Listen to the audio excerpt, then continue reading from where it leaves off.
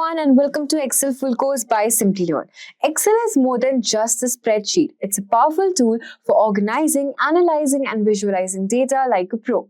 Imagine turning raw numbers into meaningful insights that help businesses make smarter decisions. And by 2025, data is driving every industry, making Excel an essential skill. This course will take you from the basics to advanced analytics, covering everything from creating reports to automating workflows and also building interactive dashboards.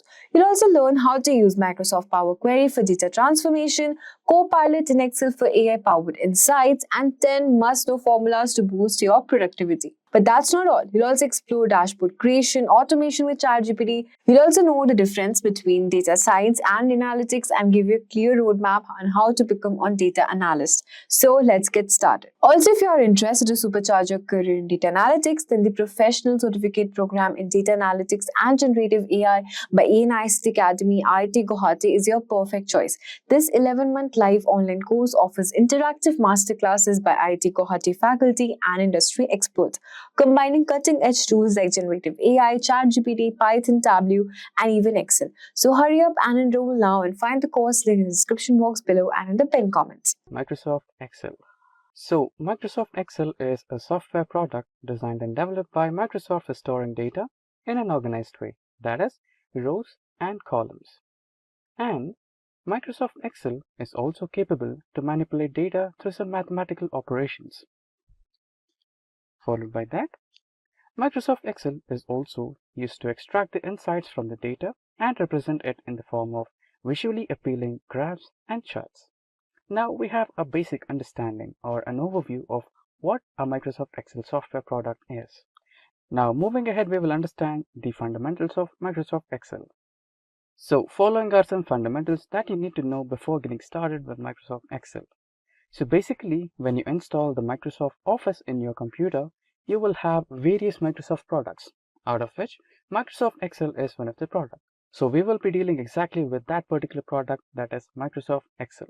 So when you get started with Microsoft Excel, this is what you will see in the first page. So this particular page is called as Microsoft Excel homepage, where you will be having various varieties of sheets. Microsoft Excel will give you some suggestions based on the type of sheet you want to work with. We will see this in a better way through the practical session.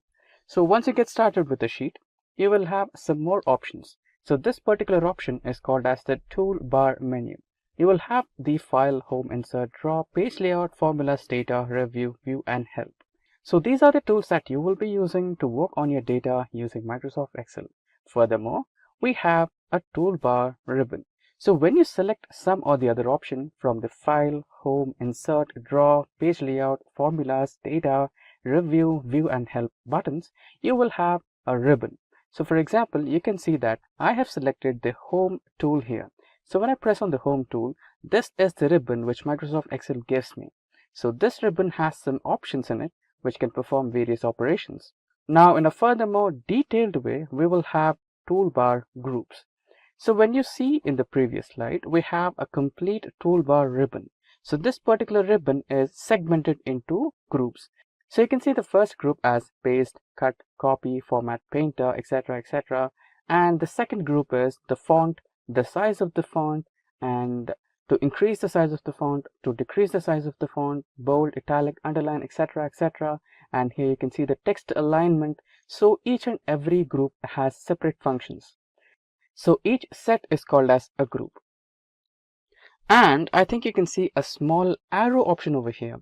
So this arrow option is used into the toolbar groups when the group is not able to fit all the operations or all the functionalities in one single provided section.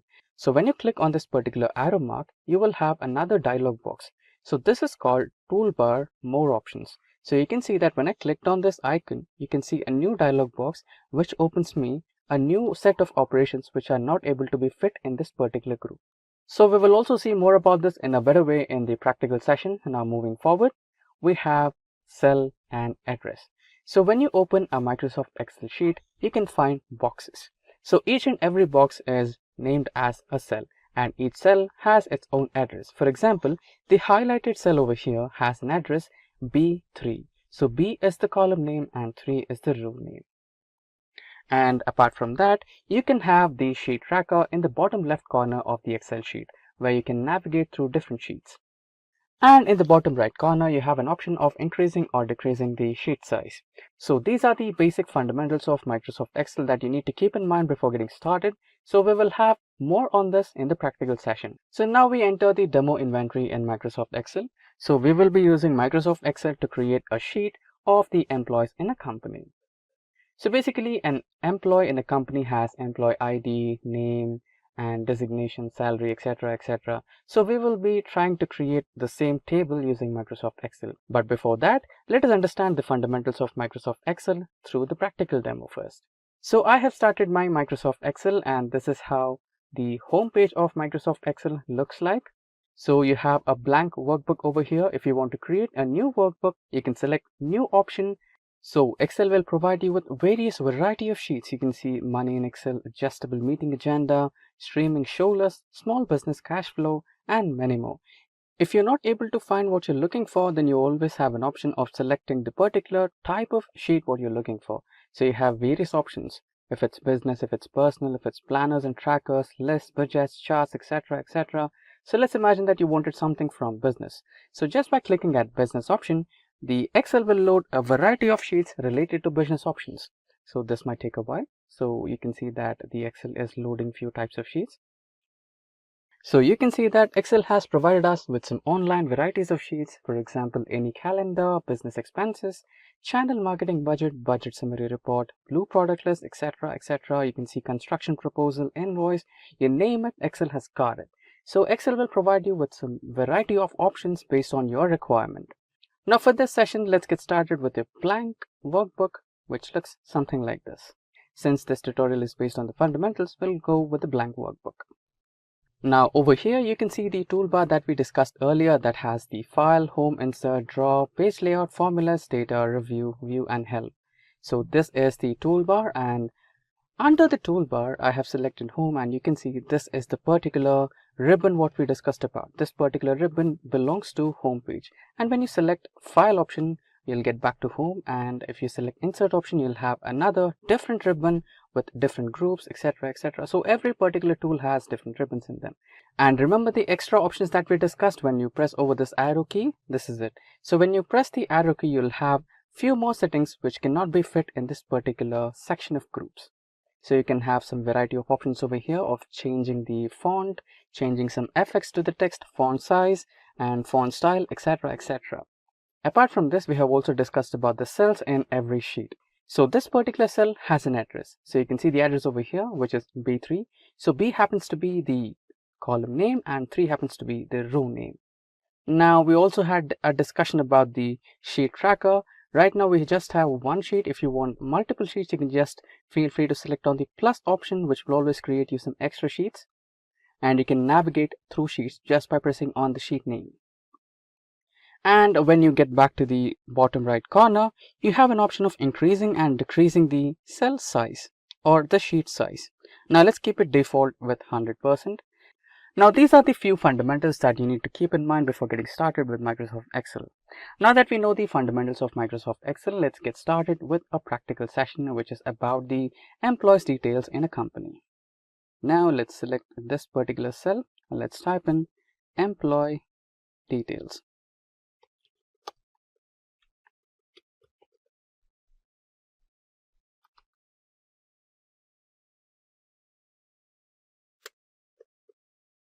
Yeah, we have the cell.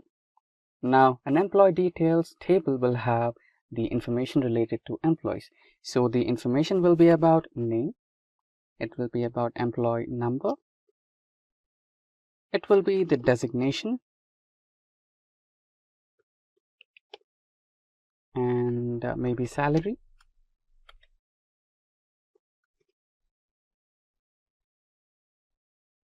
and maybe blood group as well. And let's take another one, which is phone number. Yeah. So far so good. And you can see that we have some problem with this particular column.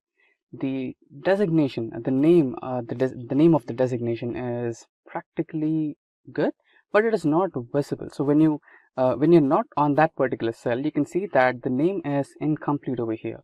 So you can always fix that. You can just manually change the size of the row or cell, or you can also feel free to double click on that cell, which will automatically set the size of that particular cell. And same goes to the blood group. Just let's try to double click on that, and same goes to phone number. Great. So you can see that the employee's details are just confined to the first two cells. It's supposed to be somewhere in the middle, right? So no problem, we can do that as well. We can select all the cells, and we have an option of merging them. You can just select this one, which will help you with merging and centering that particular data to the center part. So that's how we do it. Now let's get started by adding the names of the employees.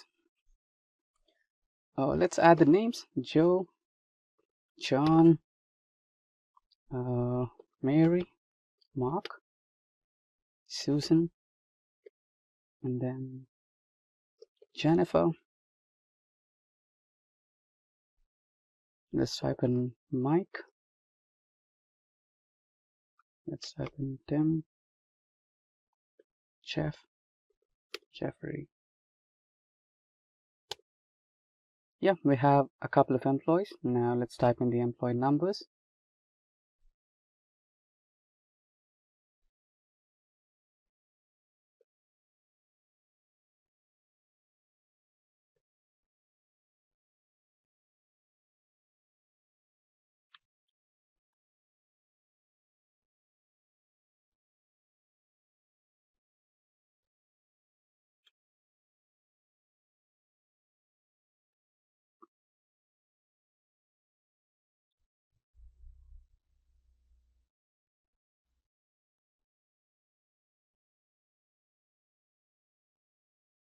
Yeah, we have the employee numbers now. Let's type in the designation. Okay, let's choose Joe to be the CEO of the company and John as the software developer.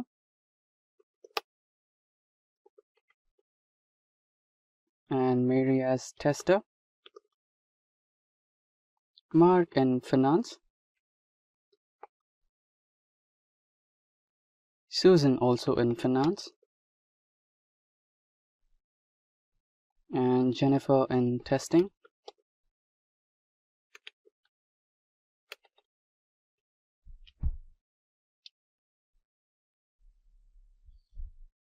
And Mike in marketing.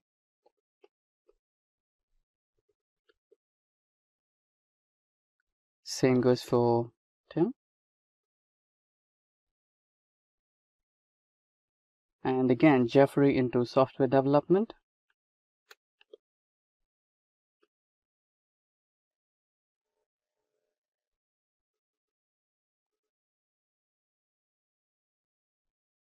And Morgan into testing again. Now let's click on C so that it gets resized according to the length of the text. Now it's done. So let's get into salary. $10,000 and $15,000 and $19,000. Let's increase the salary of a CEO. So let's keep it $1 lakh. And finance again, 20,000.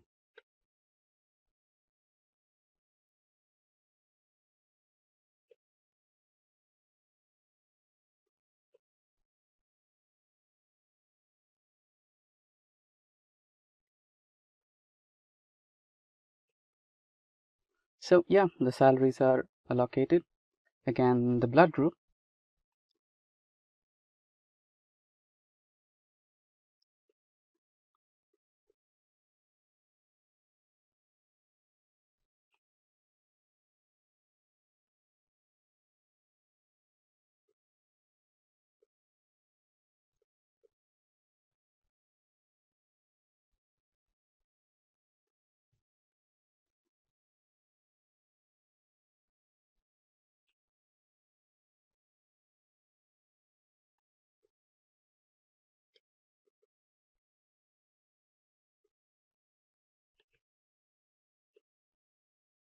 Yeah, we have the blood groups. Now let's type in the mobile numbers.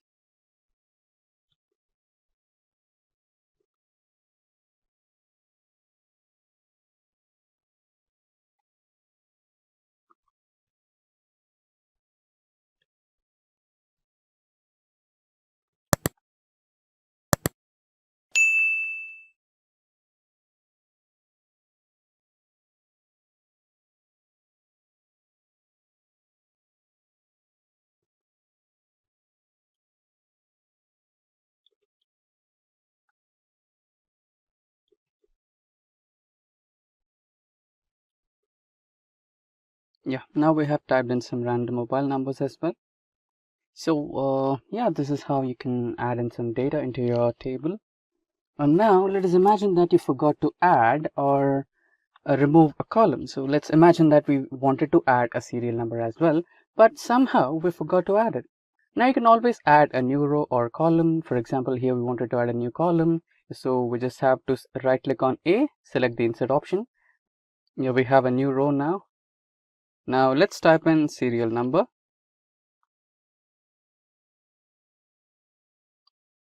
And let's type 1.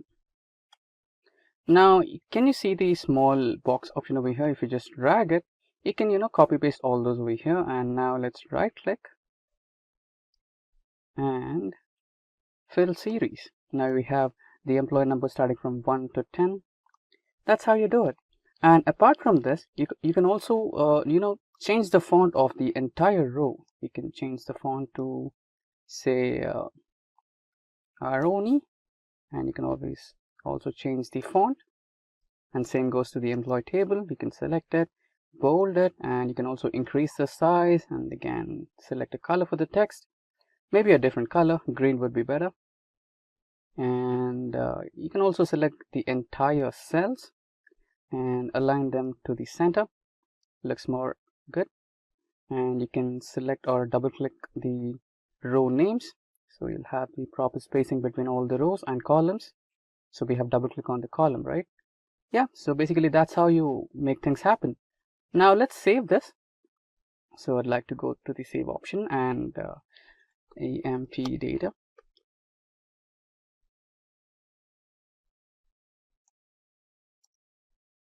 Let me save this in my local location and just save. It's done.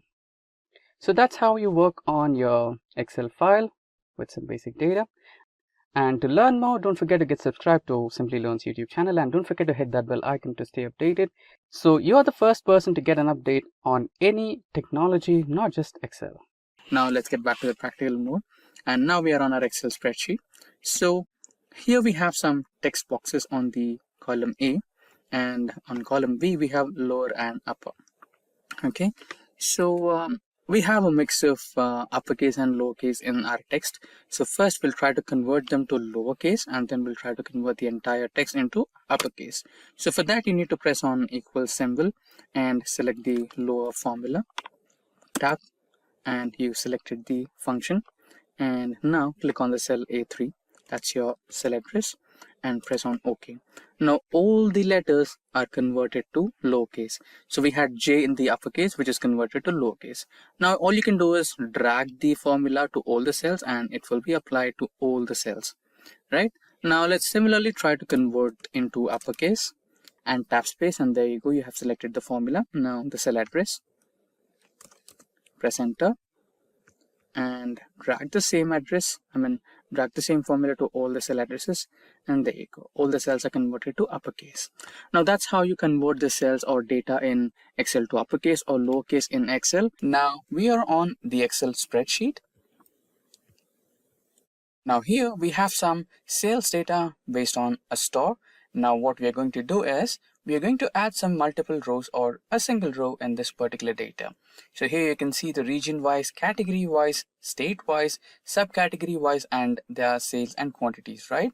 Now let us imagine that you must have to add a sale data here, right? So let us imagine that on the row 7th, you were supposed to add some detail. For example, some technology related sale happened on that day and you missed out to add it, right? So how do you create a new row now? So for example, if multiple sales happened on the same day, like 3 to 4, and you missed out them. So how do I add 3 to 4 rows in between the existing data, right? So don't worry about it. It's completely simple. All you have to do is select the row and right click and press on the option insert. Now this will insert one single row if you wanted to add one single row or tuple. And if you wanted to add multiple rows, for example, you wanted to add 3 rows altogether, then it's also simple. All you have to do is select 3 rows and right click and press on insert, and then you have 3 rows. So there you go. So that's how you add multiple rows in a Excel spreadsheet, or that's how you add one single row in an Excel spreadsheet. Now we have started our Excel worksheet, and here you can see we have employee details on our worksheet. Now all of a sudden you wanted to add employee second name as well, or a last name, right? So you're a beginner and you don't know how to add a column, or you might be a little ambiguous, right? So instead of using this simple step, you might end up creating a whole new sheet, or maybe other approaches as well, which are time consuming. So let me give you this simple step. All you have to do is select the column. So here you wanted to add a last name, right? So B is your column with the first name, and here you wanted to add a second name or the last name, which is in between the columns B and C. So remember that Excel adds a column always towards the left side of a column.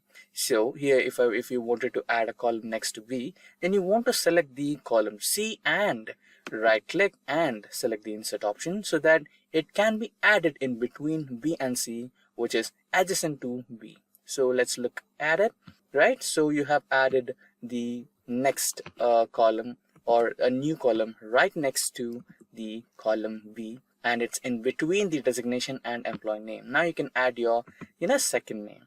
So that's how you create a new column in Excel.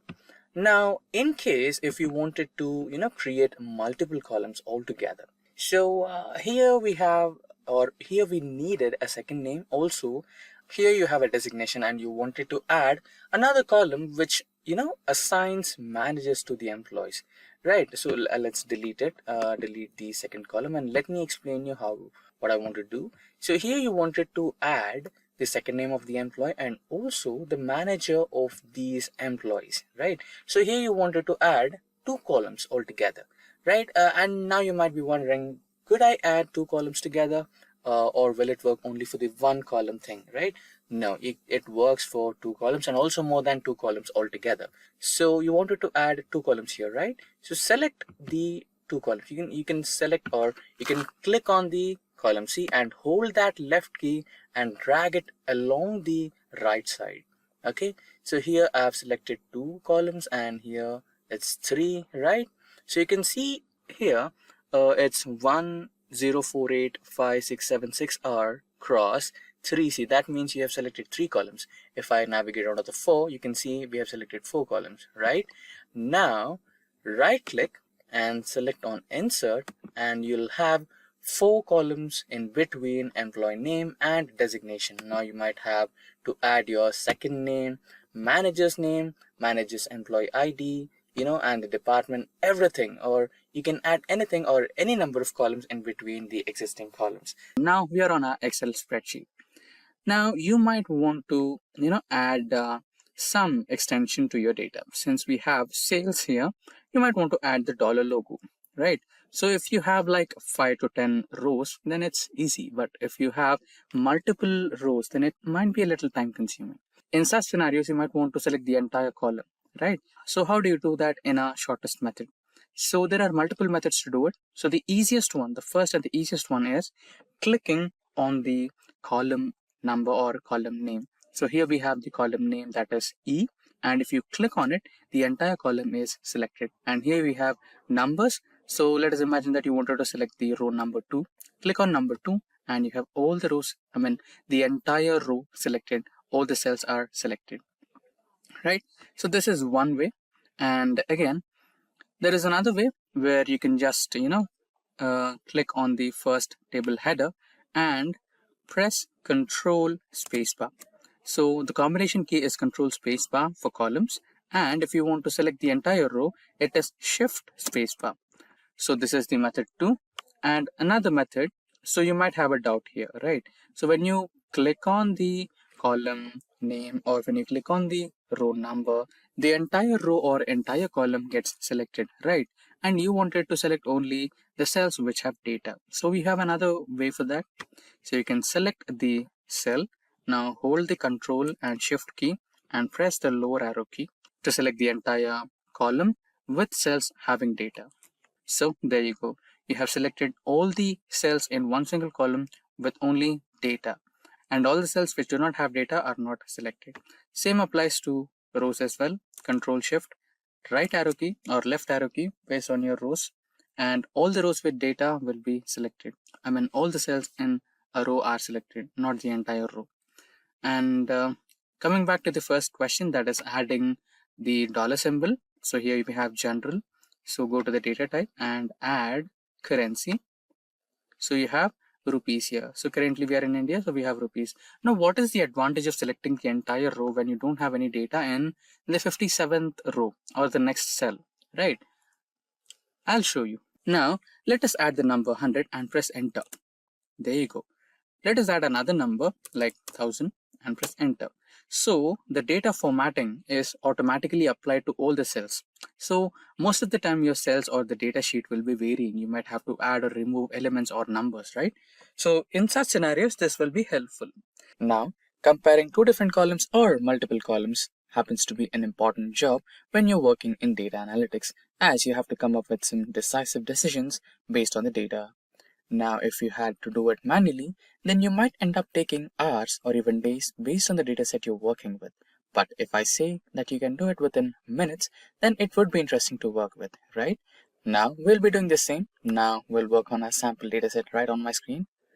So here we have column 1 and column 2. Now, our job is to compare the column 1 and column 2 and come up with a result. Now, the first and the simplest way to do it is use the built-in conditional formatting which comes with Excel by default. Now, all you have to do is select all the data and navigate to Home, and in the Home, go to Styles group and select Conditional Formatting. And in Conditional Formatting, you can see Highlight Cells. So in that, you can use duplicate values. When you click on duplicate values, a small pop-up window will come on your screen. And here you have an option of choosing whether duplicate or unique. So duplicate means you're comparing the cells, and you can see there are some duplicate cells which are present in column 1 are also present in column 2.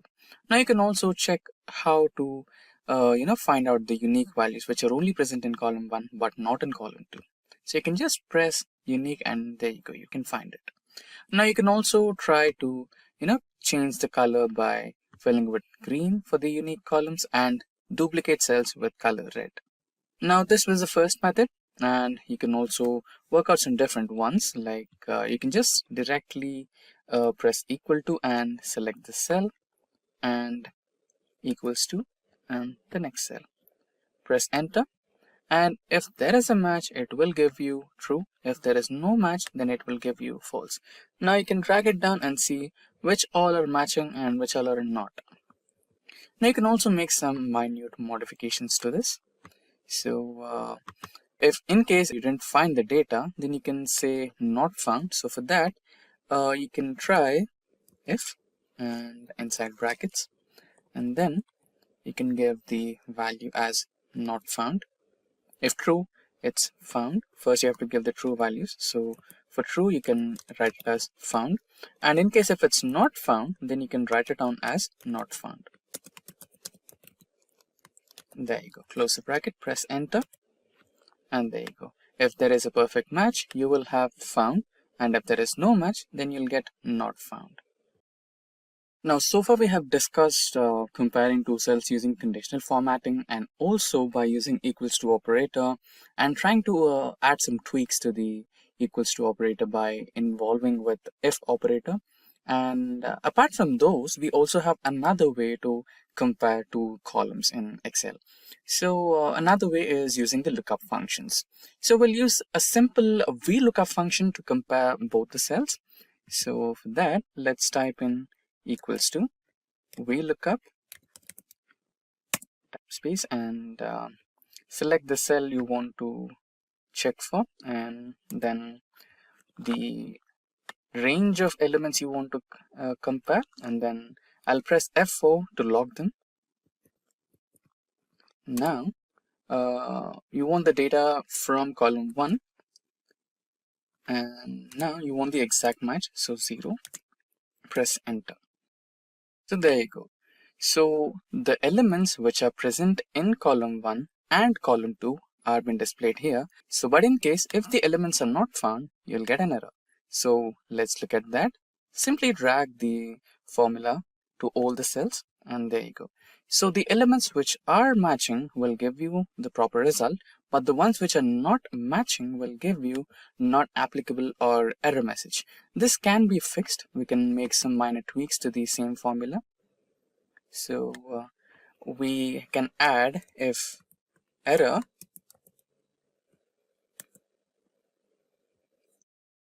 comma simply written as not found,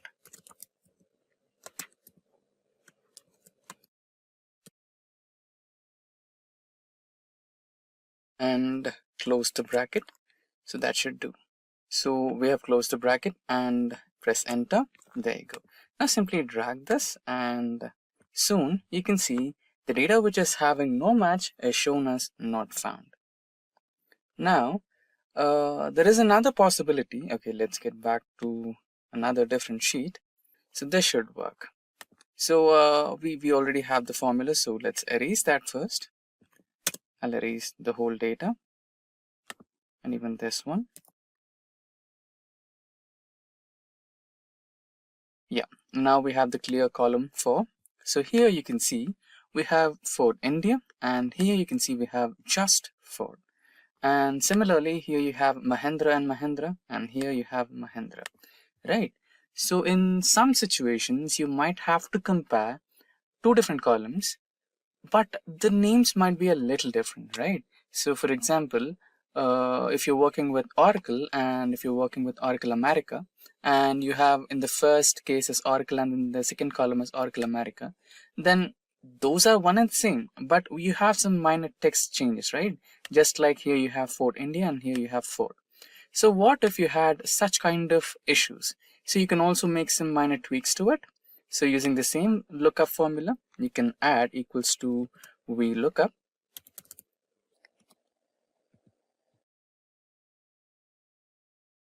and also the comparison cell, which is this one. And you're not stopping there.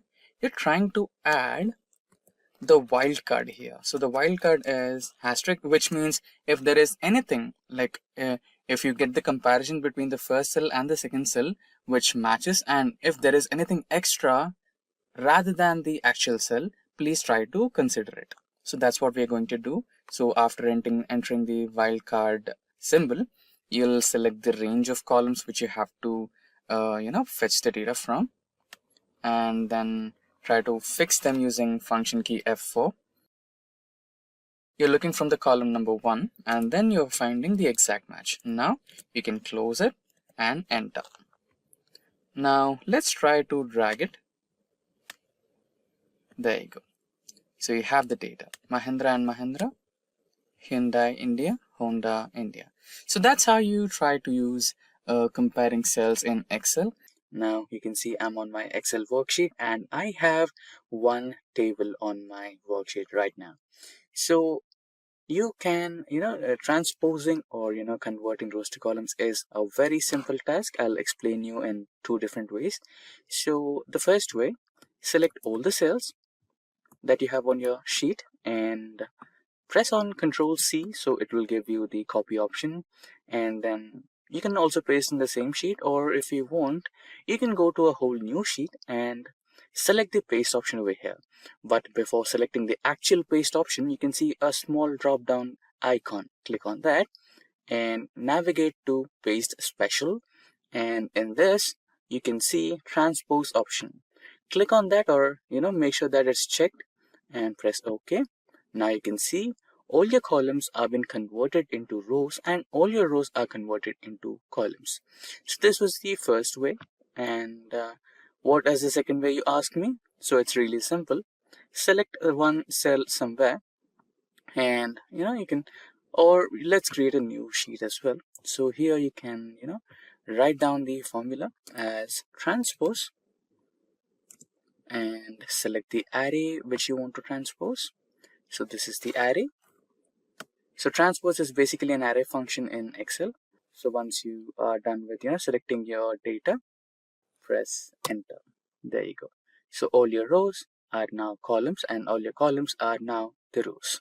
Now on my spreadsheet, you can see some data, which is the sales data of quarterly basis in the 4 different zones, that is north, west, south, east. So you can, make things look better by hiding these columns. And if you hide these columns, it's critical for the end user to identify which columns are exactly hidden, right? To make things a little easier for your end user, you can select the columns and then go to the data option, and in the data option click on the group option. So this will group these columns and you will have the symbol of minimization, which will help you hide these columns automatically and unhide these columns automatically. Now let's also try to group GHIJ columns, and there you go. Now similarly, let's also try to group the rows of north and rows of west. Then you have the rows of south and rows of east. Right, now all these rows and columns are been grouped. Now all you can do is just click on the minimize button and those will be minimized. Similarly, the rows, right? And to unhide them, all you can do is click on the plus icon and they will be unhidden. You can also try to ungroup the columns and rows. All you have to do is select the columns and click on the ungroup option. Similarly, the rows as well.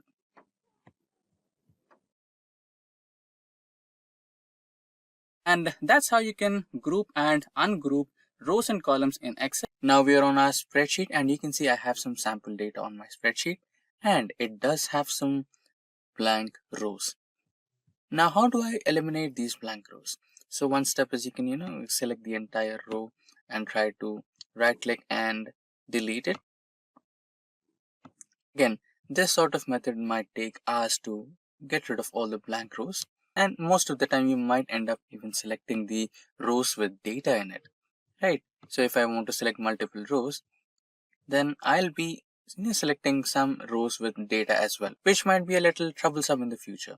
Now let's try to use the easier way. Now for that, go to the find and select option, select the go to special option, and in that select the blanks option and press OK. Now hold Control key and press minus key and you will have an option of deleting the cells. Now select the entire row. Now we are selecting the entire rows with blank data and press OK and the cells will be shifted. Now this was simple, but let me show you another example. So even here we have some blank rows, but in between those blank rows, for example, take cell 17 or cell D17 or row 17, we have some data testing. And here in the employee ID, we have some data in A26. And again in B39, we have some data that is first name. Right. In such scenarios, how do I eliminate data? So we have a simple logic for it. So all we need to do is add another row, which is to count the number of cells in the row. Now that can be count. Now here equals to, the function is count A. Press tab and the cells will be from A2 to G2. Press enter. Now you have 7. So now we are basically calculating the number of cells. So if you apply the same to the entire data set, let's drag it. And there you go. So there are certain places where you find 0, which are basically the empty columns, right? Now let's do some formatting if you need.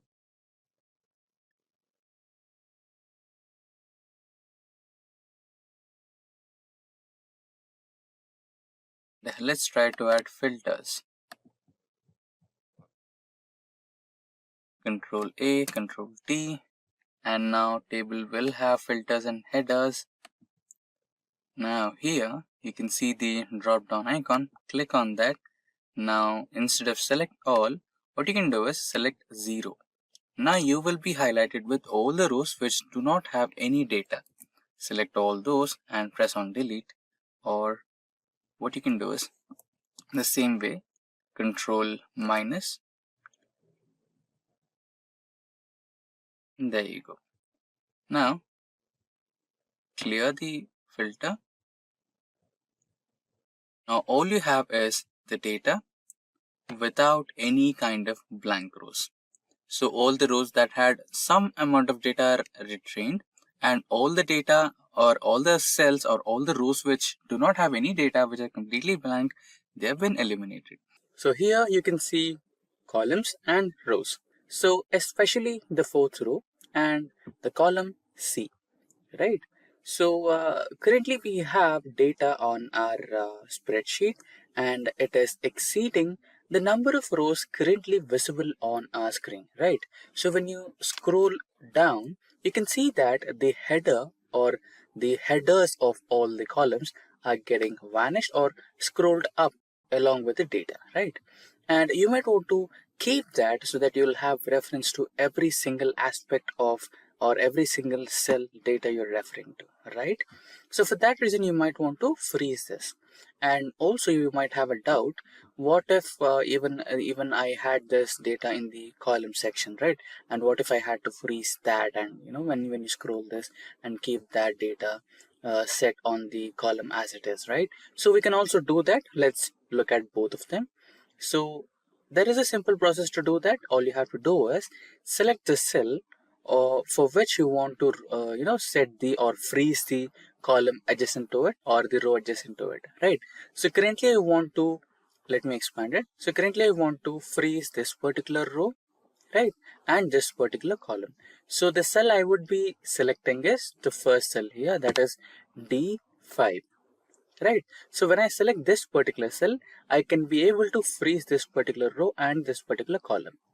So now you need to navigate to the toolbar and then select the view menu, and inside view option, you can see there is an option of freeze panes, right?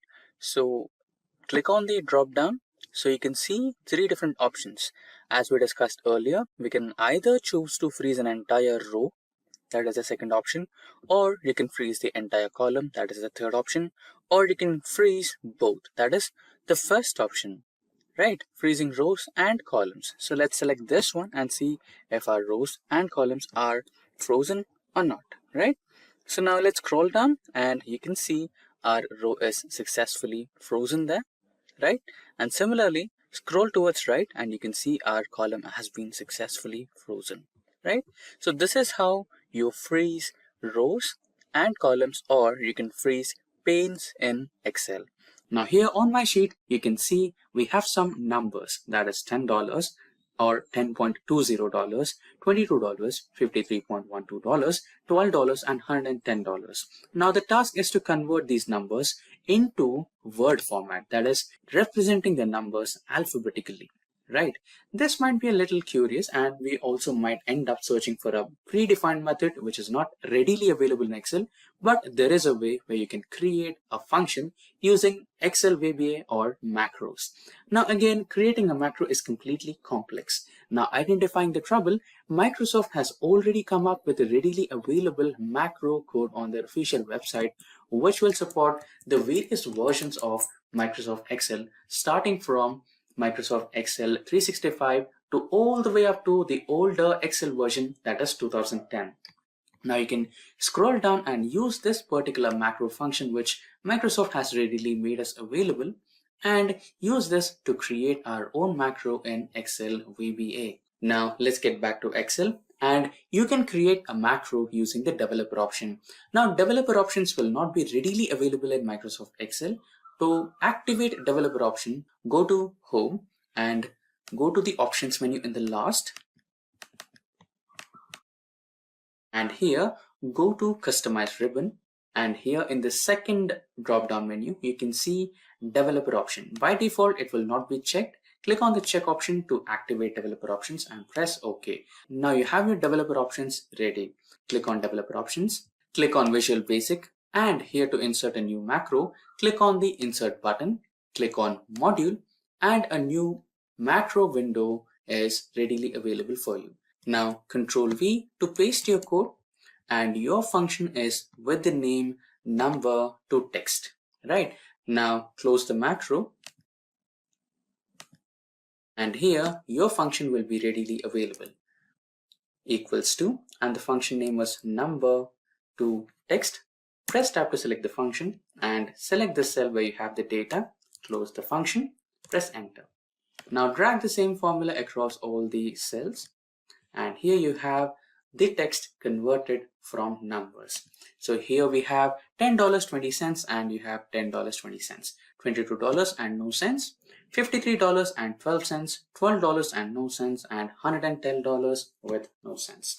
Now that's how you can convert numbers to words using the macro, which is predefined for Excel in the Microsoft website. So, for example, let us imagine that you wanted to create one single cell for all the employees in your company, which stores the first name, second name, or last name, including their email IDs at one place, right?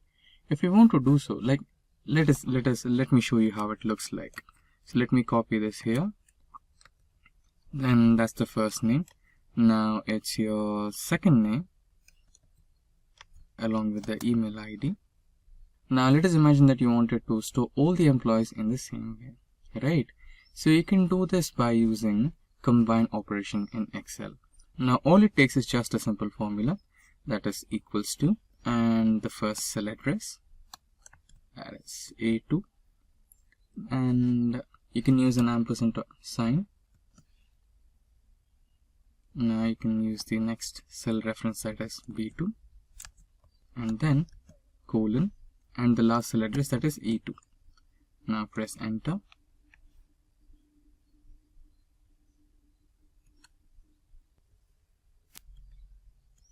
So when you press enter or tab, you will get this particular answer. But this data is completely in a state where you can't understand it, right?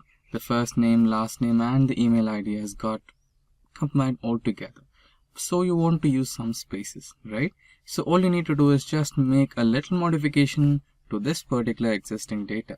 So you can press another ampersand and include spaces. And then you can separate the email ID and the name with some colon. So now we have separated the first two cells, that is the first name and the last name, with a space using the ampersands. And then again we have used an ampersand to include the colon, and see that we have also included a space between the colon marks so that it gets separated cleanly. And now let's try to press tab and see the result. So there you go.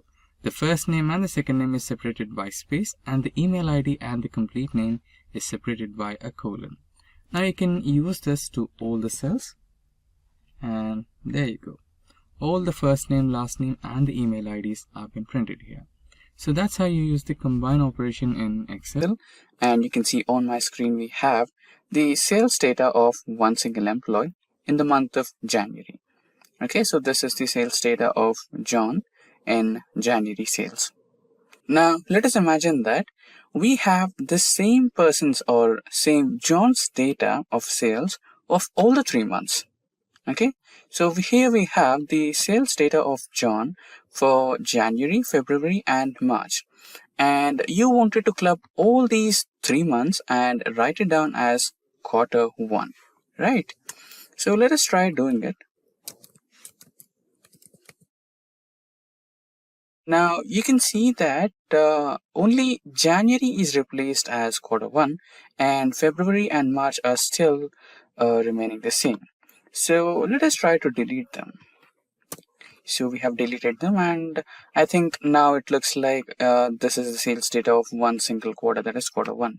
But again, quarter 1 is under column B, and anyone who looks at it feels like this data is of January, February, and March, and all the quarter one details are only present in B column, but C and D are completely, different from this one, right? So you don't want that kind of an impression on your, the one who are presenting to you.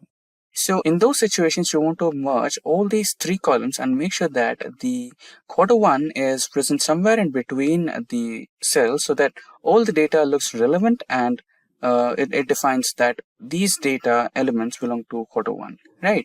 So there is an option in Excel to do that. So select all the cells that you want to merge and go into Home button, and in Home button, get into the alignment group and select Merge and Center.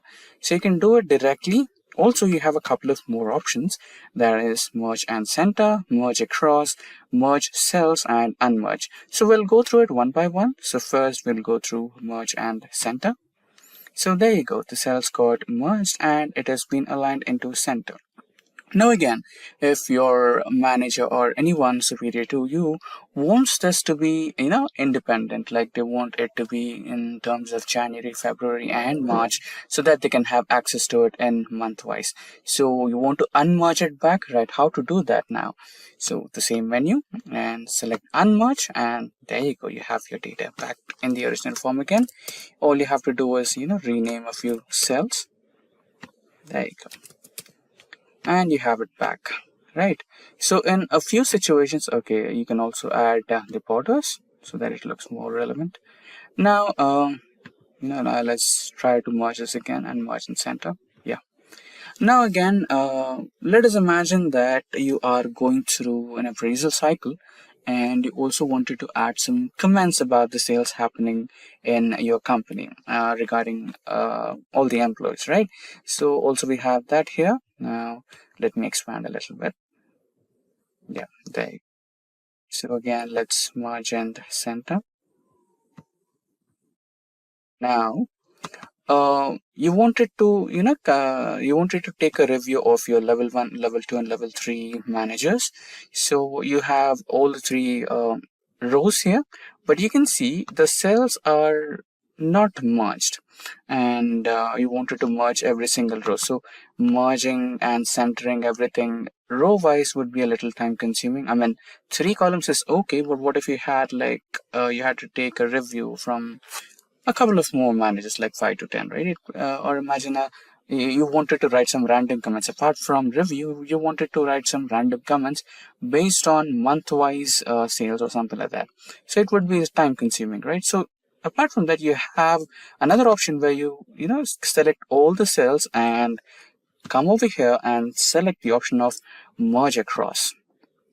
And all the cells will be merged all together at once, and you will be having those individual rows where you can write down your reviews, like review 1 and so on, review 2, right? So this is how the option of merge across works, and we already have been through the merge and center, and merge is completely similar to merge and center. So this is how merge and center, merge cells, and merge across and unmerge cells in Excel work. Now there are multiple ways to add date to Excel spreadsheet.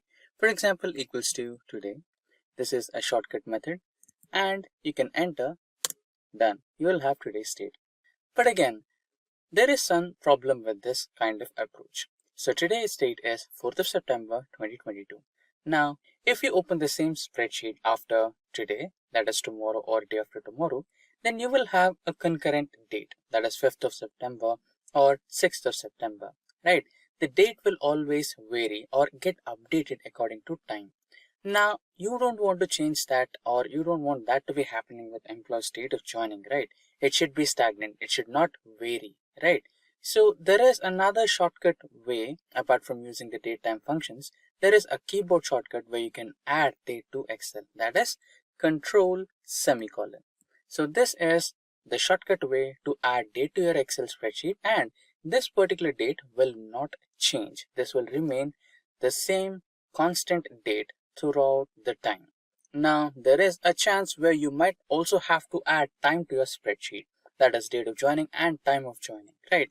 So there is another simple shortcut where you can add time by just pressing 3 keys. That is holding Control, holding Shift, and pressing semicolon. Then you'll have the time. So this is how you can add date to your Excel spreadsheet and add a time to your Excel spreadsheet, and this date and time will remain constant. It will not vary like the today function that we have used here. So you can see on my screen we are on the Excel spreadsheet, and on my spreadsheet you can see dates in column A and different formats in column C, D, E, and F respectively. Now by default, the data type or the data present in the A column will be considered as general. And there are a few situations where even if you try to format the date in your format, like the customized format, you may not be able to do it because it's still under the general data type. So for that, for being on the safer side, what we will do is select the data and navigate to the data toolbar.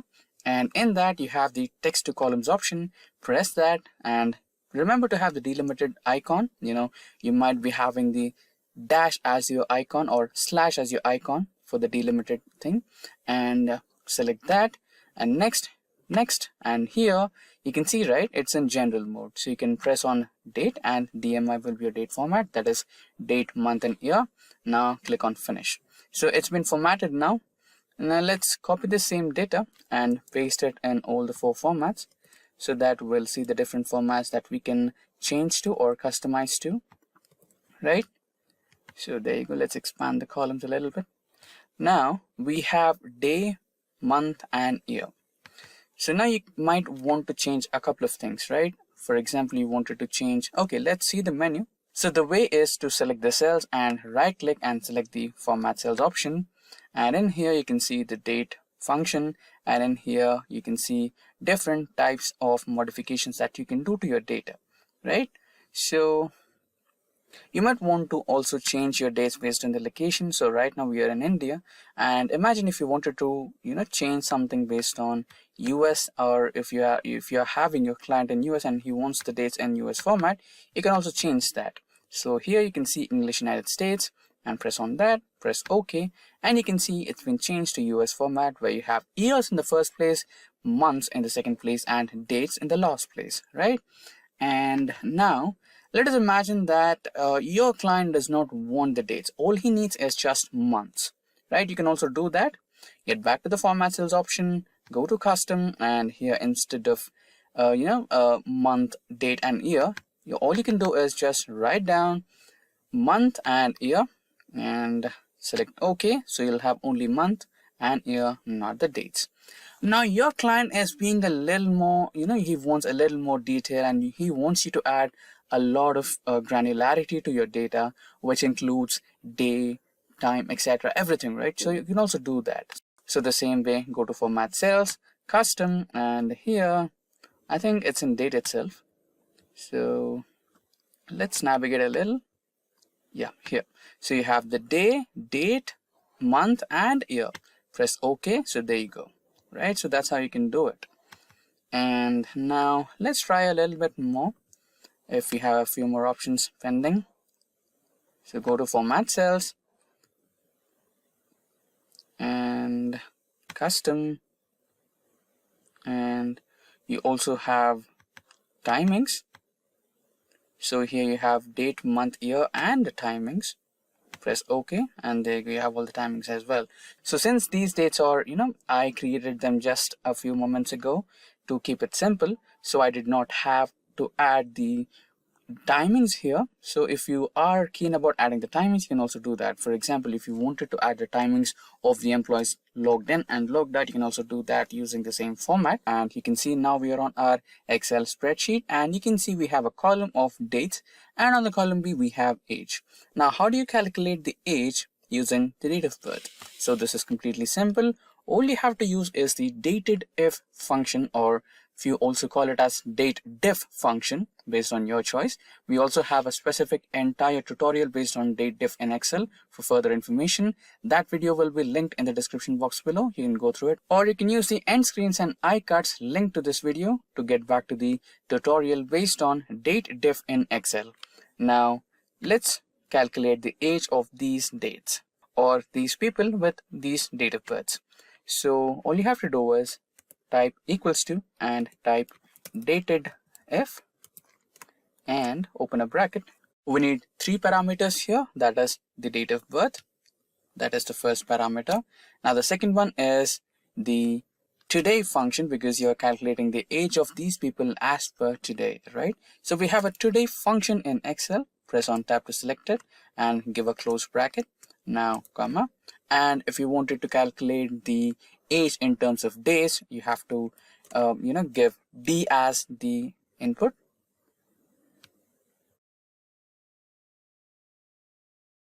Yep, here it should be D as the input, and don't forget to use the double quotes here. And if you use the single quotes, there might be an error, so use double quotes. If you want it in the days part, you can give days, and if you want it in months, you can give months. For now we want in years, so we will be giving Y as the third parameter and press enter. There you go, you have the age here in 26 years. You can drag the same function and you have the ages here as you wanted, right? So this is how you calculate age in Excel. And on my Excel spreadsheet, let me expand it. We have two different timings, that is in and out. So here we are considering a scenario where we are calculating the total number of hours worked by an employee in an organization.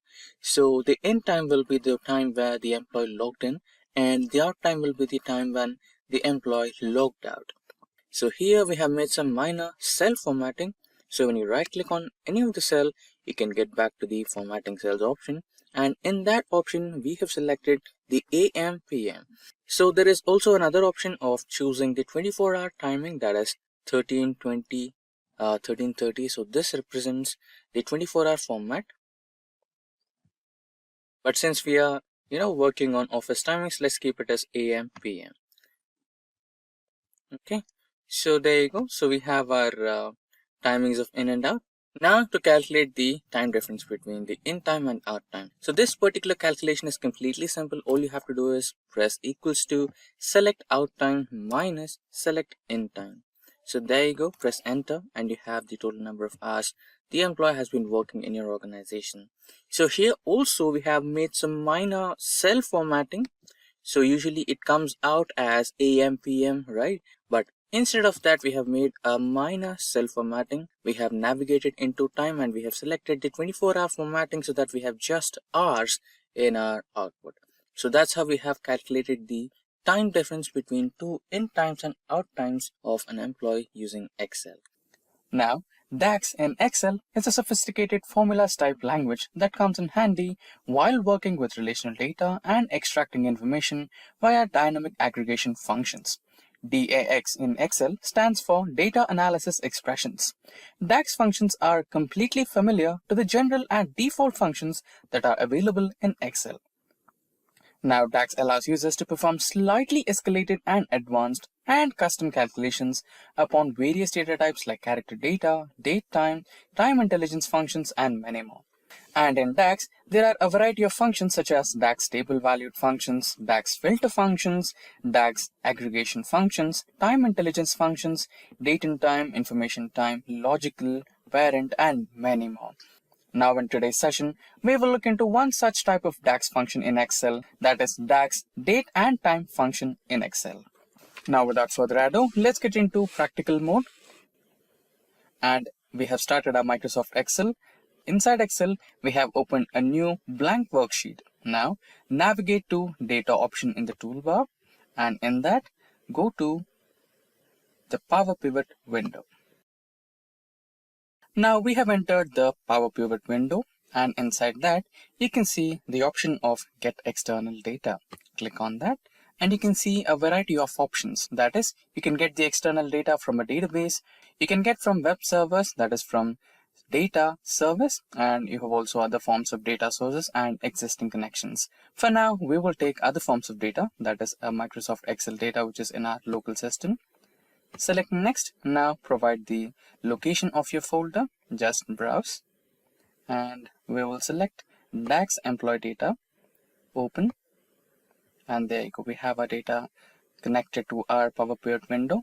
Click on next and there you go, you have the selected table and views. Click finish and you can see the data getting imported into your Power Pivot window.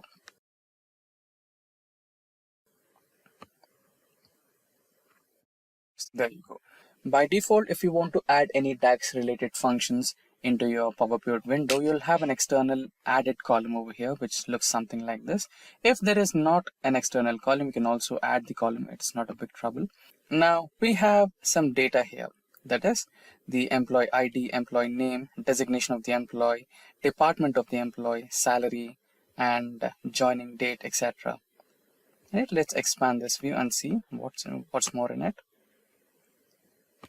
So this column is the date of birth and this column is the employee joining date, right?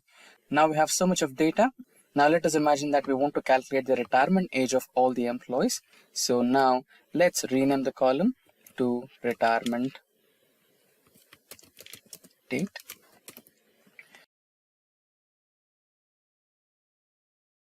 So we have our new column, that is retirement date. Now we will make use of DAX date time functions to calculate the age and find out the exact retirement date of that particular employee.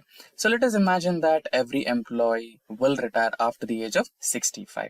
So we have our date of birth of every employee and the joining date of every employee. Now we'll come up with a DAX date and time function and calculate the age, and then we will find the retirement date of that employee. Now every DAX function starts with the same method or the same way as the simple Excel default method starts, that is by starting with an equals to, and then we will find edate, and now our first parameter, that is the start date, that is the employee, the date where the employee joined the organization. So our sheet name is sheet 1. Now our joining date is in the F7 column. Select F7, press tab to select it, and comma.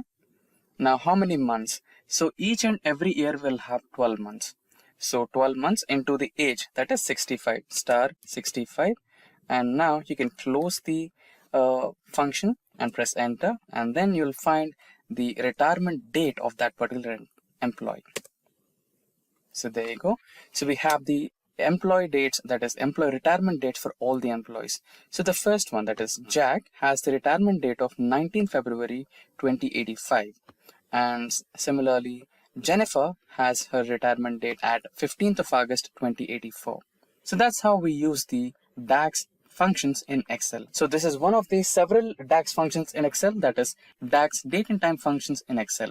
So you can see that I've got some data, which is first name of the employee, last name of the employee, and phone number. And let us assume that your manager has given you a task to identify all those employees which did not give an phone number. So you wanted to identify them using a checkbox, right? Like you will be providing a check for all the employees that we have received the phone numbers, and you will not be checking the employees which did not give the phone number, right? So let's try to do that. So to include a checkbox, you might want to get into the developer option. But for few reasons, Microsoft has disabled developer option by default.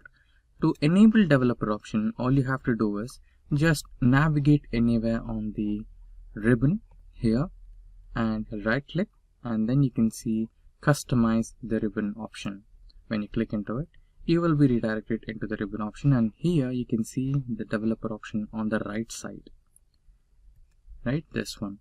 So by default you can see that your developer option is not enabled. To enable it, you have to check in it, and there you go, you have it now. So press OK and you'll have the developer option. Now go to the developer option and select the insert option, and there you can see the checkbox. Now draw the checkbox anywhere.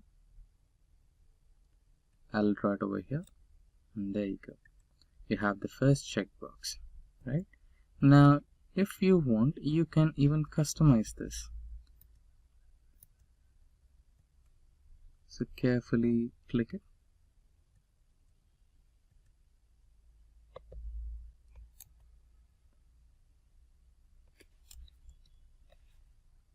You can edit the text and write it as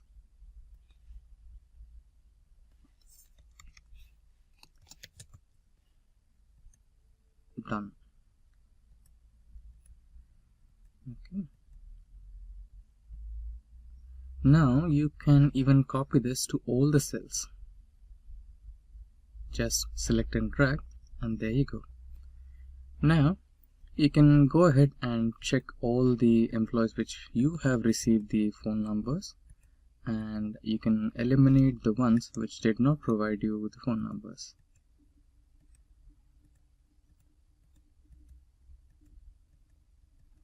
That's how you can do it. And there's also another option where you can use this to include it in a formula. Since this data is only of 25 rows, you can manually check in the data and you can leave the data which is you have not received. But what if you had 2500, right? Then you might need formula. So in such scenarios, you can use a formula. So how do you use that? So for example, if this particular box is checked, then you will get a true value here, and if it's not checked, you will have a false value. Then you can use that boolean value to include in your formula, right? Sounds interesting. Now let's try to implement that. You can right click the cell and you can find format control. Then you can see here you have an option called cell link. Here select the cell link and press OK. So here you can see if you have checked this, the value is true, and if you uncheck this, you can see the value turned false. Now you can use this particular cell reference for including this in a formula. Now let us also check how to include checkboxes on Google Sheets. In Google Sheet it's really simple. All you have to do is get into the insert option and you can see a readily available checkbox. You don't have to use any developer options over here.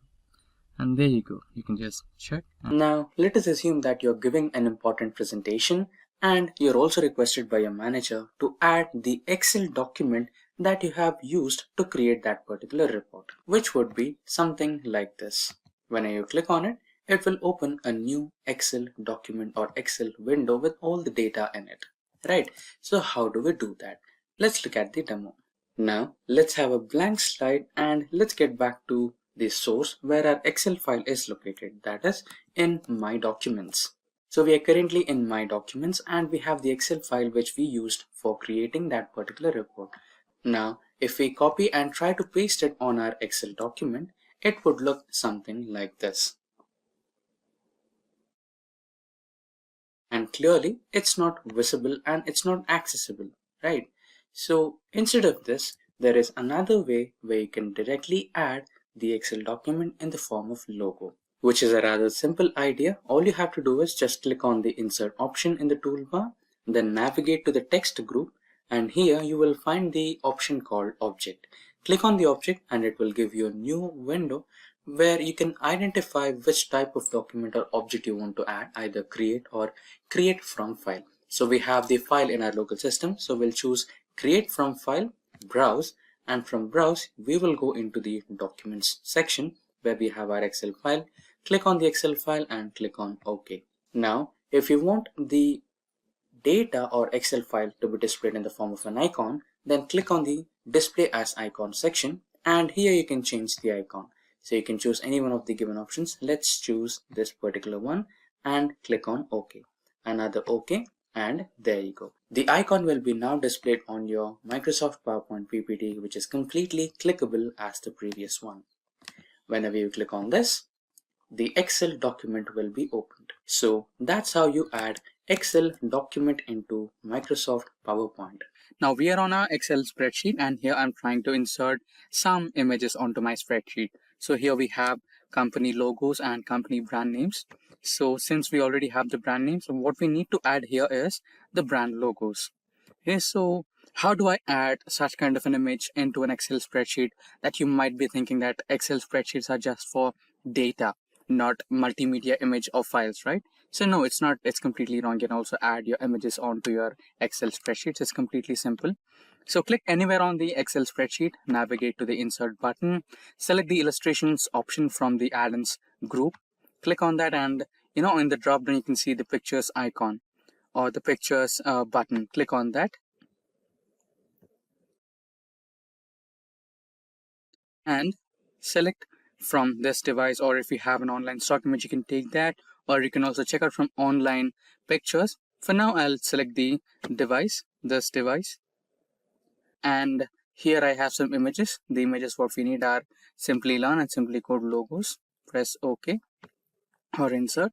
So here you have them. Now you can also adjust the size of the image using the small buttons here.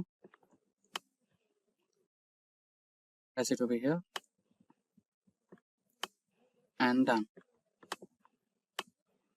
So you might be wondering, is it all done? Is there anything more to do, or just adding an image is done? No. Most of the times when you create or you work with Excel spreadsheet, you will not just add some data and add a relevant image to it. Most of the time you add some graphs, or most of the time you'll add some charts to showcase the data dashboard, right? So it will be something like this. So this is how you add the image or graph onto your dashboard, and sometimes you might not have enough place to display your entire dashboard. During those situations, what you do is you try to hide the row or column. So now let's try to hide this particular row. Let us imagine that you wanted to show only two charts, and there is no space for your third chart. In such scenarios, you might want to hide or remove that third chart. Okay, so let's try to hide it and see if it gets hidden or not. When you try to hide it, you can see the column A has no data, and the row number 4 is been hidden. So we have 3 and 5.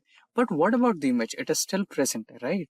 So if you want to make sure that the row also hides the image, then you might have to do a little formatting with it. So select the image, go to picture format.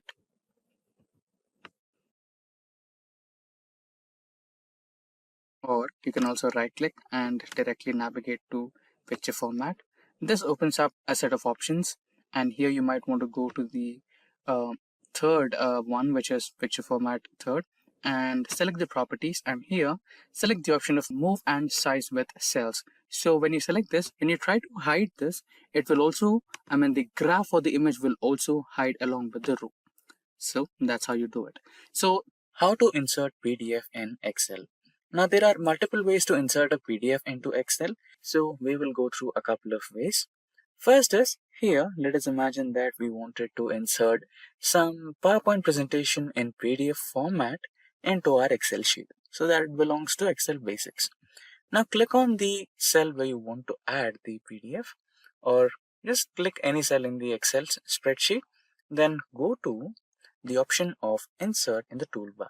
Then navigate to text option, click on it and select object. And here you can select create from file, and then you can browse. And here you have your Excel Basics PDF in my documents. Click on that, select insert. So here you can just press OK and the PDF will be inserted. Now you can minimize the size of PDF to fit the cell. There you go. The PDF got successfully inserted into your Excel spreadsheet. Now let's discuss about the second way. Now the second way is completely same. The only difference is you can add some logo to your PDF. So you can see it has been added in direct form of a PDF, like what's the first slide of the PPT. But instead of that, if you wanted to highlight it as an icon, then you can select the display as icon button here and press OK. Now you don't have to reformat the size of your PPT or PDF. All you have to do is add the logo to your PDF, and it will also include the title. So this is another way of adding PDF to your Excel sheet. Now another way. So a few times you don't want the first page of the PDF to be visible, or any kind of logo of that PDF reader to be visible on your spreadsheet. Sometimes all you want is some dedicated image or a dedicated logo, right? So this time let's try to add a dedicated image to our PDF. So go to insert again. Here you can see the illustrations option. Click on picture, and from this device, so I will select the Simplilearn's logo, and now you have to resize the logo a little bit to fit the cell. There you go. you can click on the right click button and select the option of link. Now select the existing file or web page option. So if you are interested to learn more on hyperlink in Excel, we have a dedicated tutorial on that. Please go through hyperlinks in Excel by Simplilearn, which will explain you everything about hyperlinks in Excel, how to insert them, different types of documents to be inserted, and how it works in real time. For now, let's try to insert the existing web page and go to documents, navigate to documents, and inside this you have the Excel basic PDF. Click on OK and it has been added to your image. So when you click on it, it will open the PDF document attached to it. So when you hover over to the cell, you can see it will ask you a permission. Do you want to continue or not? Just click on yes, ignore the warning. So you can see the PDF has been successfully opened. Convert PDF into Excel. Now to do this, let's get back to the practical mode and try to convert some PDF data into Excel. Now you can see the PDF document which I am looking to convert from PDF to Excel. So this particular PDF document has a table. So this is the state-wise GST collections that happened during March of 2020. Now we need to convert this tabular data from PDF format to Excel format. Now we are on the Microsoft Excel.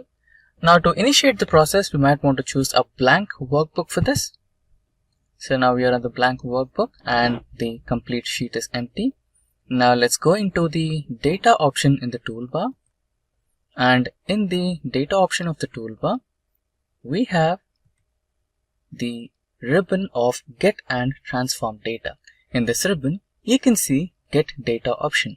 Select that and you can see various options here from file, from database, from Azure, from other sources, etc. Now we need the first option, that is from file, and in that we have a drop down, and in that drop down you might want to select the PDF. If you have a JSON file, you can also choose from a JSON, and if you have the data from XML, you can choose that, and even you can extract the data from text or CSV as well. Now we need the PDF option, so select the PDF. Now navigate where your file is existing. So my file is on the desktop, and now let me select the PDF document. Select import. Now Excel will automatically analyze the tabular data in the PDF format and give you the results. Now according to Excel, there are multiple tabular formats. Table 1, Table 2. So basically this table is one and the same. So all the 29 states are fixed in one table itself. But since the PDF is divided in sheets, this particular document is considering the first table as a separate table and the table which is present in the third page as a separate table. So we have table 1, table 2, and there are a few more tables which Excel is assuming that it might be table, but it's not. And another table which is page number 002, it is a table, and another one is right here. Now there is an option of selecting all the tables all together at once, or you can select only one table which you want to select. So if you select multiple items, Excel will automatically give you an option of choosing your tables. You can just tick and select the tables you want, or you can directly select the table you want on your Excel sheet. So right now let's try to select multiple tables. So I'll be selecting 1, 2, 4 and 5. And this particular one is not a table, so I'm eliminating that. Now you might want to choose the load option. So Excel is now loading the data.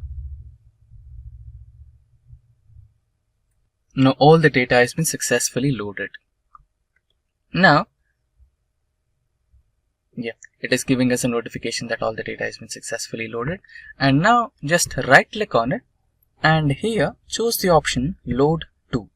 And here select table option, and if you want the data to be loaded to a new worksheet, you can choose that and select OK. Now you can see all the data is being successfully loaded in the form of tabular format in the new Excel sheet. Similarly, let's try to load another page.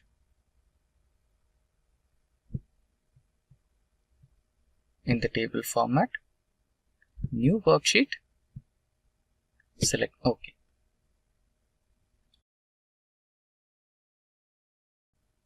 and the third sheet.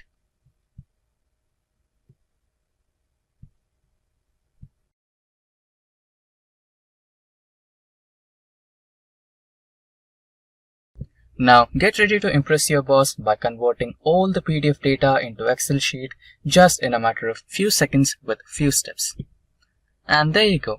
All the 4 tables have been loaded successfully in the form of Excel in just a few steps. Now this is how you convert PDF to Excel. That is how to add tick mark in Excel. Now on my spreadsheet, you can see some employee data. So they've been assigned a task and they want to update the task status as done and not done using symbolic statements. That is tick mark and into marks. Now how to do that?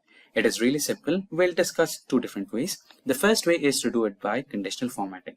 So click a cell on the task status, go to conditional formatting, click on the new rule. Yes, of course we can use the icon settings, but we want to automate it. So click on the new rule, right?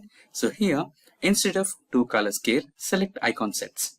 Now go to the settings. Here we don't want the third symbol, so select no cell icon. And here instead of percentage number formula, let's add just a simple number. And the second one as well, just a simple number. Now, in the icon settings, select tick mark. You have various types of them. The circular tick mark. Let's select the generic tick mark without any outer circles. And into here, generic X mark. And now let's set the values. When the value is greater than 0, it will be green. And when the value is less than or equal to 0, it will be X. And the reference value is 0, and here also the reference value is 0. Everything is okay. Click on OK and done.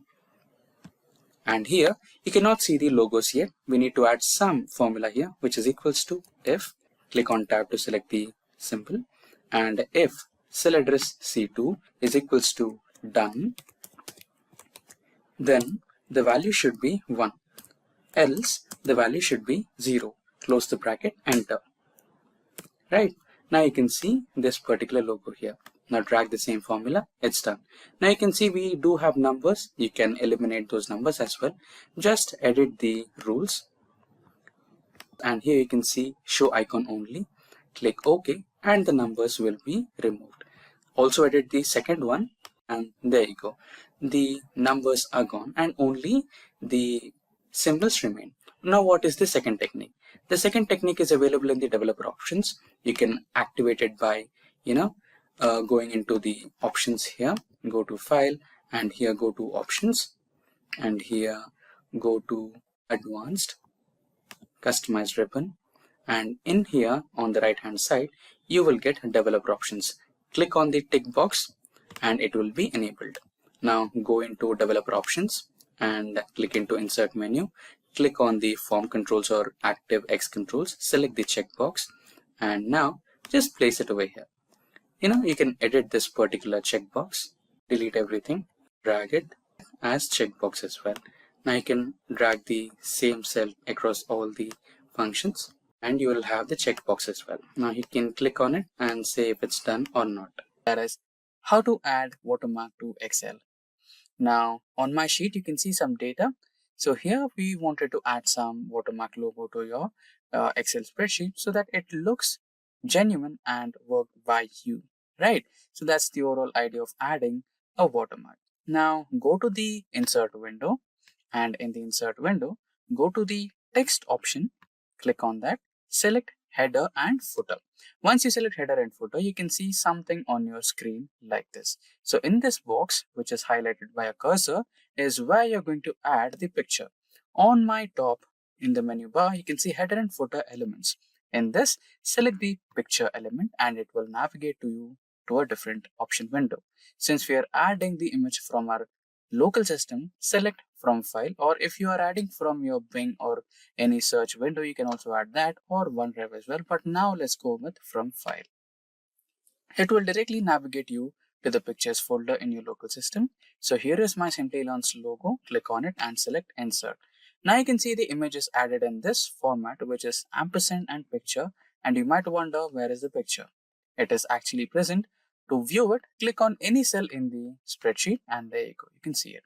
Now you might be wondering the image is a little towards top and abnormally placed, right? So no worries, you can always format your picture. Just press enter and use enter to move your picture towards the center of your data spreadsheet. And also there is another option of format picture altogether. Here you can adjust the height and width of your image by increasing and decreasing width or increasing and decreasing height. Using the arrow marks also works. And apart from this, there is another option of picture formatting where you can choose your image to be washing out, black and white, grayscale or anything. So currently I'm going with automatic, which will automatically adjust the brightness and everything for your image. It looks perfectly fine. So click on OK and there you go. Right. So now this should be fine. Right.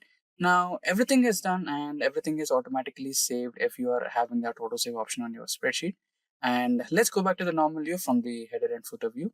Click on the view and go to normal. You might be confused, right? Where is the logo? It vanished. Did I have to save it? No, it's already saved. Everything is fine.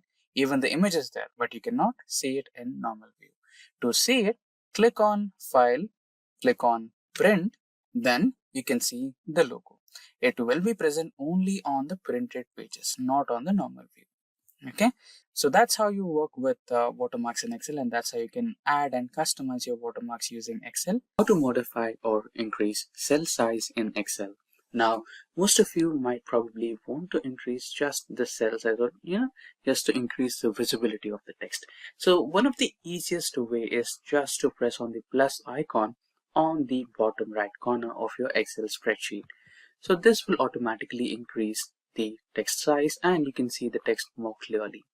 Now, apart from that, if it's just not that what you want to do, you can also modify by hovering over to the line between two columns and right click, which will give you the option of format cells or column width. So either of these options will help you to maximize or minimize your column width. Similarly, you can apply the same idea for your rows as well. So you can either format the cells or modify the row height of your cell, and this is another way.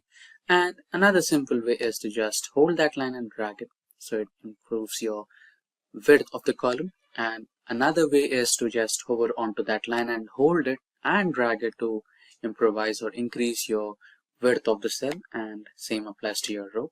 So this is another way. So apart from that, there is another way, that is format cells from this particular option in the home button.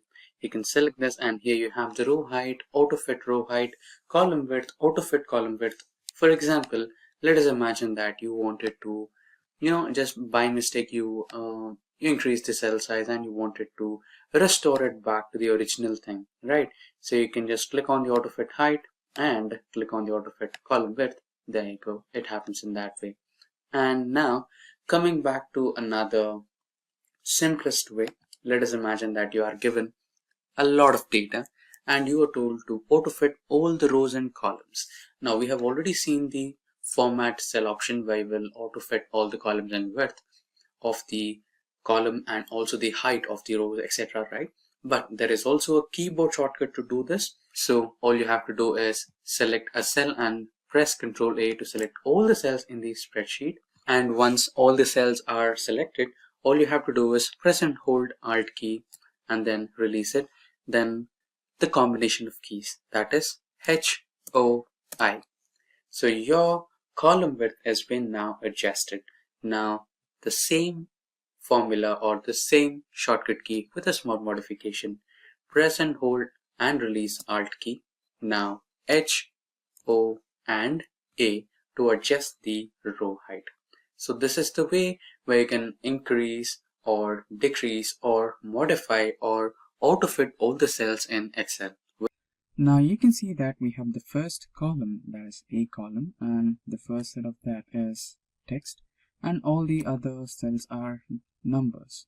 But as a whole, Excel considers the whole column as a general data format. So why are we discussing about this? So to create a barcode in Excel, you have to make sure that all the elements in the column are of text data type. So the first step is to convert this general data type to text data type. So you can do that by going into the data type and selecting text.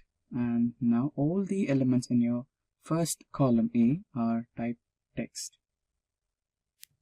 Now the next step is to convert these elements into barcode. Now for that, let's create a new column called barcode. Now our new column, that is barcode, has been created. Now the next step would be is to check for the barcode font. So the barcode font looks something like this. But let me remind you, the barcode font in Excel is not available by default. Don't worry if it's not available, we can download it from open source. So let's go back to Google. So on the Google, you want to search for barcode font for Excel. So the one that I would recommend is 3 of 9 barcode font. Now you can download this font by just clicking on the download button over here. Now I've already downloaded this font on my local system. Let's now try to install that. Now the 3 of 9 barcode folder will come in the form of zip folder. You have to unzip that. And after unzipping, you'll get the setup file which looks something like this, which is 3 of 9 new. Select that and you'll be having the installer file over here. You can install by selecting the install button over here. So I have already installed it in my local system, so it is readily available for me on my Microsoft Excel. Now we might want to create the barcode for this particular cell in A2. So let's create that. So to create a barcode, we need to write in a formula that is equals to double quotes, star, double quotes, and ampersand symbol, address of the cell, that is A2, another ampersand symbol, again double quotes, star symbol, and double quotes. So you can either use this, or instead of star, you can use brackets as well. So let's try brackets. Now select enter. Now this will generate another type of code in your resultant cell. Now we will change the font for this particular resultant cell and we will get our barcode. Now you can just drag all these cells so that you can apply the formula to all the codes. Now I got all the codes over here. Now select all the cells, get into the fonts, and here select the barcode font, and there you go. You have the barcode for all the numbers you have in your column A. So that's how you create barcode in Excel. Excel Flash Fill is a feature of Microsoft Excel where Excel can sense a pattern in a cell and apply the same logic to extract the similar resultant pattern out of the remaining cells in a table. Might be a little confusing, right? So let us simplify it. So let us imagine that you have a text in one of the cells in the Excel sheet and you wanted to trim a part of that text. For example, let us imagine that there is an assembly where the car parts are assembled together to finish a car. So each and every part has a code, the serial number, the product code, and the assembly code, etc. Right? And you wanted to separate all those three. If you wanted to do that, you might want to use the trim function, which might be a little tedious to apply to all the cells. But what if I say there is a simple key format using which you can fill all the columns in the Excel sheet within a fraction of a second? Sounds interesting, right? So that's exactly the flash fill function in Excel does. Now, before we get started, let me tell you guys that we have daily updates on multiple technologies. If you're a tech geek in a continuous hunt for latest technological trends, then consider getting subscribed to our YouTube channel and don't forget to hit that bell icon to never miss an update from Simplilearn. Now, without further ado, let's get started with the flash fill in Excel. For that, we might want to start the Excel to get in the practical mode. Now, we are on the Microsoft Excel. And remember the example we discussed? So this is a similar example. Now the first column in the sheet is the product detail. So this product detail consists of the product code, that is 112. Next we have the product serial number, that is 1002567. And lastly the assembly code, that is A, S and X. Now we want to separate this product detail into 3 columns where we have the first column to be storing the product code, second one to be storing the product serial number, and the last one to be storing the assembly code. So now if you want to do that using trim function, you might want to apply the trim function here and trim out the left part, and again for the product serial number you might want to use the trim function again, which might go into a little complicated pattern. So to avoid the complications and decrease the time spent, we might want to use the flash fill in Excel. Now let us help Excel about the pattern that we might want to generate. So the pattern is 112 and the next one is 322. So now you can see that the text was highlighted. That was the intimation from the Excel that it understood the pattern. Now going into the next cell and holding the control key and pressing the E button will help us to fill the remaining cells in the column B. So that's how it is done. And similarly, let's try out for the serial number. For that, the serial number is 1002 5637. Now in the next cell, we have 1003 6582. Now we can go to the third cell and press Ctrl E for Windows, and if you're using a Mac operating system, then you have to press Command E and all these serial numbers will be filled.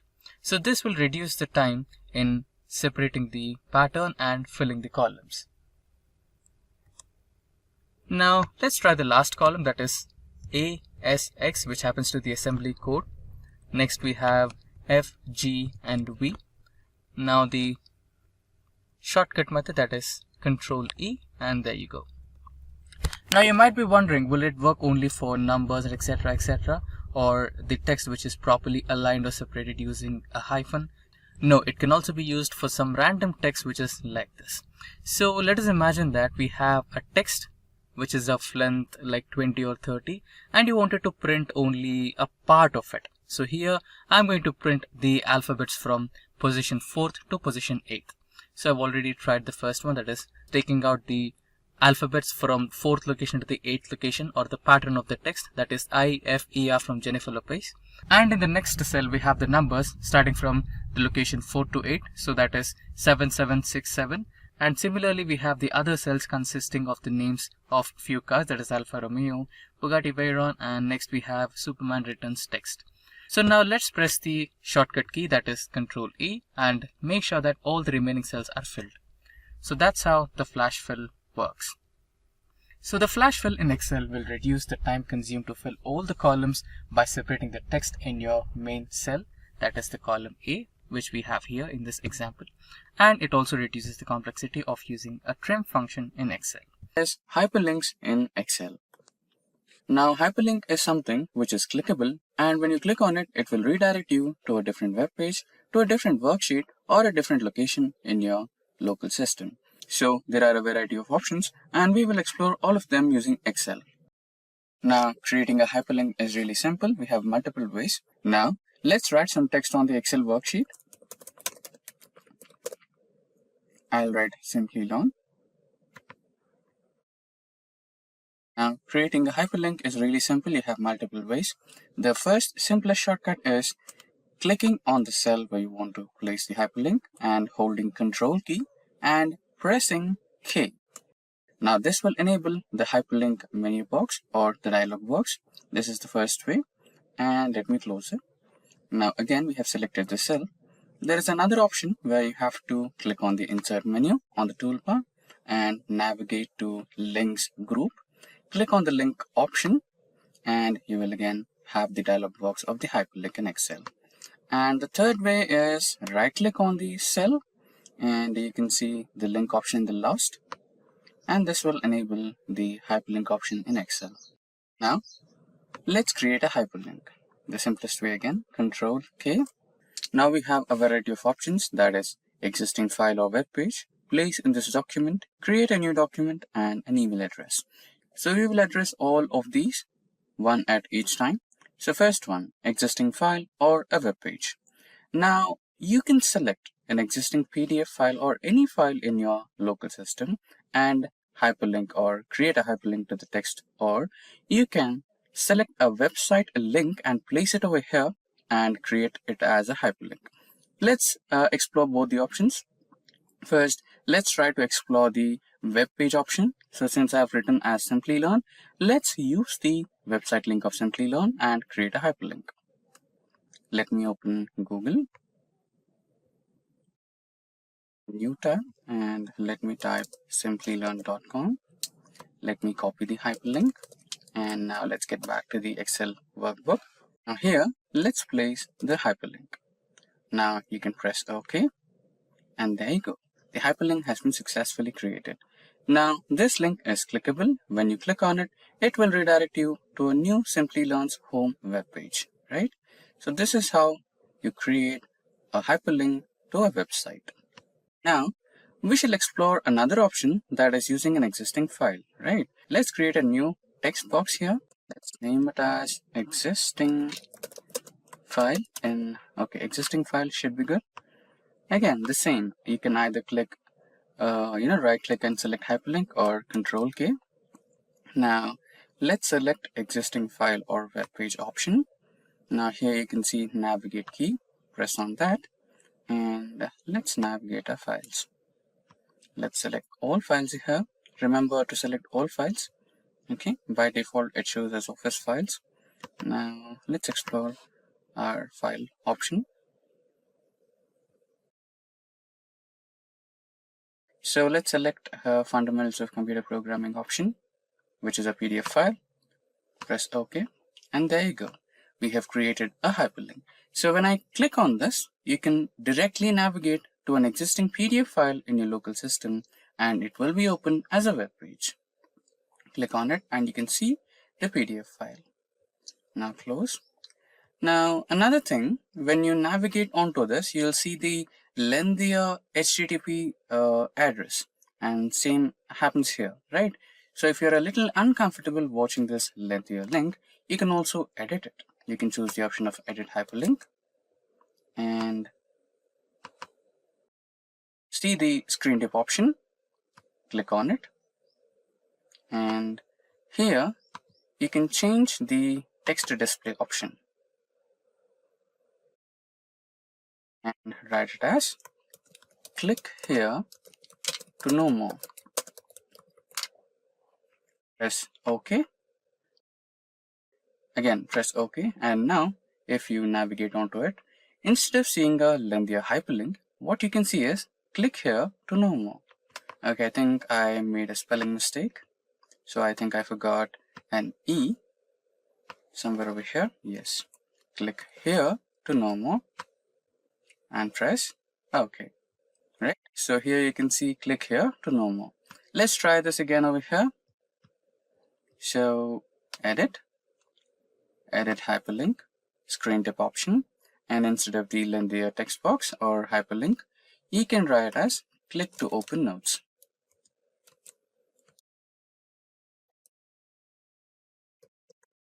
Or PDF. Click OK and click another OK, and you are done. So instead of seeing that lengthier hyperlink, you can see click here to open PDF, right? So far we have explored two options, that is existing file and existing web page, right? Now let's try to explore another option. Again, hyperlink, right click hyperlink, and here you have seen place this in document, right? So which is like, okay, let me show this to you instead of telling you. So here what it is doing is you have the cell A5 and you wanted to refer to A1 or any other cell in the same worksheet. So you can do that, right? So now for your reference, let me cancel it and let me create a new sheet. And here, navigate me to here, right? Let me write it as navigate me to here. Okay. So now what we will do is, so here we will create that navigate link from using the hyperlink option. Place this in this document. You can see the sheet 2 option, and the cell reference is A1 where we have written navigate me to here. So when I click this A5 cell, okay, let me also rename it. Write it as navigate cell, navigating cell, right?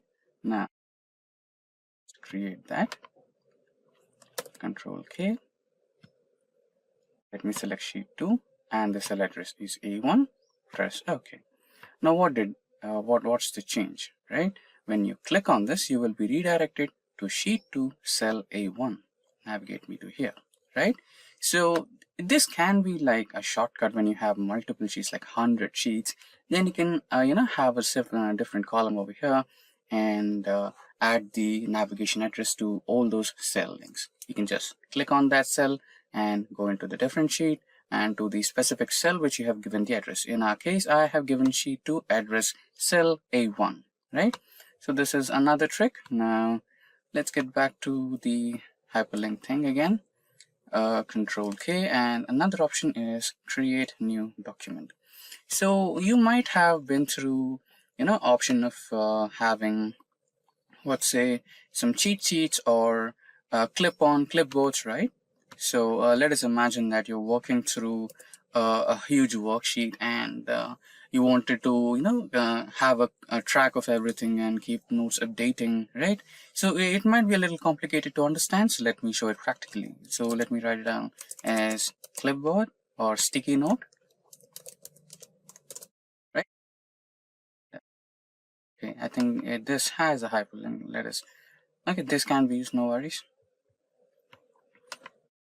Back to hyperlink option again.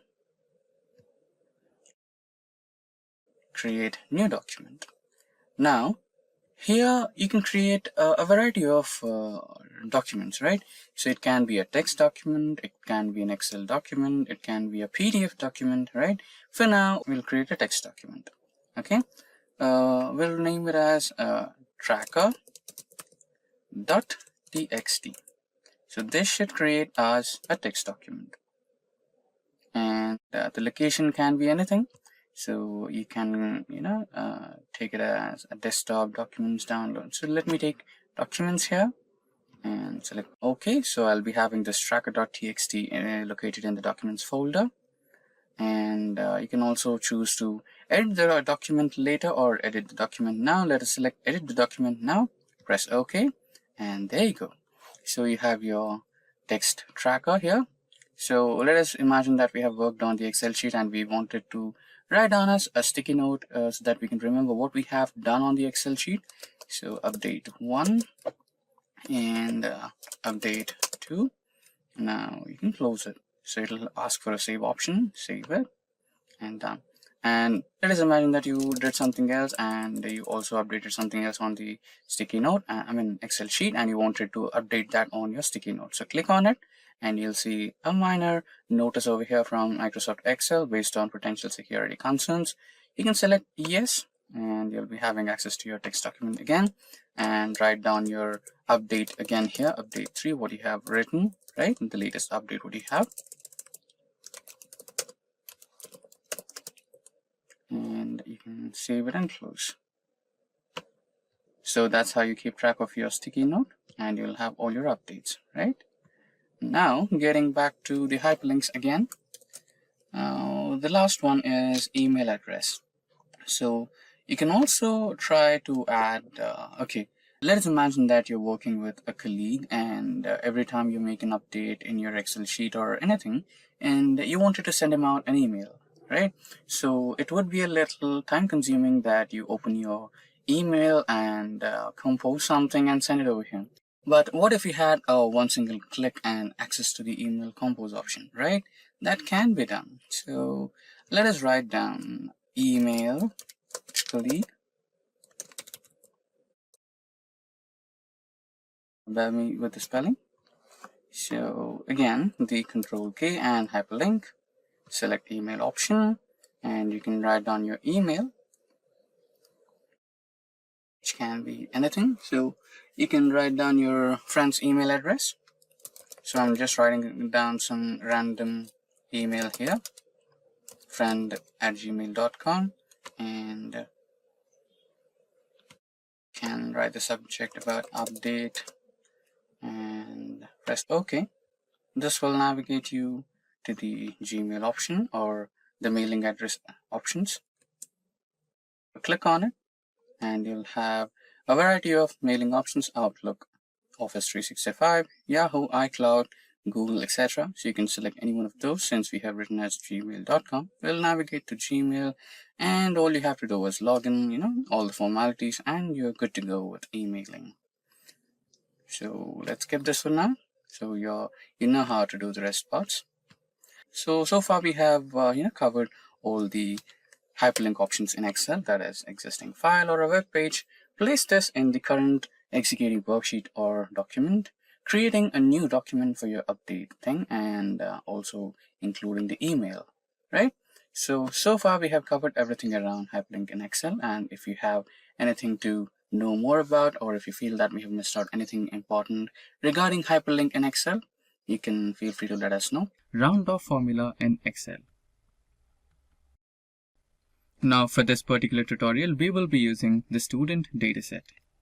Now let's get back to the practical mode and start our Microsoft Excel.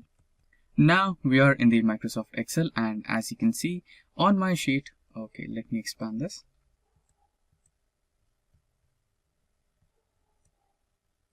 So as you can see on my screen, we have the dataset belonging to students. So we have 10 students, and every one of them has name, roll number, class, blood group, and marks, etc. And at the end we have the percentage.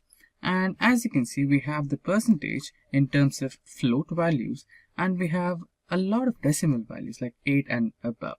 So what if you wanted to just have 1 or 2 digits after the actual percentage, like 80.6 or 80.66, right? It would be a little bit more or good to read, right? So that's what a round off actually means. So now let's work on having rounded off values for the percentage. Now let's create a new column. Let's name it as round off percentage. Great. So to actually perform the round off formula, we do have a predefined method for that. For that, you just have to type in equals to round, and there you go. We have round up and a round down. So both of them perform the same operation. Let's select a round up, and this is the M column and the row number is 3. So we'll have to press M3 and the number of values after the decimal point. For now, let's select 1, and there you go. Press enter and the value should be rounded off. Now 80.66 is being rounded off to 80.7. Now when you drag the cell to all the rows, then you can see all the values will be rounded off. Here you can see 75.16 has been rounded off to 75.2, and 82.33 has been rounded off to 82.4. So we end up with having rounded off. So first we will understand what exactly is standard deviation. So standard deviation is a calculated square of variance. Now what is variance? Okay, nothing to worry. Let us also understand what is variance. Now the next part, variance. So what is variance? Variance is a measure of variability. It is calculated by taking the average of squared deviations from the mean. Now what are deviations? So slowly you can understand that we are getting into the topic of statistics and graphs. So before getting deep into it, let's understand what is deviation. So the deviation is a measure that is used to find the difference between the observed value and the expected value of a variable. In simple terms, deviation is the distance from the center point. So for example, when you are going through a graph, so you will be expecting some value, right?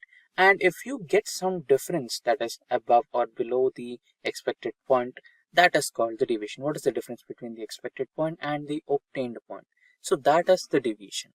Now, next is the observed value. So the observed value is the value that you get in real time, unlike the predicted value. So now you might be thinking, to calculate standard deviation, we might need a few more parameters, and you're exactly right. So to calculate standard deviation in Excel, you need variance, and then you need deviation, and then you need mean, right? So all these parameters are supposed to be calculated first, and then you will be having the final formula to calculate standard deviation. Now that we understood the theoretical and formula-based explanation about standard deviation, it's time we calculate the standard deviation using one of the most popular business intelligence tool, that is Microsoft Excel.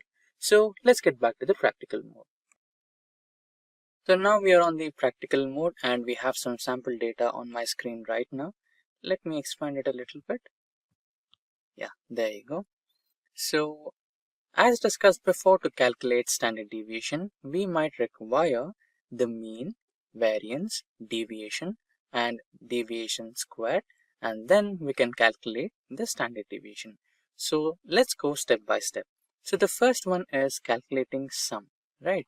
So to calculate average, we might need sum of all the scores. So we have the index values, that is 1 to 10, and scores of each index value, that is 1 to 10, right? Now let's calculate the sum of all values here. Press tab to select the function, select and drag these cells, press enter, and then you have the scores. Now you want number of indexes. So clearly you can see we have 10, but still let's count them. COUNT, tab space to select and select the number of cells, press enter, and you have count. Now what's the mean? So mean is simply the average of all the numbers, right? So you can either divide the sum by count, or you can simply use the average function. So let's try to use the average function so that we also have an idea of how the average function works. Press tab to select it and select all the cells. Press enter. Now you have the average or mean value. Now we have the mean value, and now after finding the mean value, we are supposed to find out the deviation. So remember the deviation, that is the difference between the obtained value and the predicted value, right? So the obtained value is this one, which is here in C2, and the predicted value is this one, that is 82.6. That's our mean, right? According to formula, we are supposed to eliminate the value of obtained minus the mean, right? So select the cell equals to C2 minus the obtained value, that is mean. Now press F4 to freeze the value, and now press enter so that you can freeze the value and drag the formula across all the cells. Now you have the deviation, right? Now the next step is to find the sum of all the deviation numbers. So either you can apply the sum formula to all these numbers, or you can just drag the cell over here and the formula will be automatically copied. Now similarly, the count function to count all the values, that is, drag it and you'll have it over here, right? Now the next step is to find out the square deviations, or the square of the deviations, which is really simple. All you have to do is equals to select the cell and see that small hat kind of logo on the number 6, use that. Now into 2, press enter, you have the square. Similarly, drag the same formula across all the cells and you'll have your square numbers. Similarly, drag this summation function over here, so you'll have the sum of this and the count number as well. Now comes the final formula. Now we have the mean value, that is over here. Let's color it. And we have the variation square. Now that is, which is this one. Let's color it in a different shade. And we have deviation as well. Let's color it in a different shade. Now we need to find the variance, and after we find the variance, the last step is to count the standard deviation, or calculate the standard deviation. So what is the formula to calculate the variance? So for variance, you need the sum of deviation square divided by total number of values minus 1. Press enter, and that's your variance. Now the standard deviation. So the standard deviation is really simple. You need to calculate the variance to the power of 0.5, and that's your standard deviation. So that's how you calculate standard deviation in Excel. I hope all the formulas and the explanation was clear. So you can see that we have got started with Microsoft Excel, and on the left hand side we have a simple table with all the teams in an IT industry, starting from IT admin, testing, development to client consultant support. We have got everything in this particular table. Now our main idea is to find out the index of these particular elements. For example, if you wanted to find the index of the element marketing, then how could you do it? So here, let's try to use the match function in Excel. For that, we want lookup value and position. So on the right hand side, you can see that I've created two separate columns as lookup value and positions. So in the lookup value column, we will be inserting the value of which you want to find the index. Now, for example, let us consider that we want to find the index value of team marketing. So I'll be writing marketing in this particular lookup value.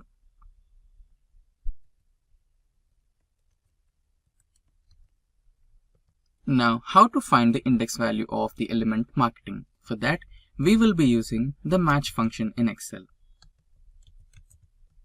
Now, after writing the match function, you can see that it is asking for three different parameters.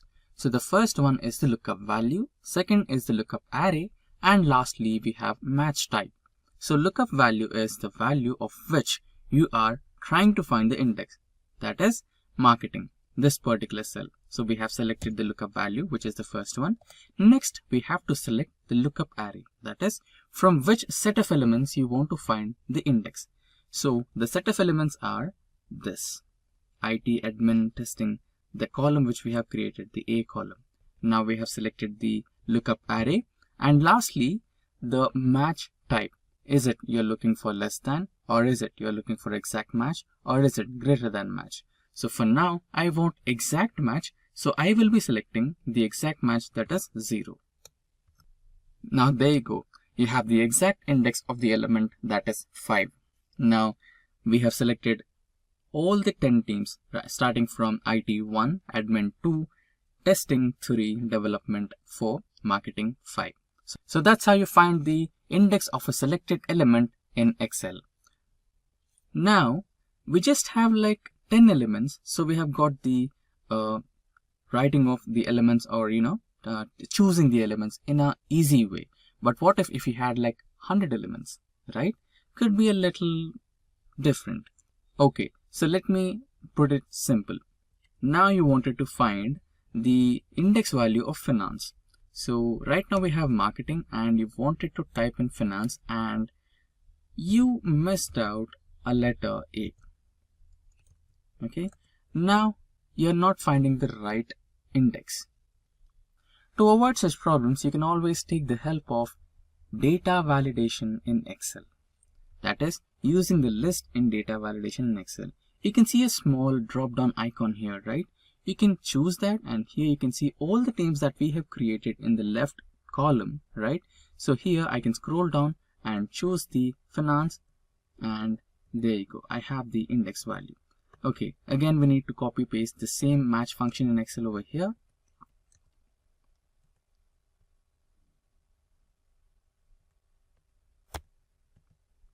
Equals to match, lookup value, lookup array, and exact match. So there you go. That's how you make use of data validation in Excel, and using the list you can comprehend all the list elements in this particular column into the list of data validation, and you can choose the team whichever you want to find the index for. So this is how you can make use of match function in Excel or index match function in Excel. To sort data in Excel. So on my spreadsheet, you can see some employee data, and on the column F and G, you can see employee date of birth and employee date of joining. For example, you wanted to sort the employee data in the form of earliest joining employee and the latest joining employee, right? That is, who is the employee who joined first to this company and who is the employee who joined last to this company. So for that, you just need to select the column of date. So let's select both the columns and go to home and check or verify if the data type is date or not. So generally the data type will be set to general by default by Excel. So we need to make sure that we have the proper data type, which is date. Now that we have the proper data type, select the entire column and go to the data option, and here select the sort option, and in the sort option select the expand selection. Click on sort, and here sort by employee date of joining and oldest to newest. That's what we wanted, the oldest employee or you can also set it to the newest employee to oldest according to your requirement, but we'll go to oldest to newest according to the case study right now. Just click on OK and that should be done. So Emily, who's a manager, is the oldest employee who joined the company, and Chris, who's a trainee in IT support, is the latest employee who joined the company. Now that's how you sort date in Excel. Now on my screen, you can see the sales of 4 quarters from different regions, that is East, West, South, North and Central. Now you might want to calculate the sum of sales happened from all the regions in Q1, or you might want to calculate the sum of sales happened in one region of all the 4 quarters. That is, either you want to calculate the sum of all the regions from quarter 1, or you might want to calculate the sum of all the quarters in one region, right? So to do this, you have some simple functions in Excel. So you might say you have some function, etc., right? For that, you might want to go into the, equals to mode and fetch sum option and subtotal or sum. You have to select the function from here. But what if I tell you that there is one simple easy shortcut where you just have to make one single click and you'll have all the sum, right? So that seems interesting. So on the top in the home bar, select home, and on the top right corner you have the editing group. In editing group you have aggregation function, that is summation. So you have different aggregations here, sum, average, count numbers, maximum, minimum, more functions. Here you might want to select the sum and you can get all the summation numbers here. So I'll select one cell. So the second query where we wanted to calculate the sum of all the sales happened in East region with all the quarters included, that is this one, C2 to F2, right? So let us select G2 and select the auto sum option, and here it will automatically select the range for you, that is C2 to F2. If you want to change it, you can also change it, like minimize the number. If you just wanted to calculate the sum of 3 quarters, you can do that. So now we want 4 quarters, so select enter, and there you go, you have all the sales of all the 4 quarters of East region. Now if you simply drag it, you will have the sum of all the 4 quarters of all different regions. Now let us calculate the summation of Q1 of all the regions, that is this one. Select auto sum and it will automatically select all the cells for you, that is from C2 to C6, right? Press enter and you'll have the summation. Similarly, you can drag it and you have the numbers here of all the Q2 sales of all the regions, Q3 sales of all region, and Q4 sales of all region. Now let us try to change the color so that you can have a reference, that is it's different, it's a total sum, or right, you just have a reference to identify it. Now similarly to this one as well.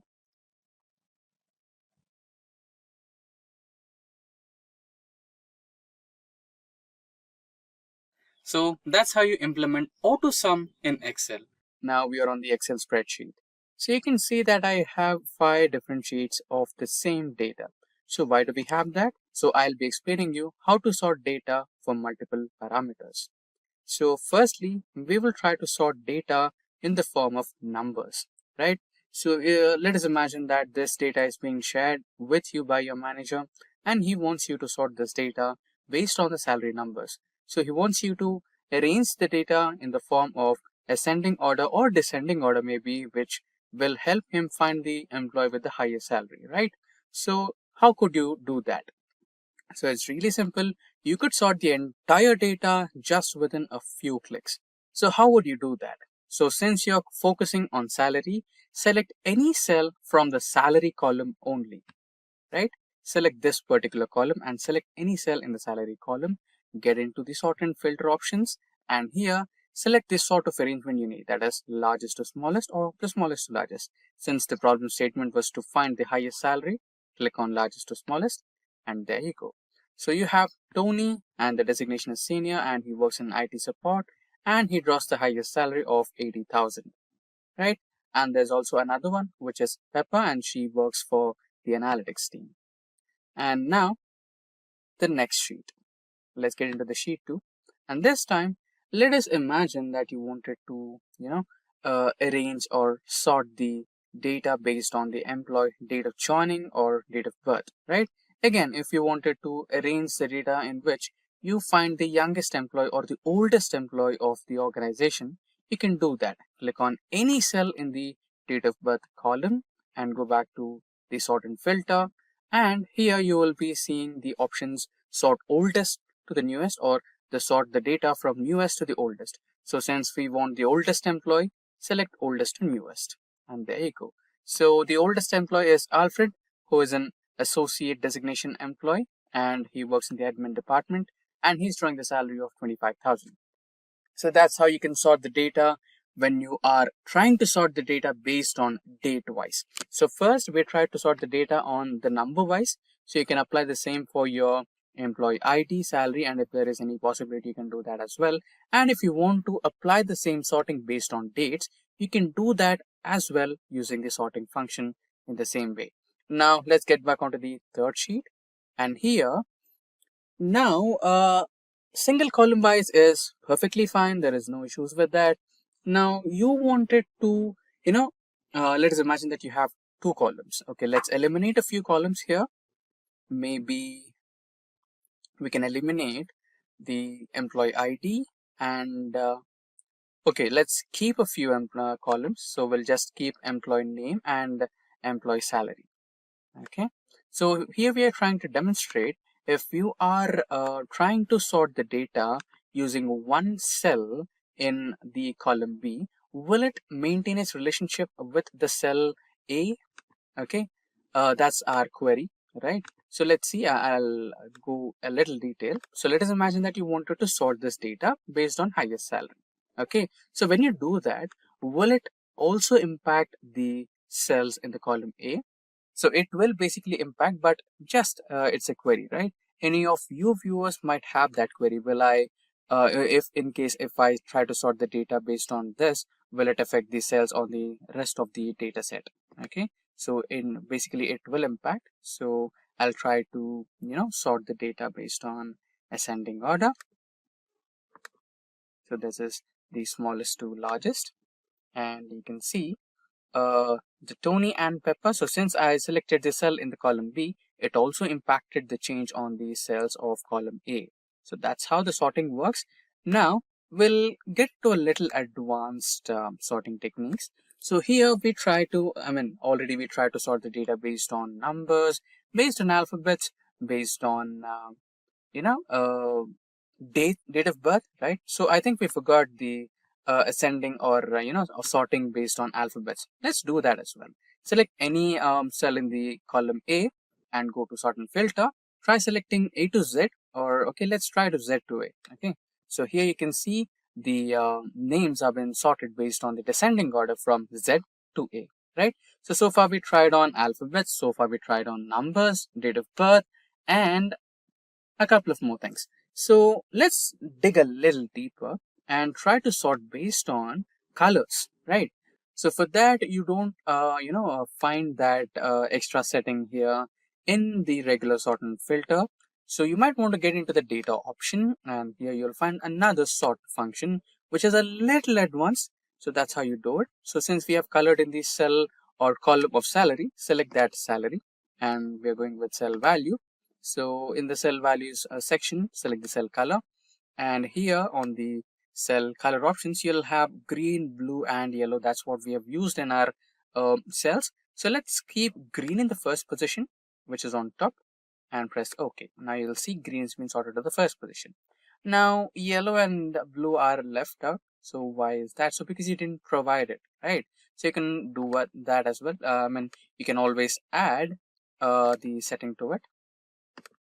Right, select any cell, go to sort and add a level, and then again select the salary and cell values to cell colors, and now the cell color in the second position would be blue, and that will be on bottom, and you can add another level, the same salary, the cell values will be cell color, and cell yellow will be somewhere in between or bottom. Okay, so based on hierarchy, it will be selecting. Press OK. and there you go. So you have cell yellow and blue at the bottom and green at the top position as per your suggestions. Now we are on the last sheet. So here in this last sheet, we are going to, dig a little deeper into the advanced sorting methods. So previously we tried to apply the advanced sorting methods for colors. Now we'll try to apply the advanced sorting methods based on the data set we have here. I mean the data we have in our data set, right? So select the sort option and let's add a few details, right? So firstly, let's sort the column employee ID. Okay, so let's have the smallest to largest, or yeah, now that would be good. Now let's add another level where we will sort. Okay, I think we will sort based on employee name. That would be a little better. So let's try to sort it on employee name here, and here will be employee salary. Okay, now the cell values, and this would be from A to Z, and the salaries will be from smallest to largest. So basically what we are trying to do is we are trying to sort the employee list based on employee names from A to Z. So the employee's name starting from A to Z will be ordered first, and another subset of the sorting will be done based on highest salaries, that is smallest to highest. So let us imagine that we have 3 employees with names starting from A and their salaries are 10,000, 20,000 and 30,000. So how would it sort? So it will sort basically in the alphabetical order first. So first 3 names will be sorted, and then it will also have another condition to sort the data with, keeping the lowest salary on top and highest salary in the last, right? So this is how the algorithm works for sorting. Now let's press OK and see the output. So there you go. The names are Alfred and we have the highest salary here, smallest to highest. So this is 25,000. Next we have Banner, Barnes and Ben. So here you might be seeing why we have Ben in the 3rd position despite he has the lowest salary and name starts with B, right? So here it is trying to work based on the alphabets in the order, right? So B, A and B, E. It's not just comparing the first letter, it's also comparing the following letters as well, right? So N comes first, R comes later. So Barnes is pushed to the 2nd position. A comes first and E comes later. So B, A letters are pushed to the 1st position and Ben is pushed to the 3rd position. So that's how it works, right? So accordingly, the set for BA is created here, 35, 40. Next Ben, 12, and next you have Bobby, Brian, Brock, Chris, Clark, right? So that's how the data has been organized and sorted based on multiple levels of parameters you provide for sorting. So that's how you use sorting in Excel, slicers and filters in Excel. So slicers in Excel are software filters used along with Excel tables or Excel pivot tables over a large amount of data. Not just filtering out data, but slicers also help you with an easy understanding of the information being extracted and displayed on the screen. Now, Microsoft Excel slicers are compatible with Windows and Macintosh operating systems. Now, let us understand how to implement slicers in Excel. So for that, we might want to get back to the practical mode, that is, starting our Microsoft Excel. Now, we are on our Excel sheet, and as you can see on my screen, there is some data available on the Excel spreadsheet.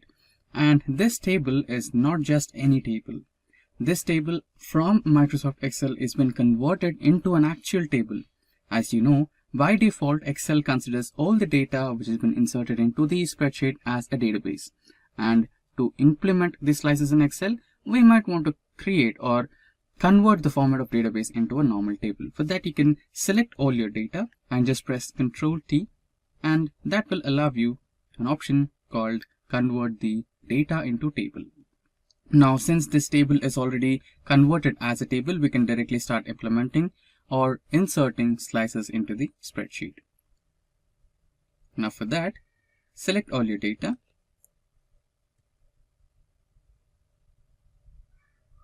Then go into the Insert option. And in the Insert ribbon, you can see the Filters group. And in the Filters group, select the option called Slicer. Now you will be provided with multiple options. Since we have the columns Employee ID, Employee Name, Zone, Designation, Department, salary, employee's date of birth, and employee's date of joining. So we can choose any of the options available according to our columns and create the slices.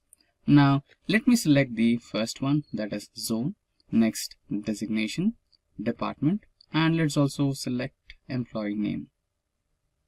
Now press OK, and there you go, we have our slices. Now let us try to rearrange these slices. All you can do is just select and drag them up.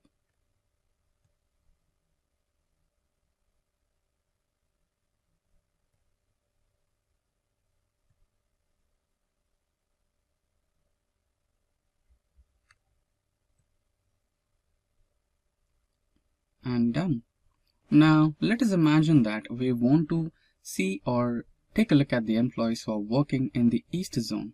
Then we have all the information displayed on the screen who are working in the East zone. They are Jack, Tony, Banner, Fred, etc.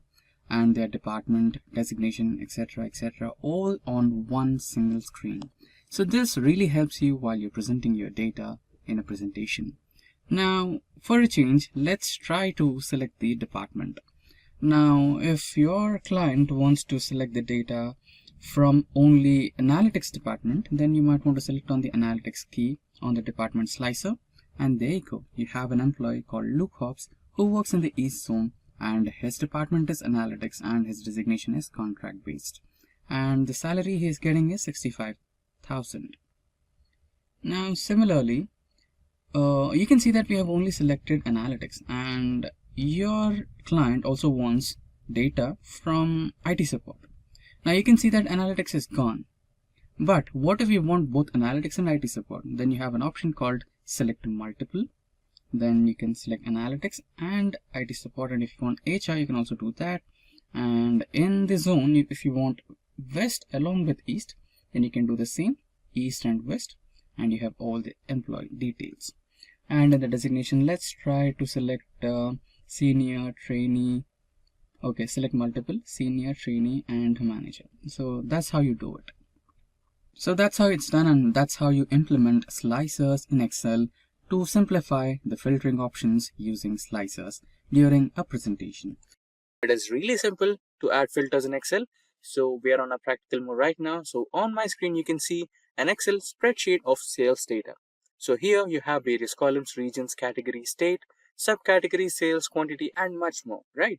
So now let us imagine that we want to add filters on the region part. So we have south, west, east, etc., right? So we want to, let us imagine that you want to extract the data of only west region and you wanted a filter. So doing it manually could take a lot of time. So using filters will be helpful. Now select one cell on the headers part and select the filter option in the data toolbar. You can see the data option in the toolbar, right?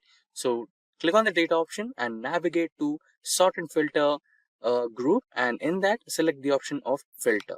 Now you can see the filters are being added to all the column headers: region, category, state, subcategory, sales, quantity, right? Now we wanted the west category. So when you see or when you click on the drop down icon, you can see all the options are selected, right? The central, east, west, south, everything, right? But now we just want west one, so click on west and select OK. There you go. So you have everything from the west region. Now let's imagine that you wanted to look into office supplies only or technology only, right? You can do the same with technology and press OK, and now you'll have all the technology related sales in the west region, right? So that's how you use filters in Excel, or that's how you add filters in Excel. Yes, goal sake in Excel. So for this tutorial, we'll be considering the students database. Now let's get back to the Excel. So now we are on the Excel sheet, and you can see that in this particular Excel sheet, we have some student details. We have the serial numbers, names, roll numbers, class, blood group, and some subjects like math, science, computer, statistics, social, GK, and the final marks obtained, percentage, and total marks, right? So let us imagine that a company has come for an interview. So all these students are going to attend an interview, and the minimum percentage to attend the interview will be like 75%. So you can see that we have 75 here, and all the students have got above 75 except for the one student, which is Mike, right? So for Mike to attend the interview, he needs 75% or above. So he can make some modifications in one of these subjects, right? So there is always an exam after the exam called as improvement exam. So if you can like to score some extra marks in the subjects which you have scored less, so that you can make up to the percentage what you're expecting, you can do that. So here in this particular sheet, Mike has 6 subjects, right? And in 6 subjects, you can see he has scored 76, 91, 45, 71, 94 and 62. So out of these, he have scored less in one subject. Compared to all the subjects, one subject is really low, that is computers. So what if he can give an improvement exam and increase his percentage to 75, right? So that can be done. So we can do some brute force methods, like we can change the marks like 55 and then check this particular one, so it's getting 74, right? So using the brute force method will be a little bit lengthy. So you can do this because it is just a small table which has least number of data, and you just have one single cell to modify. So that can be done in small tables. But what if you had some table with hundreds of rows or thousands of rows? That will be time consuming, right? So for that, we have some inbuilt functionality in Excel that is called goal seek in Excel. So for now, let's eliminate the marks here. So we have eliminated the marks and the upgraded percentage is 65. Now we need the target as 75. Okay, so let's write it as Mike's target, right? We need Mike. So Mike's new target as 75.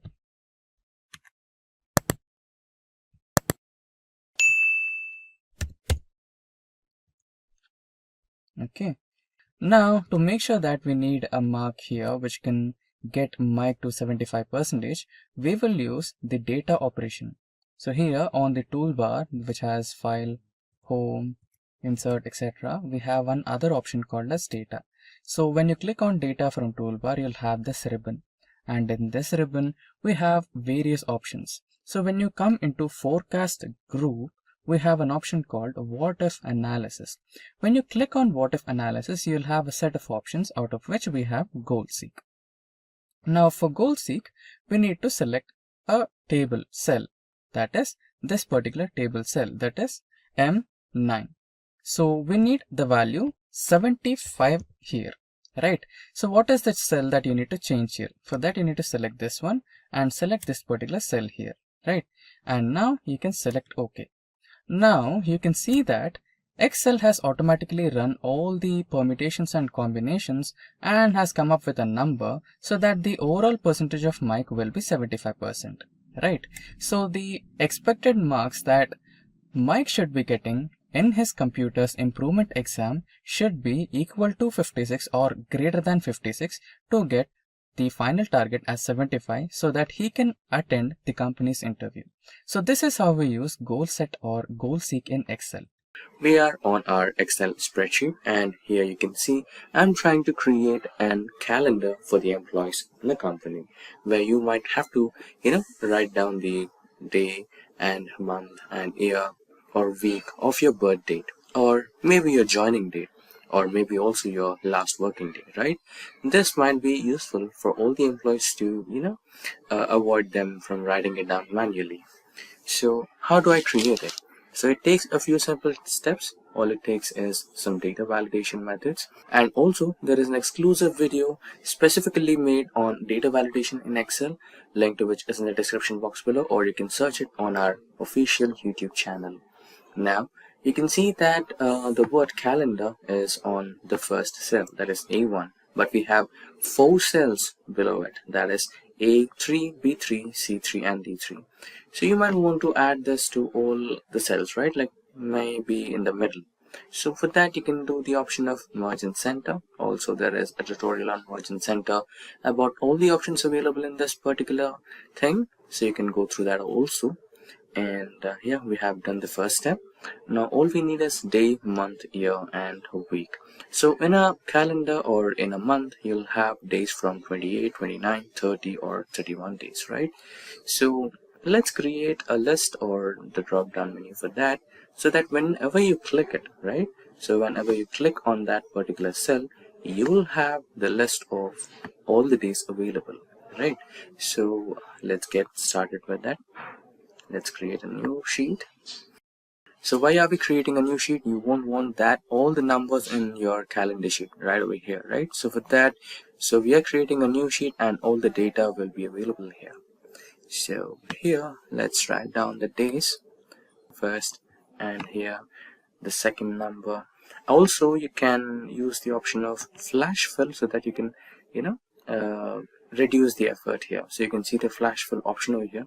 All you need to do is select the cells and drag them down until you get your required dates, right? So let's keep it to 31 days. There you go, you have the days. So these will be your days, and here now the next option was month, right? Yeah, month and year. Now using the same flash fill option, you will add the months into your sheet. So this will be Sunday.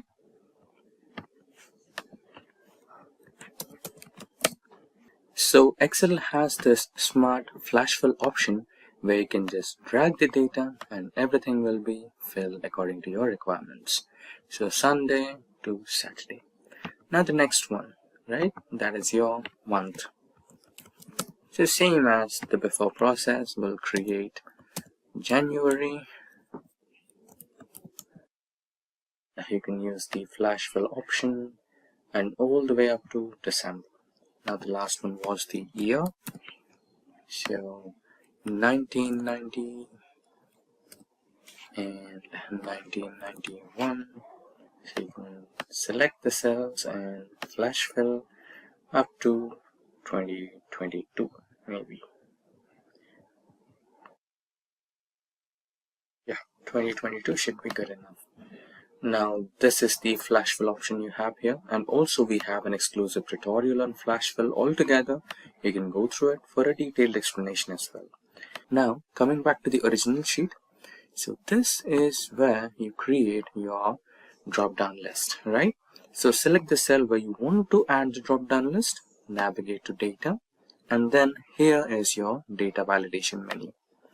So we have a variety of data validation options over here. There is an exclusive tutorial on that. You can go through it.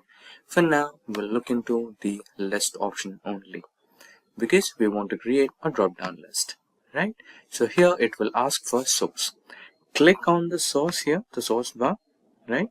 Now navigate to sheet number 2 where we have the days options. Select the range. So this will be your range and select OK. Also, you can add some message here, right? What you can do is, in case if there is an error or something, right? You don't want that to be happening. So all you need to do is write down and select from drop down.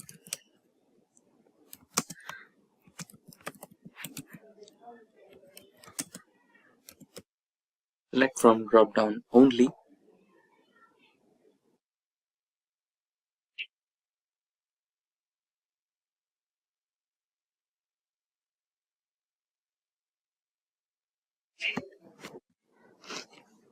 So this could be a message, select from drop down only. The title is select options or just options.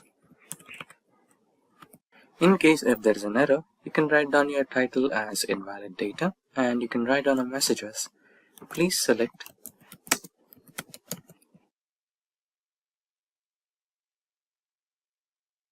from drop down only.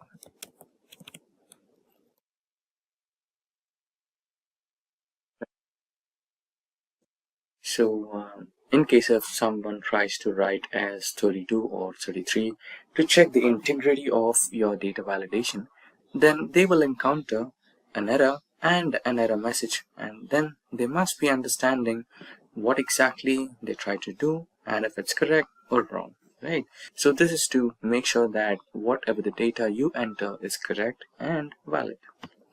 So okay, And here you can see select from the drop down list only, options with option list as title, and let's try to enter 32, right? And when you press enter, you will see an error. So the error message is invalid data. Please try to select from drop down only. So you can go for a retry and select the drop down, right? So let's eliminate that and now select something from the drop down. So let's take it as maybe 10, right? So this is how you cleared the day one. Now let's try to do with the month. Same data validation option. Settings will be list and source will be this one.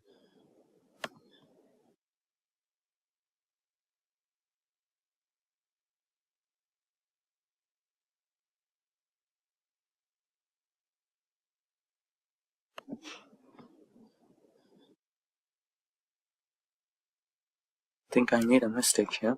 So let's cancel this and go back to sheet 2 and rename this as our week. Yeah, now coming back to the month again.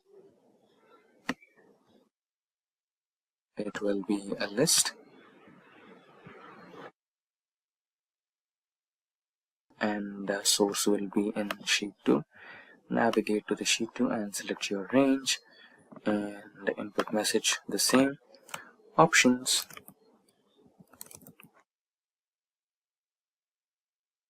select from drop down only.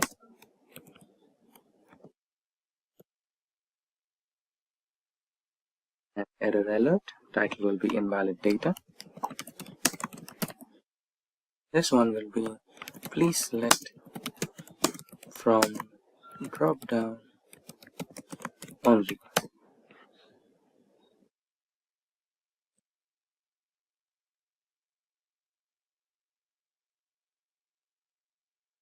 Okay, and that's done. Now let's continue with year as well. Let's quickly do the same.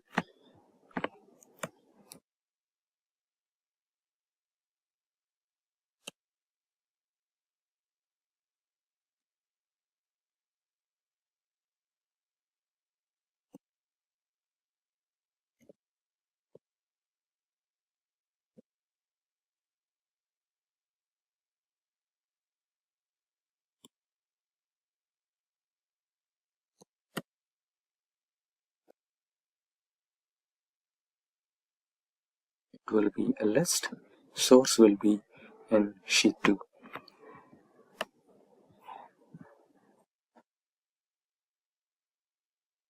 So this is your list. Press OK. And lastly, the week. Same process. It will be a list. Source will be in your sheet 2. The input message options.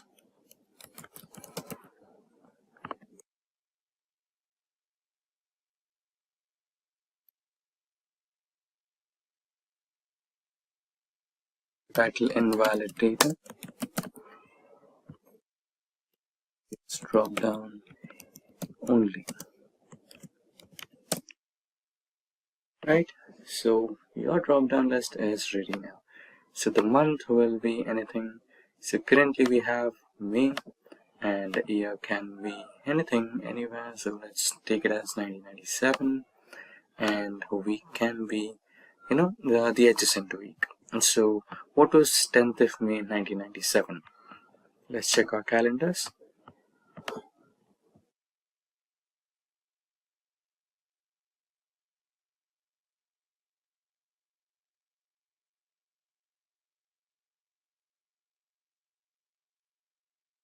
So it was a Saturday.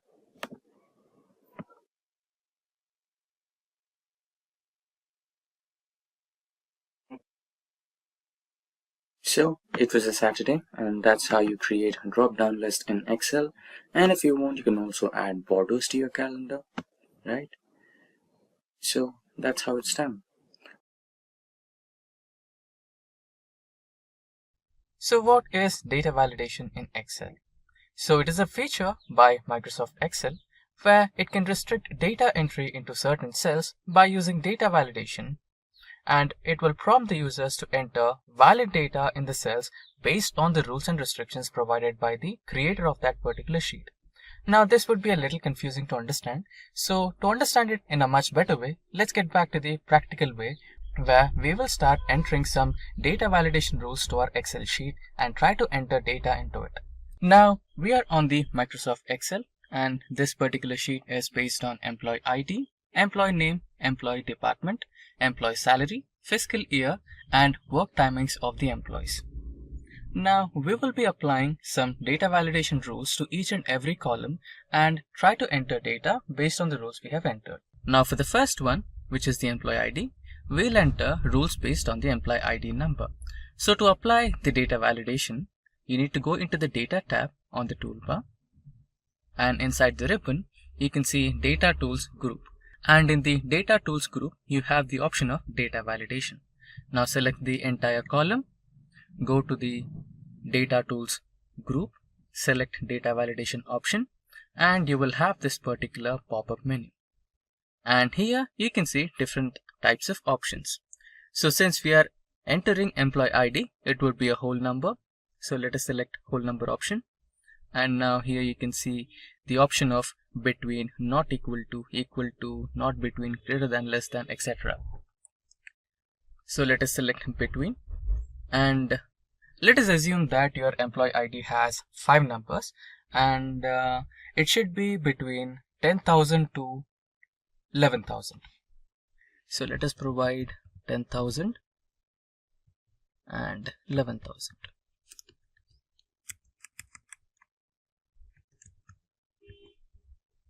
Now select OK, and now the new rule has been applied.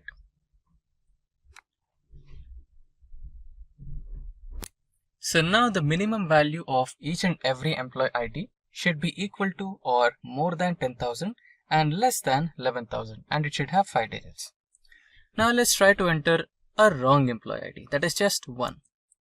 There you go. You can see that Microsoft Excel is not allowing you to include a wrong number. It says this value does not match the data validation restrictions defined for this cell.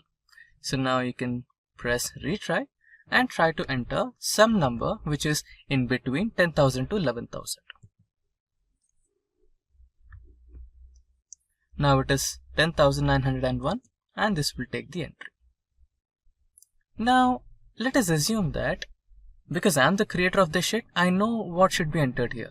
But what if I give this sheet to you and you are the person who is trying to enter the number and it shows the error and you don't know what was the error, right? To avoid this kind of confusion, what you can do is you can do some ways where you can provide the message to the user. So that can be done by, okay, let's select the sheet again and go to the data validation, and here you have the same settings. Now here you have another option saying input message. So before input message, let us go to error alert. Now here the error title would be data entered is not valid. Please enter. This is the error message. Please enter EMP ID between 10,000 to 11,000. Press OK. Now when you try to enter the wrong number, it will show that particular error alert message. See, data entered is not valid. Please enter employee ID between 10,000 to 11,000. Now this is fine, but how long this will be, what if there is an option where you just hover over to this cell and it automatically tells you to enter the value between 10,000 to 11,000 without having to face the error? Yeah, even that can be done. So you can select the entire column, go to data validation, and here this is the input message. This is where you can do that. So here you can write the message name, valid data. Please enter data between 10,000 to 11,000. Now, when you hover over to any cell in this particular column, it will automatically show you this message where you can avoid all the errors. Just select OK. See, when you select any cell in this particular column, it will automatically tell you, please enter data between 10,000 to 11,000. So here you don't have to face any errors, right? Now let us try to enter the valid data 10902, and it will take it as the correct value, and again 10903. Now in case if you try to provide the wrong number, it will show the error. See? So that's how it is. Now we have finished the whole number part. Now let's get into the employee name, where we have to provide the second type, that is text length. Now let us imagine that in your company you're trying to provide ID cards to your employees, and you know that ID card is really small, and inside that ID card you need to include the employee photograph and your company name, employee ID, blood group, phone number, address, everything, and also you need to include the name of the employee. So what if there is an employee with very lengthy name, like 30 characters, 40 characters? Yeah, in India it is really possible that you might have a lengthy name. So what you can do is you can provide the text length where the text is limited to like 15 or 20 characters. So you can include that name in the ID card. So you can do that by allowing the data validation criteria with text length. Minimum can be anything, so minimum can be 1, and maximum here you can provide 15, and press OK. Okay, minimum will change it to at least 2, and yeah, let it be 1. So minimum is 1 and maximum is 15 characters, and press OK. And let us also provide the input message. Enter character type, character data. Please enter valid name.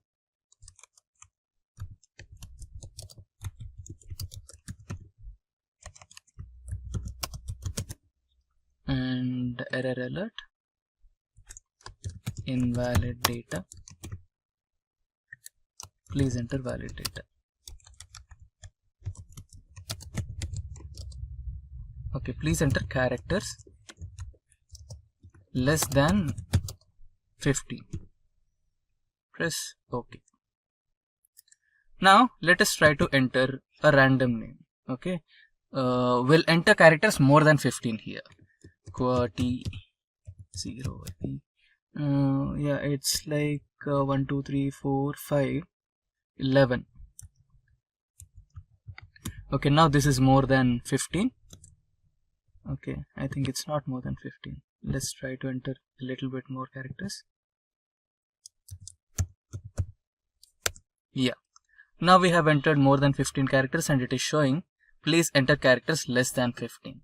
So now we can retry and try to enter some valid name.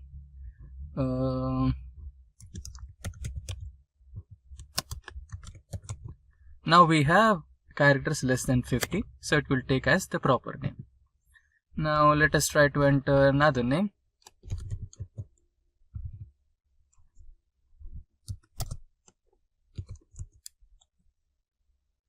I'm just entering some random data. So another name maybe.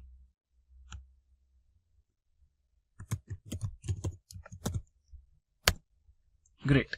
Now the next type of data validation is also done. Now let us get into employee department. Employee department is something really superb. So I'll tell you about it. It's actually a list. Now let us finish the other ones first. That is employee salary, fiscal year and work timings. After that we'll learn about the list one.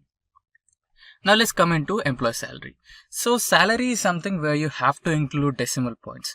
So now let us go to data validation, and inside the values we have already dealt with whole number, text length.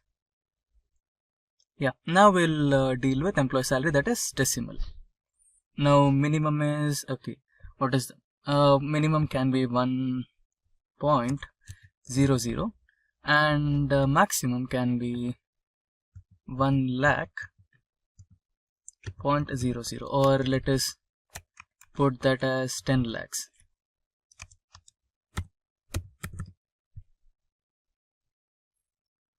Press OK. Okay, not just then. Enter valid salary. Okay, now let's change it to minimum as 10,000. So the employee minimum salary will be 10,000, and input enter valid salary. Enter salary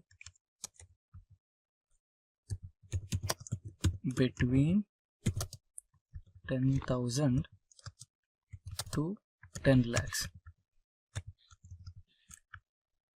Let us include a comma here too. Now error alert, invalid salary. Please enter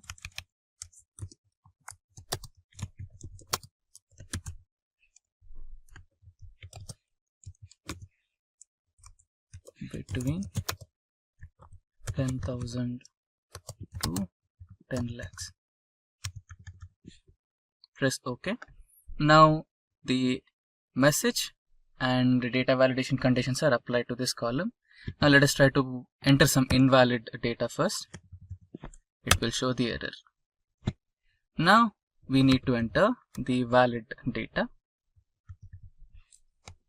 Yeah. Now it is taking the valid data. Let us provide 20,000 and this has 35,000. Now the next one is fiscal year. Let us imagine that we wanted to work on the employees for current working year, that is 2020 to 2021, and or you can consider 2021 to 2022, not more than 2021 and not less than 2021. For that you can provide the year option as well. So for that you need to select the entire column, go to data validation, settings, and inside here you have an option of date. So let us provide the date option as between, and start date is 01/01/2021 and end date is 01/01/2022 and input message. Let us provide data as current fiscal year, current financial year. Enter date between 2021 to 2022. Let us copy this and go into error alert.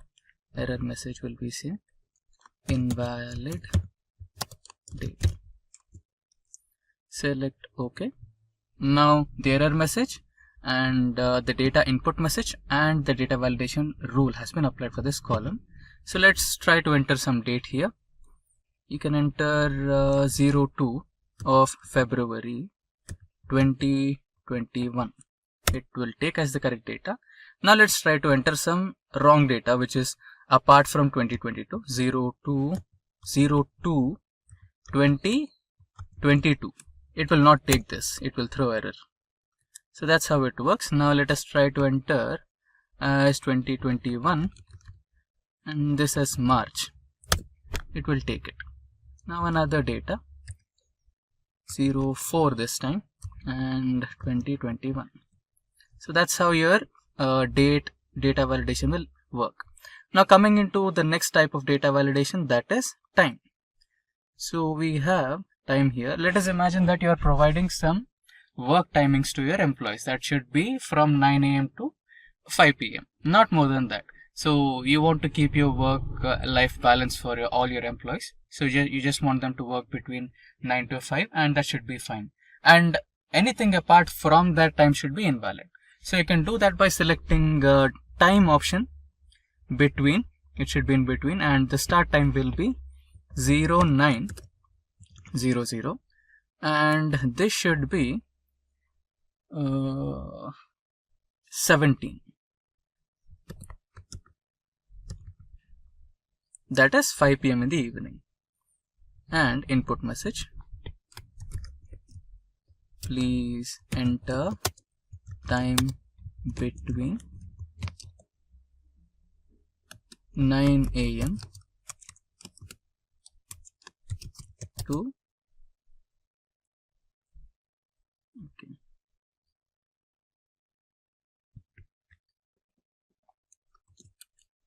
5 p.m.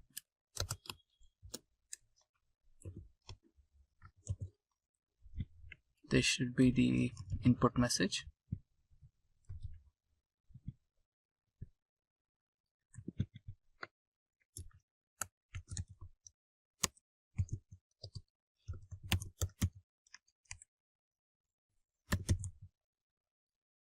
Now error alert, invalid time, error message. Okay. Now, okay, work timings. Now this should be okay. We can do this as 2 columns actually. Let us cancel. Let us copy this and paste it here. You can do it as login timing, and this should be okay. This should be as log out. So this should be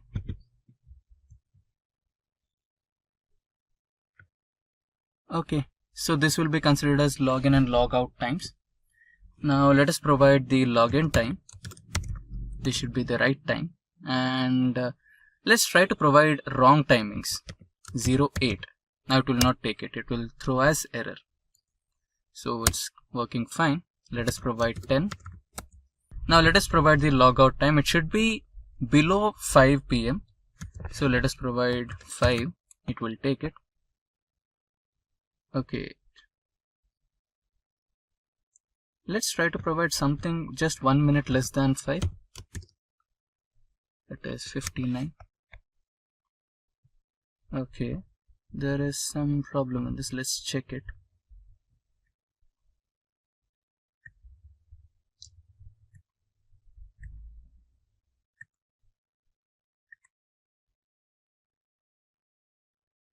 Okay, it is taking 3, that is including seconds. Okay, let's provide seconds as well.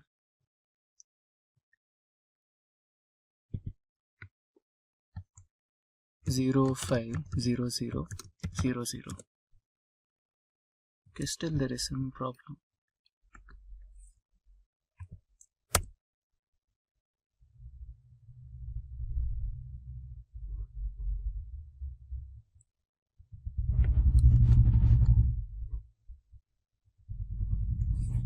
Okay, we have entered 4. We are supposed to enter 24-hour timing, right?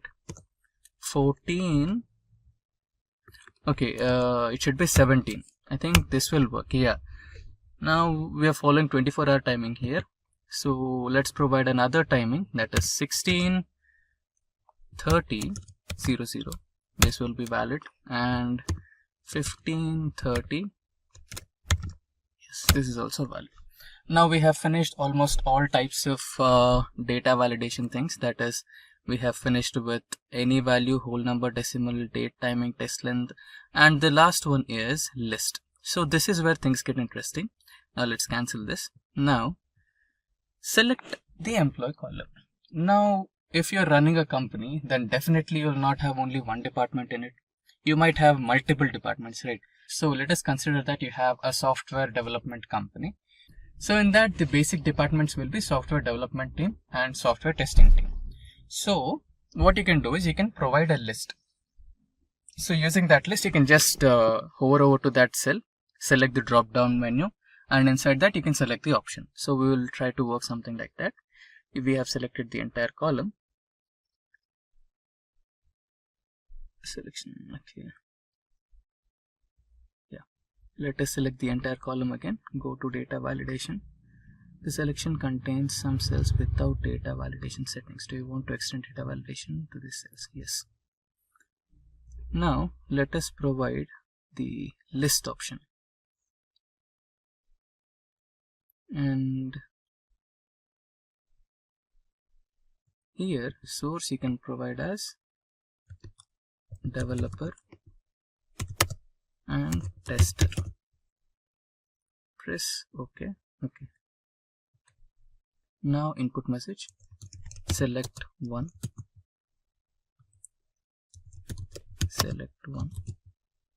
error alert, invalid data, select from drop down only. Press OK. Now when you select the cell, you can see small drop down icon, right? So when you press it, you will have developer and tester option. So you can select developer for first one, and for second one you can select tester, right? Okay, this is good for one or two options, maybe three, or even maybe like 5. But what if you have more departments? Okay, let's go to this second sheet where we have the department data. So here we have like 15 departments, or 15 employee type names. So the first one is CEO, second is developer, tester, quality analyst, system analyst, finance, human resource. So many options are there.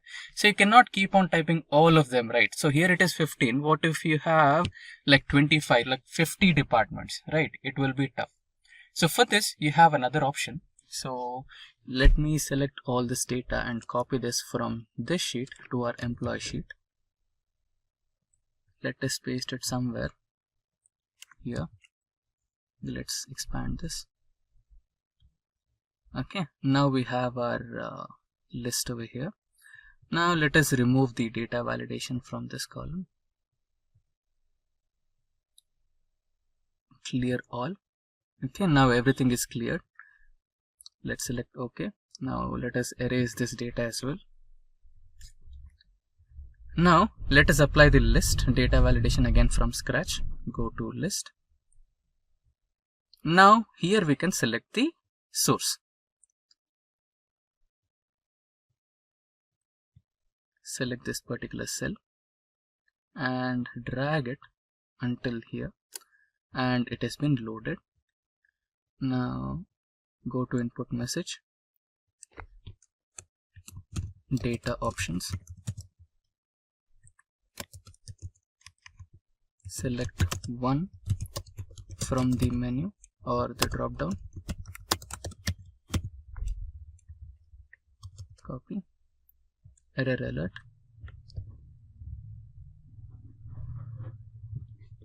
select only from the drop down menu, invalid entry. Yeah, now let's select OK. Fine. Now you have the icon here. You have all the provided options. You can scroll down and select any one out of these. You can select knowledge transfer for the first one, and second one would be system analyst, and the last one would be human resources. Now in the list everything is fine. Okay, this is showing you the menu options and everything. So but what if you provide this sheet to your new joinee or new employee in your company, and by mistake he messes up something like deleting this? Okay, so we have deleted systems analyst, and when you click on the options here, you don't have systems analyst. In that place you have blank space, right? So there is a way where all your data can be messed up. So to avoid this, what you can do is you can actually save this data in a different sheet, like I did here, like department data. You can hide this sheet, or you can protect this sheet with password or something, so that nobody can mess this up. So now let us get back to the employee data and select this column and clear everything. Press OK, and let us also clear this and this as well, and this one too. Now let us eliminate the rows or cells, the employee, everything.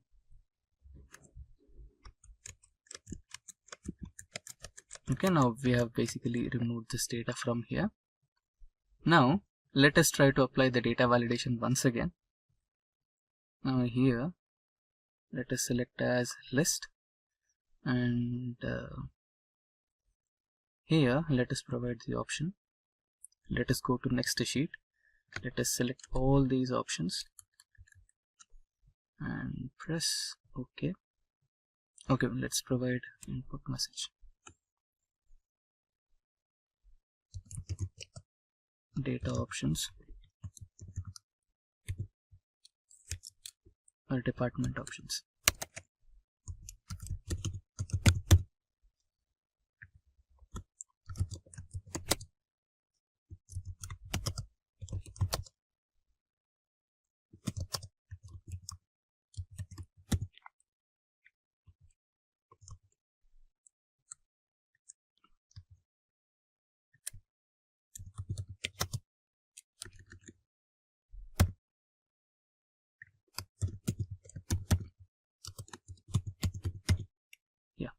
Now let's select OK. Now let's hide this sheet. Now the sheet has been hidden and you still have the options. Developer, or let us provide CEO. Then we have developer. Then we have tester. So that's how you can protect your sheet. How to protect and lock cells in Excel. Now, why do we need to lock or protect cells in Excel? Let us imagine that there is an Excel sheet with really confidential data and you need to pass that data to your subordinate or your colleague to make some minor edits. Now, let us imagine that the edits are supposed to be done to only 1 or 2 columns and the rest of the columns should be left as they are. Now, there is a huge possibility that sometimes unknowingly or unwillingly, there might be some edits done by your colleague or your subordinate. So to avoid such kind of unexpected mistakes, you might want to protect and lock your cells that you don't want your subordinate or your colleague to edit. So before we begin, be kind enough to get subscribed to our YouTube channel and don't forget to hit that bell icon to stay updated on the latest IT trends and tech content. Now without further ado, let's get started with our 1-point agenda, that is lock or protect cells in Excel. Now let's get back into the practical mode and start our Microsoft Excel. Now we are on the Microsoft Excel and this particular spreadsheet is related to employee details.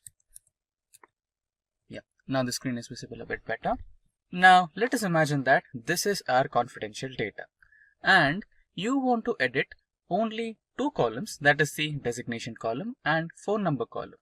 Now let us imagine that the company has finished one annual year and now there are some promotions happening in the company, and let us also imagine that the phone numbers of the employees provided by the company have undergone some changes.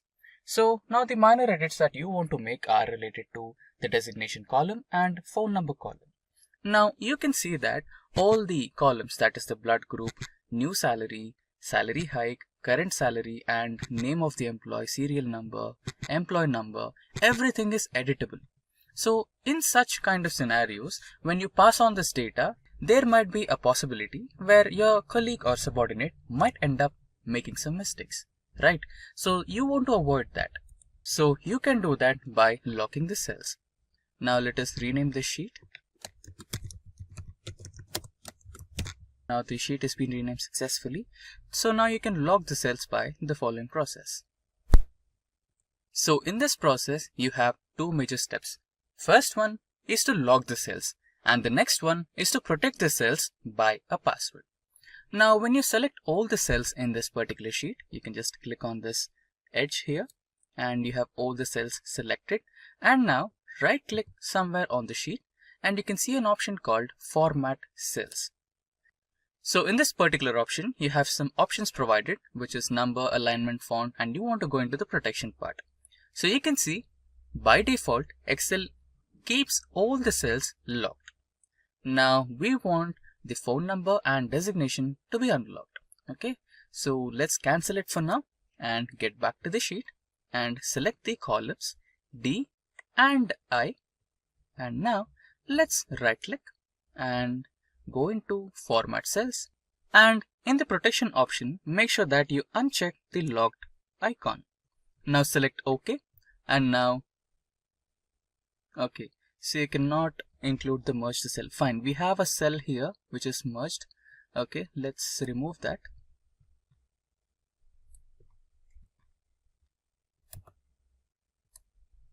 Okay, now again select the entire column, right click, get into format cells and uncheck the lock option, select OK. Now we have finished the first part, that is locking all the cells which you don't want to get edit and unlocking the cells where you want to make some edits. Now the second stage is protecting the sheet. Now right click on the sheet name and you can see an option called protect sheet.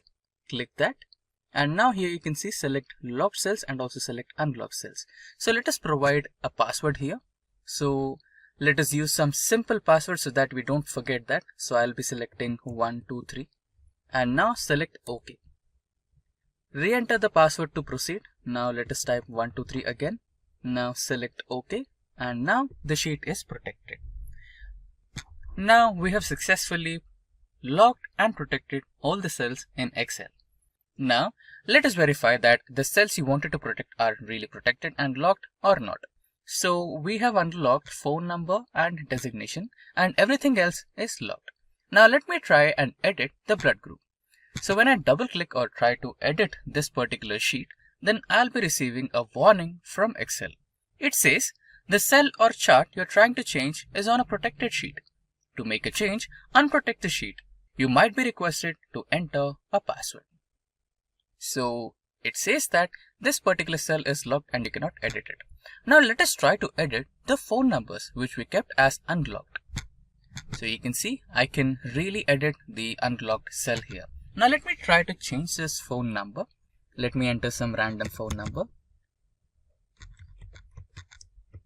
So you can see the cell is editable. Now let us go through the designation column and try to edit this particular column. Now since I said that there's a promotion happening in the company, so the deputy CEO is now the current CEO of the company and software developer happens to become the senior software developer and the tester as well. Let us imagine that he will become the senior and so on. Okay, so this proves that this particular sheet is editable. Not the entire sheet, but only the cells that we kept in the unlock mode.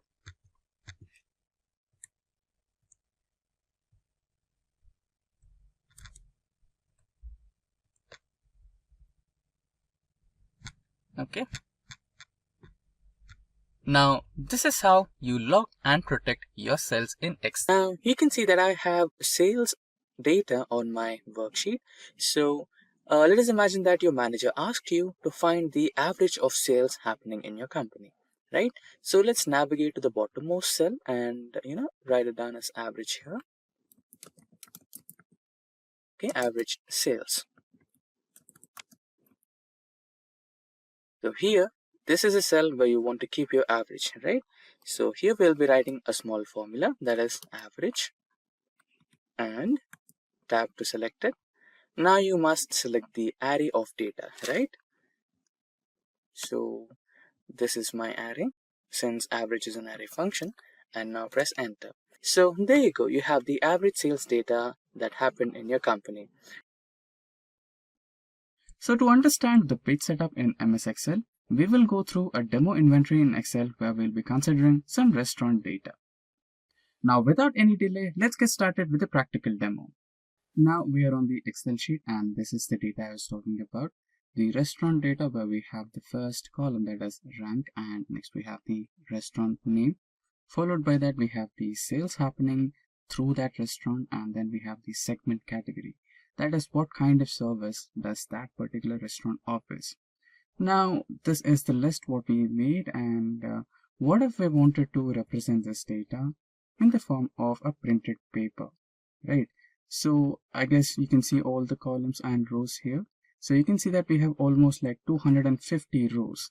So there is no chance or there is no way to print all those 250 rows in one page. Of course, it is practically possible, but when you try to read the content, it will be so tough to read because all the rows will be clubbed together so closely so that you cannot read it.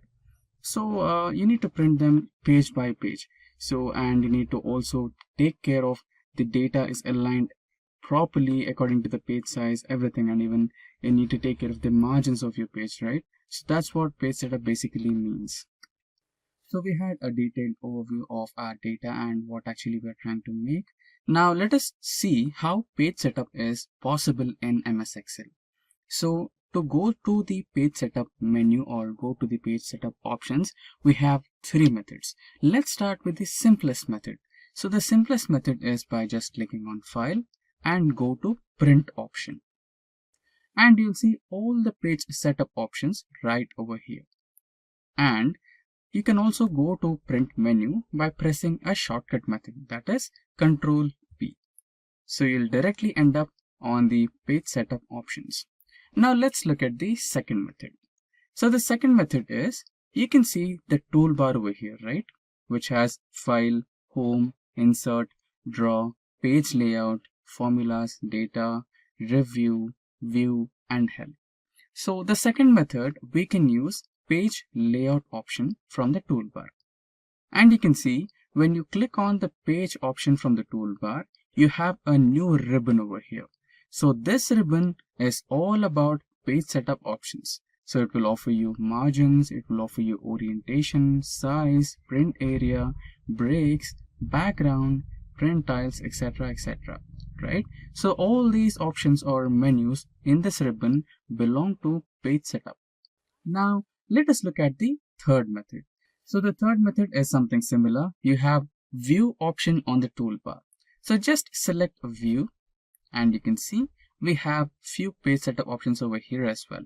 The normal, page break, page layout, custom views, and we have grid lines, formula bar, heading, zoom in, zoom out, select to zoom, freeze certain panes, right? So all these are also the page setup options. So we have the three methods to enter the page setup options. Now we are familiar with those. Now let's get started with the practical mode on page setup. For that, let me use the simplest method, that is holding the control key and pressing P, which navigates me to the print option. Now we have various set of options here. We have no scaling, normal margins, letter, portrait orientation, collated, print active sheets, and note 1 for Windows. You can see this option is the printers option. For example, if you're connected to a printer, which is the hardware printer, then your MS Excel will show the printer's name here.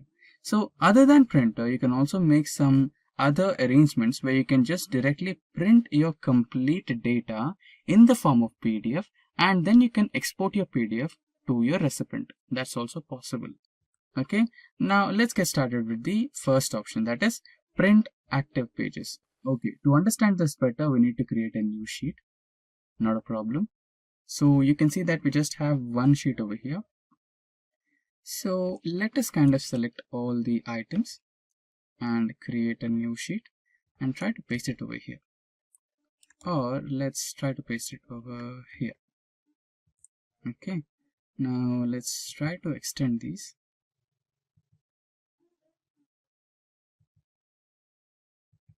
Yeah, this should be fine. Now let's rename this sheet. Or let's rename it as restaurant sheet 2 for our reference. Now let us get back to the print sheet option. So I'll use the shortest method, that is holding the control key and press P. Now you can see that here we have 6 pages in total from the active sheets. So the current active sheet is the top 250 sheet. So this particular sheet is the current active sheet. So if we print the entire data in this particular sheet, then we will end up printing 6 pages. Now let us select the other option where you have to print the entire workbook. Right. So now you can see that there is a change in the number, that is 12 pages. So what is a workbook? So basically workbook is the collection of entire sheets in your Excel homepage. So in this particular Excel homepage, you have the first sheet, that is top 250, and the second sheet, that is the restaurant sheet 2, right? So the combination of these two sheets make up a workbook. So when you select the entire workbook option, you'll have 12 pages. So that's how we use this setting where you select the active sheets, the entire workbook, and there is another option where you can only print a selected item. So if you want to do this, then let's get back here. Now, what if your customer or what if your client wanted the top 10 restaurants only? So you can select the top 10 restaurants by doing this. Now you have the top 10 restaurants. Let's go to print. So you can see Excel has automatically selected the selection only, print the selected content only. So you can see we have only the top 10 restaurants or top 11 restaurants that we have selected in our sheet, and it is ready to get printed. So this is how we use the first option. Now let's get back. Let's not select that and let's make the pages normal. Now get back to the print option again. Now you can see the next option, that is collated. Right, so in collated you have different options, that is 1, 2, 3, 1, 2, 3 and 1, 2, 3, and the next one which is uncollated 1, 1, 1, 2, 2, 2, 3, 3, 3. So why are these numbers present here, and what does collated mean anyway? So this is your question, right? Now the answer for this question will be a little similar to your examination hall. Okay, let us imagine that you are in examination hall and you are the invigilator and you have 10 students in your room. So you wanted to provide question papers to all the 10 students. Okay, so you have your question paper distributed into 3 sheets. That is, you have marked questions and your questions are fit into 3 papers. Right, in this scenario we have 250 rows and all the data is split into 6 sheets, that is sheet 1 or page 1, page 2, page 3, page 4. Right, now if we wanted to print 10 copies, then the arrangement of papers will be page 1, page 2, page 3, page 4, page 5, page 6 in continuous order. Right, that is collated. If you wanted 10 copies of different ways, where you wanted to print the first sheet first, then you wanted to print the second sheet second, and the third sheet third, that is, you'll have 10 copies of first page, 10 copies of second page, 10 copies of third page, and so on. That particular approach is called uncollated approach, and if you're printing the pages in continuous order for 10 times, then that particular approach is called as collated approach. So this is what we had to learn about collated and uncollated. Now let's get back to the third option. Now let's press again print. Now we have our data over here. There's something wrong. Select all the elements, Control P. Yeah, now we have our data back. Now we have the third option, that is the portrait orientation. Okay, so when we click that, we have 2 options, that is portrait and landscape. So you might be having a good idea, like when you try to click a picture in your phone, we have 2 modes as well, that is portrait mode and the landscape mode. So when you click on the portrait mode, this is how your data will be looking. Now to understand the difference, let's click the landscape mode. So when you click the landscape mode, this is how your data representation will change. You'll have a wider page to print. So this is why we use the page orientation. For now, let's keep the page orientation as portrait orientation. And we have now the fourth option. So what is the fourth option? We have various sets of options in here, that is letter and A4 size. There are also some more page options over here where you can select the page types you want to print.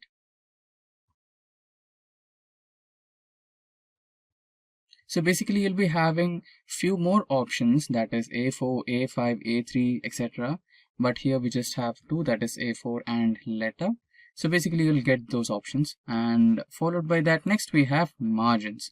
So here you can see we don't have any margins for our data.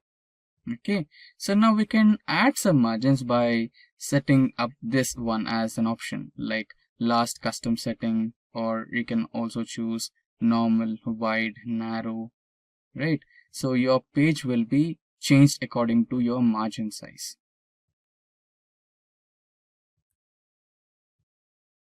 right? So this is how you can change the margins. Now let's keep it as default. Let's set the normal one. Now we have the next option, that is scaling option. So here you can see we are trying to fit the page. So when you're trying to print these sheets using no scaling, then the actual size of the page will be printed.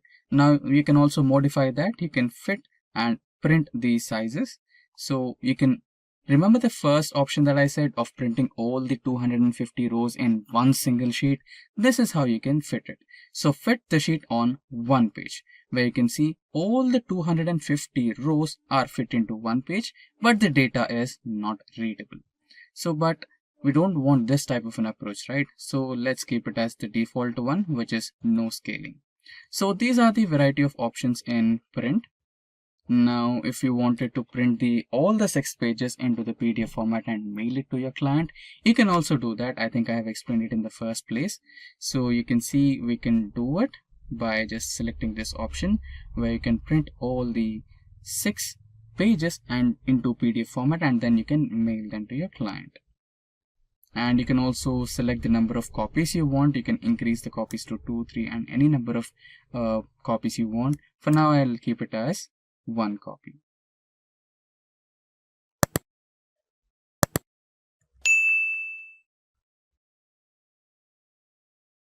Now let's print this.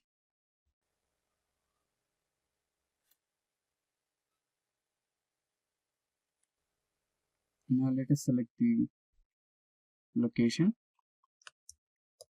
rename it, and publish.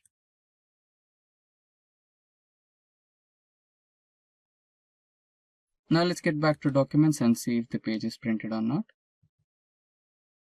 Here you go. Here we have the restaurant data in the form of PDF.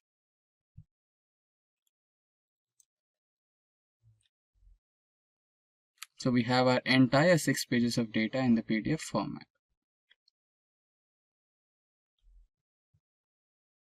Now we are back on the home page. Now we had some limited functions in the print function over here.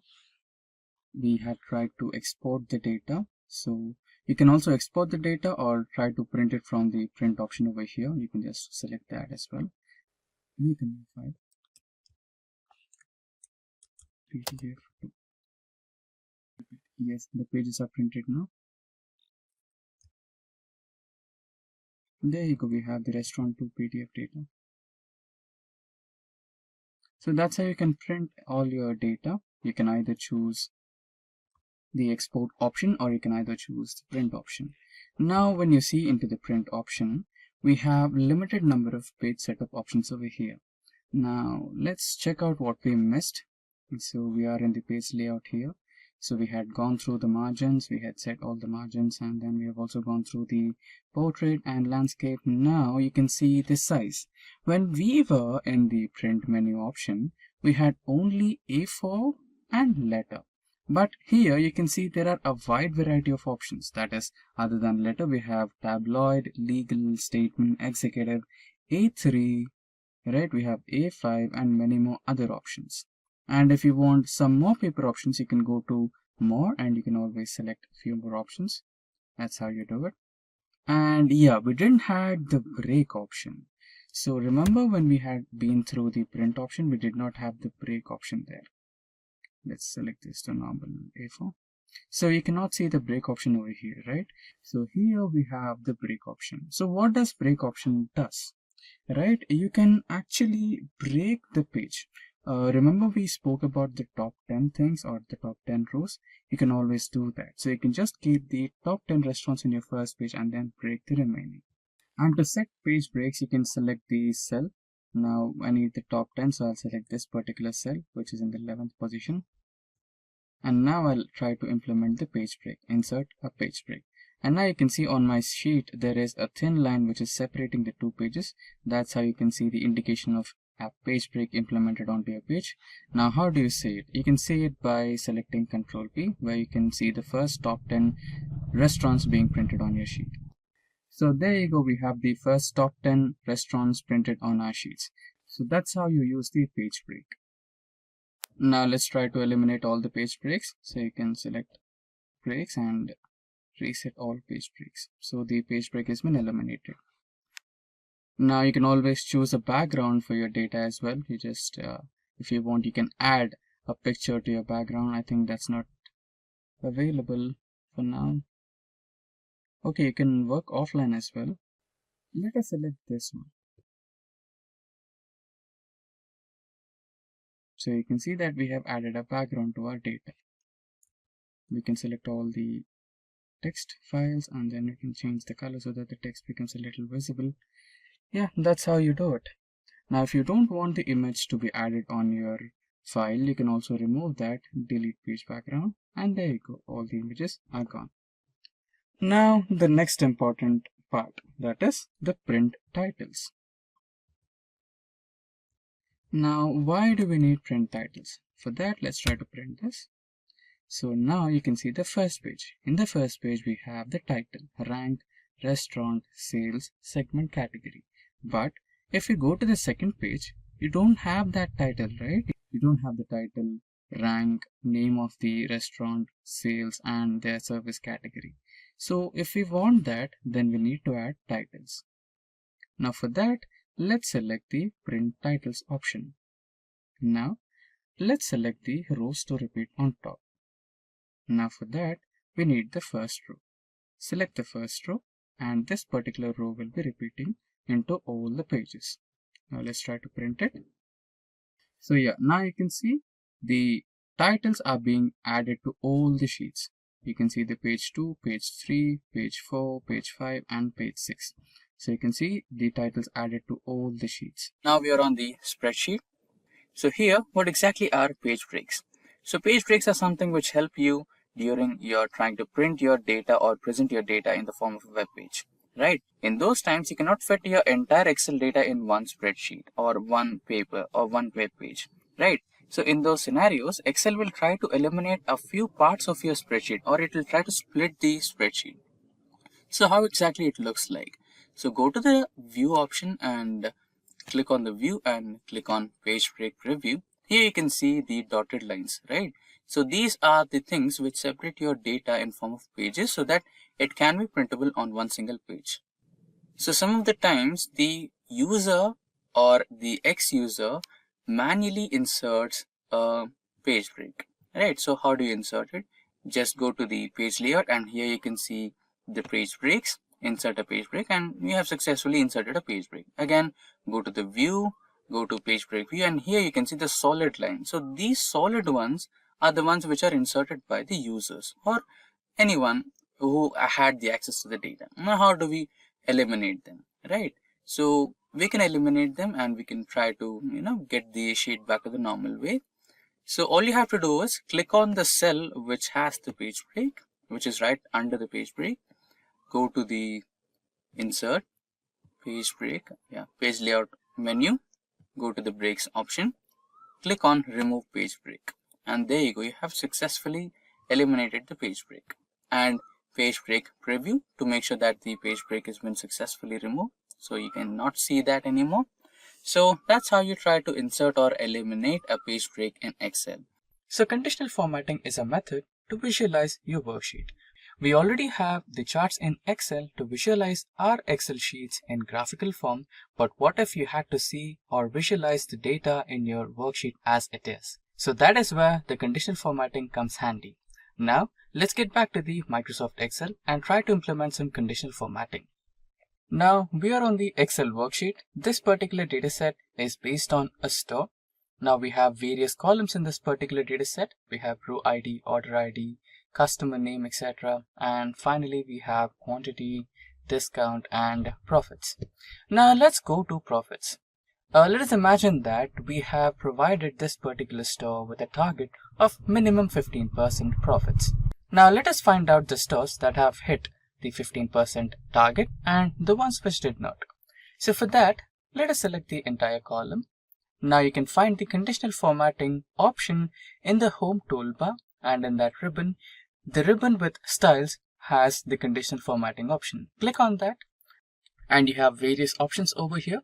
highlighting the cells, top bottom rules, data bars, data scales, and icons. So data bars are actually the bar graphs which highlight themselves on each and every cell if you implement them. And these are the color scales. If you want to implement some colors, you can go through that. And if you want to represent your cells with icons, you can also do that. For now, let's highlight the cells. So select that, and inside this, select the greater than option. And here you can provide the percentage, that is 15%.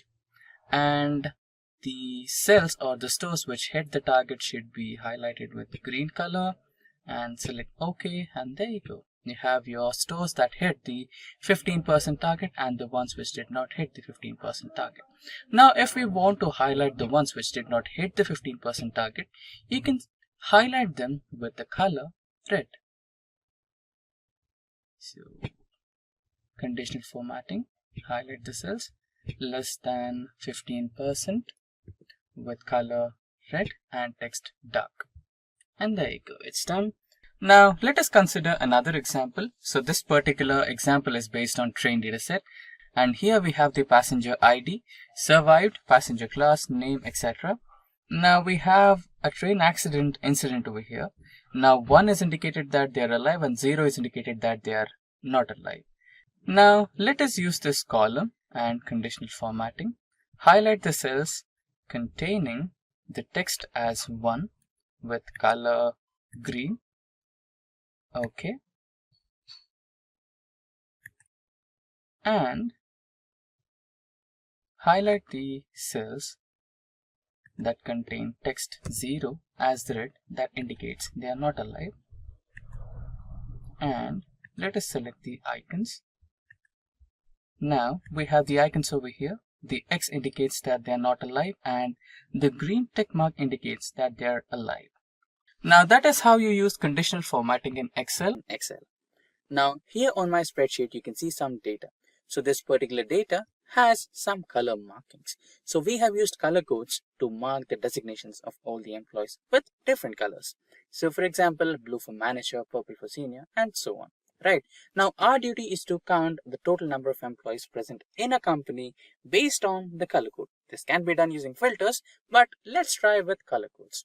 Now we don't have a readily available function in Excel to count cells based on their colors, but we can make use of macro. Now to make use of macro, you might want to enable the developer options. So by default, these will be disabled in Excel. To enable them, right click on the toolbar and you can see this particular option. Click on the customize ribbon option and you will be provided with various set of options. Now on the right side, you can see developer options. So make sure the checkbox is clicked to enable developer options and press on OK to completely enable developer window. Right. Now when you click on developer options, you can see various options here. Visual Basics, macro, etc. Now click on the macro to create a macro. Now just give a name to the macro function. So I'll give Simplilearn and press on create to create that particular macro function. So we have already created a macro, that is count colored cells, which we will be using in our current spreadsheet for counting the colored cells. Now let us erase the newly created function. Now getting back to the original code. So how does this particular count colored cells works? So let us understand the function first, then we will try to make use of it in the spreadsheet. So the function name is count colored cells, as you can see, and this particular function will have two parameters, current cell and spreadsheet area.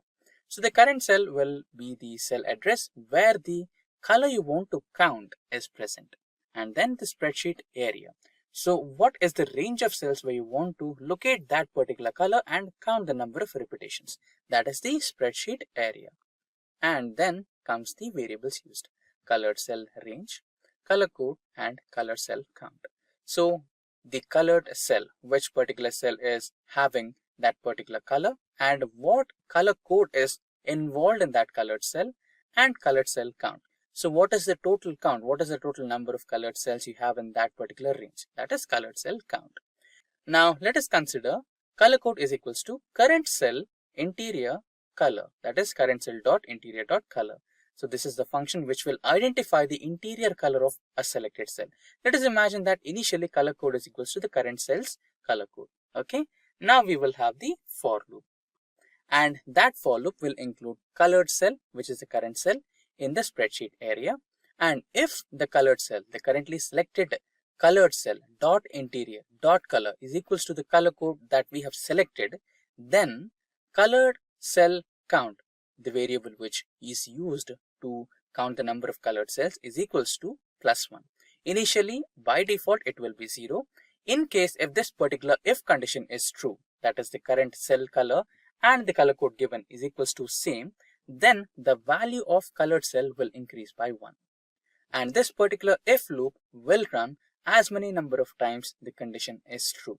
So let us imagine that the condition will remain true for 5 times, then we have obtained 5 similarly colored cells in the given range of cells in a spreadsheet.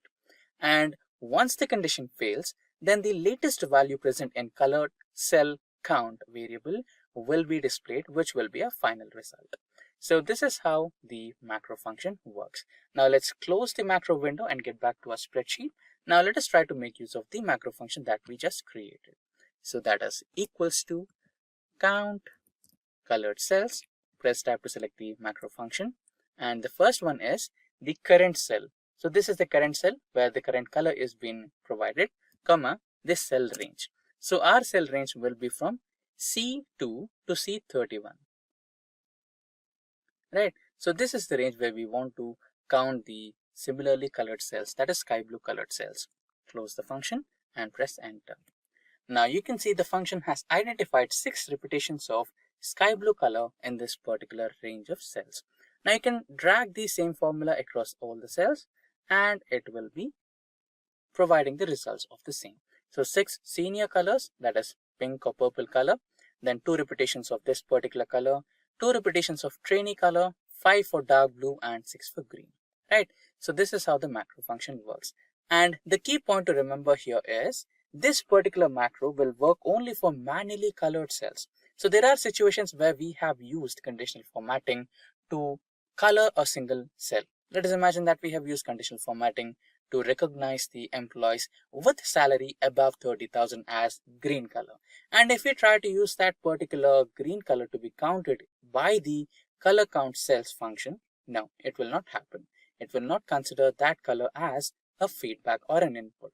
Now in future, we will also try to design a macro which can recognize the colors made by conditional formatting as well, but this particular function will be exclusively used for manually colored cells only. Dated if function is majorly used to find the differences between two individual dates. So it is also called as dated if by a few people, and a few people also reference it to date diff, that is date difference. So anything is good.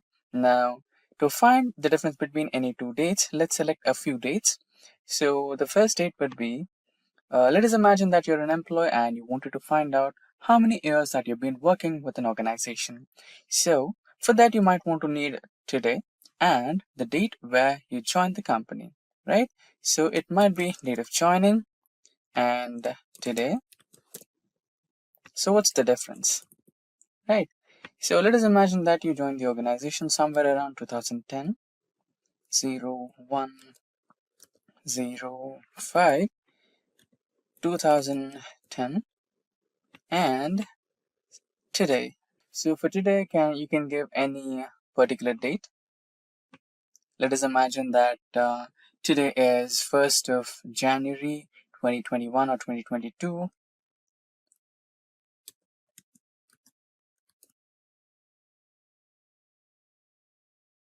Now we have both the dates, that is the joining date and the current date, which can be the current date. So the day can be anything. So you might be watching this on a different date as well. So the date of that day for today would be a little different. So we'll imagine the today's date as an imaginary date.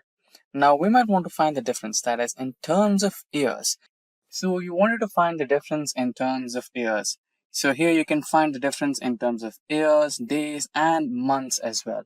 So currently, let's try to find out the difference in terms of years. So for years, you might want to specify the third parameter in the dative function as y. If you wanted months, you have to give the M as the third parameter, and if you wanted to find the days, you might want to give D as the third parameter. So we have discussed the third parameter. So what are the first two parameters, right? So the first two parameters are the first date and the last date. So the first date in this situation is your date of joining, and the last date or the final date, which you want here as your today. So let's find the difference. So for that, equals to, so it can be dated if or date diff. So date if and the first date, which is the A2, and comma the last date, that is B2, and your parameter, third parameter in terms of years, that is Y. Close the bracket and press enter. So there you go, you have your date here. So it's been like 11 years that you're working with your organization. So that's how you find out the differences. So we have 11 years because we did not finish the 12th year completely. So if we had given the month as maybe 6, where we have finished our total years, then it will automatically change to 12 years. So now, for this particular task, we will be considering the student database. Now, let's get into practical mode and start our Excel. So on my screen, you can see some data related to students. Now, let us try to duplicate some of the rows here.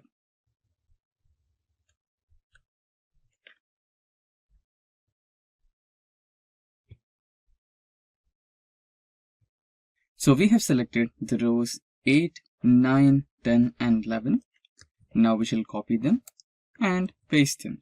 So now these are the duplicate elements, right? Now there might be possibilities about the duplication of class because all the students, all the 10 students are in same class, so there might be a duplication, but we are not looking for such kind of duplications, right?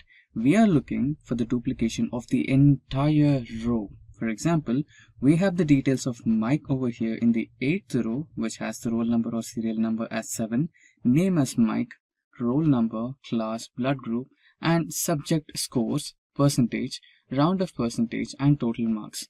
So the entire 8th row is being copied here, and it is in the row number 12. We have the exact same details. So what if you have the exact same rows duplicated? So that's what we're going to deal with. We're going to eliminate the duplicate rows all completely together. Now to carry over this task, we have to select the data from toolbar. So you have various options, file, home, insert, etc. So you need to select the data, and inside the data toolbar we have the ribbon, and inside ribbon you have got the duplicate values or remove duplicates option in the ribbon.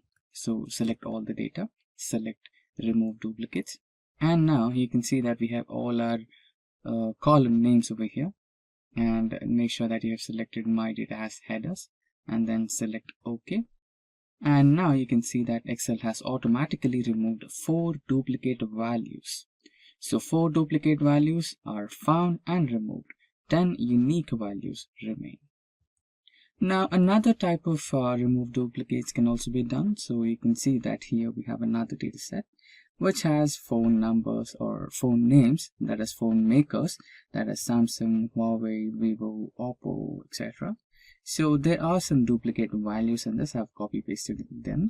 So now you can also do that. So just select all the data and now go into home and select conditional formatting, and here select highlight cell rules, and inside that you have duplicate values.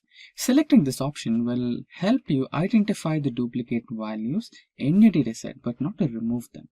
So you can select that and you can see the duplicate values are highlighted over here in the red color. Now again you can get back to data and select the option of remove duplicates and select OK, and the duplicate values will be automatically eliminated. So that's how you delete or eliminate duplicate values in a dataset. And you can also see that we have another duplicate in this particular row, and if you wanted to select a particular row and eliminate the duplicates, you can also do that.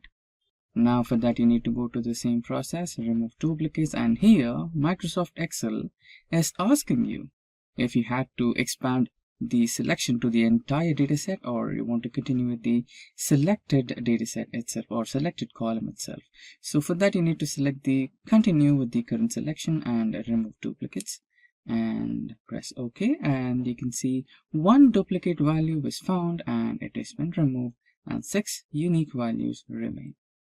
So that's how you use the function of removing duplicates in Excel. So what is SumIfs in Excel? Now, you might want to calculate the total sum of sales, right? So let us assume that this is your entire store's sales data and you wanted to calculate the entire sum of sales. So there is a sum function in Excel where you just have to, select all the cells and apply sum function onto it, and you'll get the sum of all the sales, right? So with something like this, you'll select all the cells and then you'll apply a sums function and you'll get the sum here and average everything, right?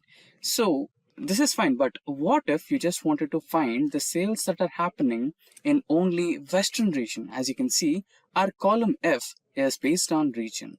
So we have 4 regions: South, West, East, and Central. So your manager asks you to find the sales happening in, suppose, say, West region. So how do you calculate it? Would you manually go into each cell and check if it's West and calculate? That will be time consuming, right? So what if you had a method which could do it for you just in a matter of few steps or few clicks, right? So that's exactly SumIfs. So it will basically add a condition, calculate the sum of sales where the region is equals to West. Simple to or similar to SQL query, right? So that is exactly what we're going to do in Excel today, that is using SumIfs. Now let me add here sales of West region. Now in the next cell, let's add a SumIfs function. Remember, there are multiple sum functions in Excel. So when you type in SUM, you can see so many options based on sum, right? You just have sum, followed by that you have sum if. It is just sum if, not sum ifs. Today we are concentrating on sum ifs. So not just sum if, we'll go to sum ifs. So we'll be having an option of placing multiple if conditions there. So let's also try that. More on that later. Now let's press tab to select our sum ifs function. Now, okay, we forgot another important step. So before we apply sum ifs, we need to convert our table into a table format. Yes, it looks table, but right now it's not in tabular format. It is in the format of database. We know that Microsoft Excel considers its data as a database by default. So to convert the database into table, just click anywhere on the data and press Ctrl T so that you'll have a new dialog box, and it will ask if your table has headers. Just make sure that you have ticked in it. Our table does have headers, so select OK. Now our database has been converted into a perfect table and it's ready for applying SumIfs function. So now you can see our database has been successfully converted into a table. Now let's begin with our SumIfs. Now again, remember we are using SumIfs here, not SumIf or sum. So select SumIfs and press tab and we have our SumIfs function.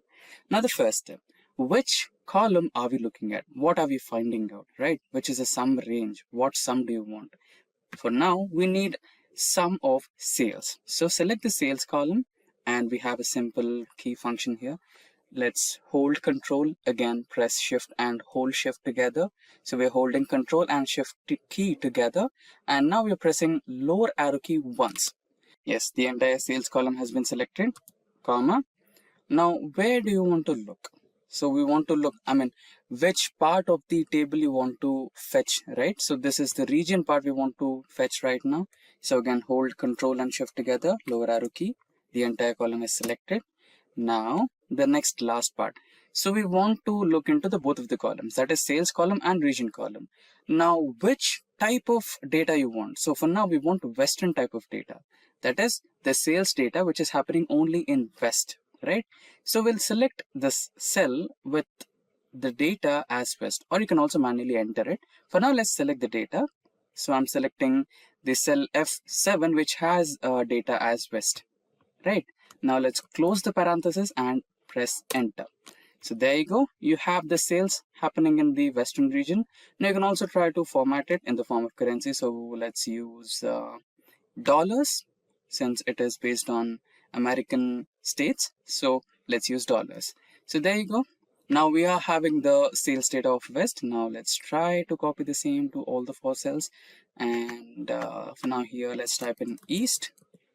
And this can be South, right? And this can be your Central. There you go. Right. Now you can also copy the same formula and make minor edits to it. So here, instead of F8, you can select East. So where is East? Here, and press enter. So you have the sales related to East. Now let's try to edit F9 with South. Select South region, enter. So you have South sales, and what remaining is Central. So let's edit Central as well and press enter. So there you go. Right, now you have all the separate sales data from West, East, South, and Central. Now again, you might want a bit more granularity in data, right? Or in your reports, right? Like you wanted to find the sales data happening in West, and you wanted to find out the category based on only furnitures. So your manager will ask you, okay, a fantastic job. So now just give me another minute detail on the data. I want to calculate the sales happening on West based on category furniture, right? So he wants furniture or he wants office supplies only, right? You can also do that. It's not an issue at all. Now let's try to copy this cell and paste it here, and sales in West. Let's add another input here on furniture, right? Now you wanted to calculate the sales happening in West region only on furniture. So you can also do that. Now we can use the same formula as well.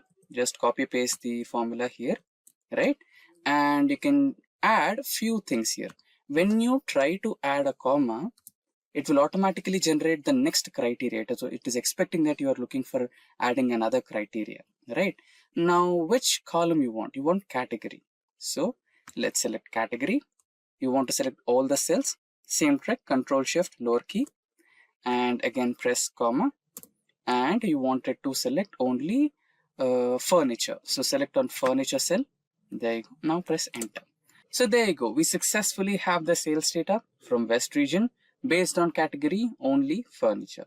So that's how you do SumIfs in Excel. You can also add a few more details to it. Like in furniture, you can also look only for tables. So here you can see in West region, we have furniture sales data, and we have sales data of West region based on furniture, which includes only tables. You can also do that using SumIfs function in the same way. All you have to do is select this subcategory column and select the cell which has the data as tables. So this is how you use SumIfs in Excel. Now, creating a pivot table is just away from a few clicks. Trust me, it is just a couple of clicks and you'll have your pivot table ready to operate. Now, click any cell or select any cell on your spreadsheet which has the data and navigate to Insert menu on the toolbar and select Pivot Table. And that's how simple it is. Now, automatically Excel will choose your data. You can see the lines over here, dotted lines. That means the Excel has already selected the range of data that you want to put into your pivot table, and you can either select the existing worksheet or a new worksheet. I'll select a new worksheet over here and just press on OK, and there you go, you have your pivot table ready. Now here you can see your pivot table is a little empty. All you need to do is drag and drop the data elements that you want on your pivot table. So here you can see on our spreadsheet we have some business data related to a store, which has furniture and states and subcategories of the furniture and all the, in category you have furniture, office supplies, technology, etc., right? So those have some subcategories as well, and different states and the regions as well, and the quantity, total sales happen, right? So using this business data, we can find out some key insights of this particular data using our pivot table, right? So here we'll add the data. Now let me drag the region into rows. Click and drag, and let me drag categories into columns, which are the different categories which are involved in the sales data, and values, what are the sales happened, right? And there you go. You have furnitures, office supplies, technology as the three different categories, and those are the sales happened in Central, East, South, and West regions. And this is the grand total. And instead of regions, you have all the regions over here, right? So central, east, south, west, or instead of all the regions, or instead of all the categories, you can place a specific category in your pivot table. For example, let me push the category into the filters, and here you can see the total sales happened in those particular regions. Now, what if someone asks you to find the sales of only furniture, right? So your manager comes to you and he'll ask you, getting the sales of only furniture. So you can select that, and there you go. You have the furniture sales in all the regions, right? Or you can also do the vice versa. You can also drag regions into the filters, and if you wanted to find out the region wise sales of furniture, you can also do that, right? So here we have furniture, and here you have all the regions, and let us try to find the sales of furniture in the central region, and there you go, right? So this is how the pivot table works. And you can also remove the regions. For example, if you wanted to remove a certain element from filters or anywhere, if it is columns, rows, anything, you can just drag and drop it, right? So that's how it works. And also you can increase the level of detail or improve the granularity, right? So here we have categories on our columns. So you can also include subcategories into the columns, right? And you have the region wise sales. So in the region filter, select all, press OK, and in the category, select all, press OK, and you have the furniture here, office supplies here, and technology here. And also, if you want to include the quantity, how much or how many number of things got sold in those particular categories and subcategories, you can also do that. So here in the furniture section, books, these are the sales, and these are the number of quantity or elements sold in those particular sectors. So you can also improve the level of granularity. You can also improve the level of detail using pivot tables. And now, autofill in Excel is a feature where you can add some series automatically using Excel. For example, let us imagine that you wanted to add index numbers, right? So starting from 1 to 10. So manually you will be typing in the numbers and you'll be doing it, right? So instead of this, what if I said you there was a simple way where Excel will fill all the data for you, right?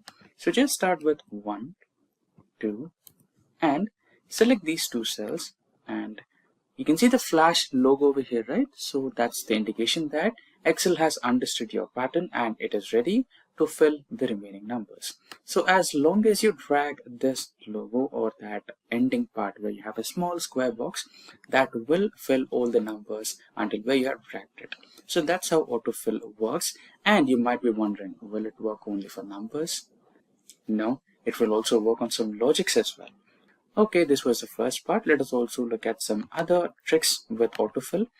Now, most of the time you might be just adding one number and try to drag that cell, and the result is it will copy the same number all the time, right? So you can change it by clicking on this menu. You can click on fill series and it will change to series.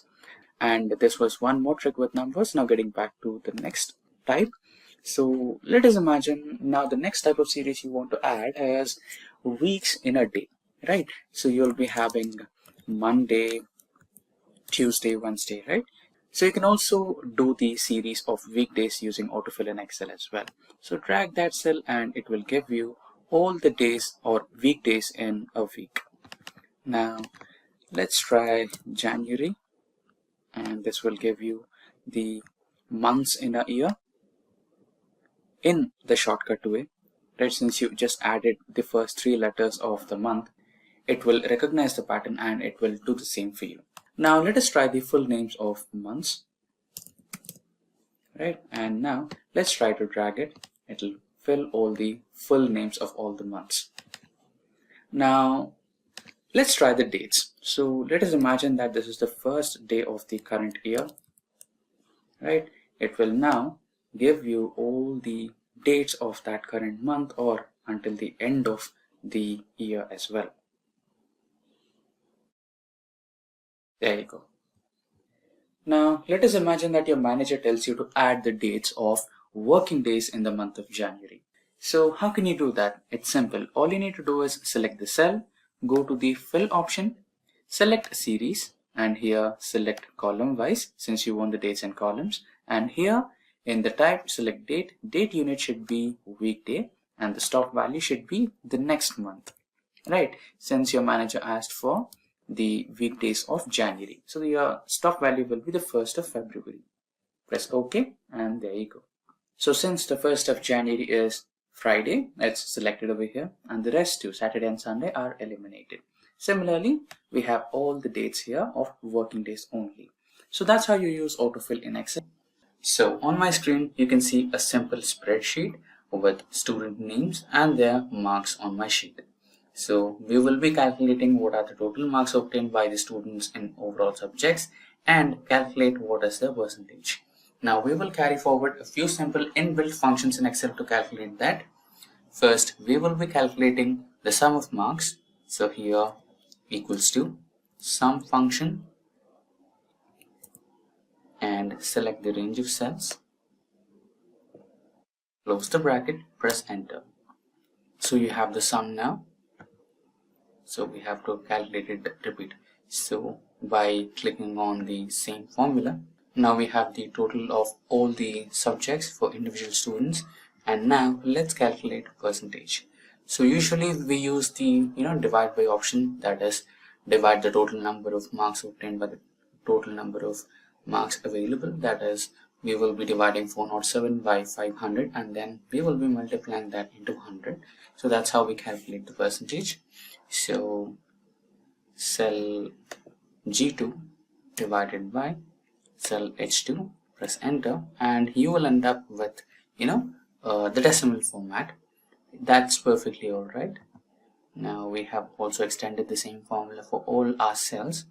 Now select this overall column or select the highlighted cells, right, and get into the data type. Here you have general, so that's why we have got that decimal format. But when you press percentage, you'll have the actual percentage of all the students according to their marks achieved.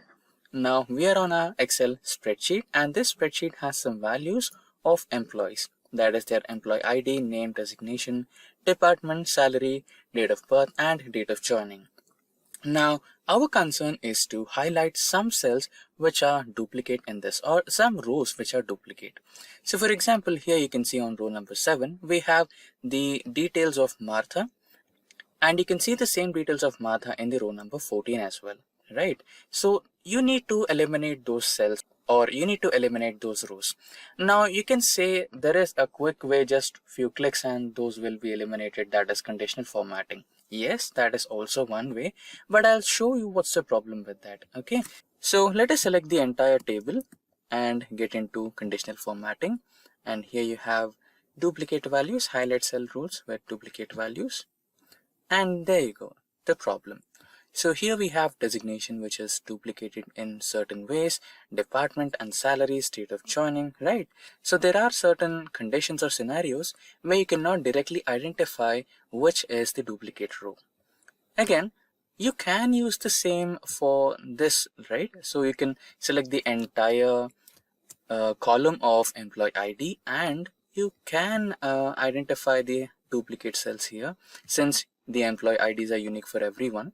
So this is a way, but let's dig a little deeper and understand the way of highlighting duplicates with an advanced technique.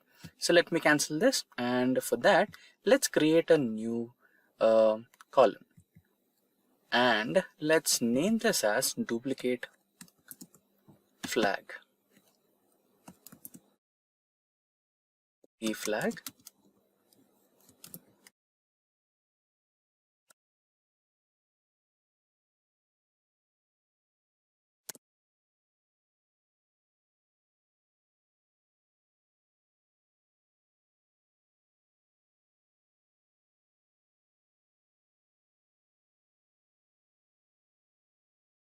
So the new column has been created, which is D flag. So here we will be using a simple formula, that is count if, and here press tab to select the formula, And here we will be adding our range, that is which range are you considering. So the range will be the employee ID, since employee IDs are unique for every employee. And let's press function F4 to fix it. And now again the criteria, and the criteria will be the same cell, that is A2. And now close the bracket and press enter. Now let's drag the same formula to all the rows. Okay, now here we have. Now what you can do is sort it in an advanced way. Go to sort and filter and custom sort, and here you'll be sorting by the D flag, and it will be smallest to largest. So now you can apply the conditional formatting to highlight it. You can select the column H or the D flag, go to conditional formatting, highlight cell rules, and here you can get into greater than and give the value as 1. Okay, so all the cells which are repeated multiple times will be selected here, and they will be highlighted with a selected color what you have given. So I've given red. So now you can select these cells and highlight them or delete them from your spreadsheet. And now all your data in the spreadsheet is unique and clean. Now let's quickly get onto the practical mode, where we will have some datasets over which we will be trying to apply the charts. Now there are various types of charts in Tableau, and those are the pie chart, the column chart, the bar chart, column versus line, pivot chart, and sparkline charts. So we will discuss one after the other. First, let us discuss about the pie chart. So as you can see, we have a small dataset on my screen which I have personally created, and this deals with the companies and this deals with the shares of the automobile industry. So now for this, let's create a pie chart. Select all the data and then get into the toolbar, and inside the toolbar you can see various options, and inside that we're going to use the insert option. And when you select the insert option, you will have a ribbon here, and inside the ribbon you can see groups, tables, illustrations, add-ins, and here you go, these are the charts. So now we needed a pie chart. So select on that icon and you have various types of pie charts. You have 2-dimensional pie charts, 3-dimensional pie charts, donut type of charts, etc. Right? So I would like to go with the 3-dimensional pie chart as it looks a little more appealing and easy to understand.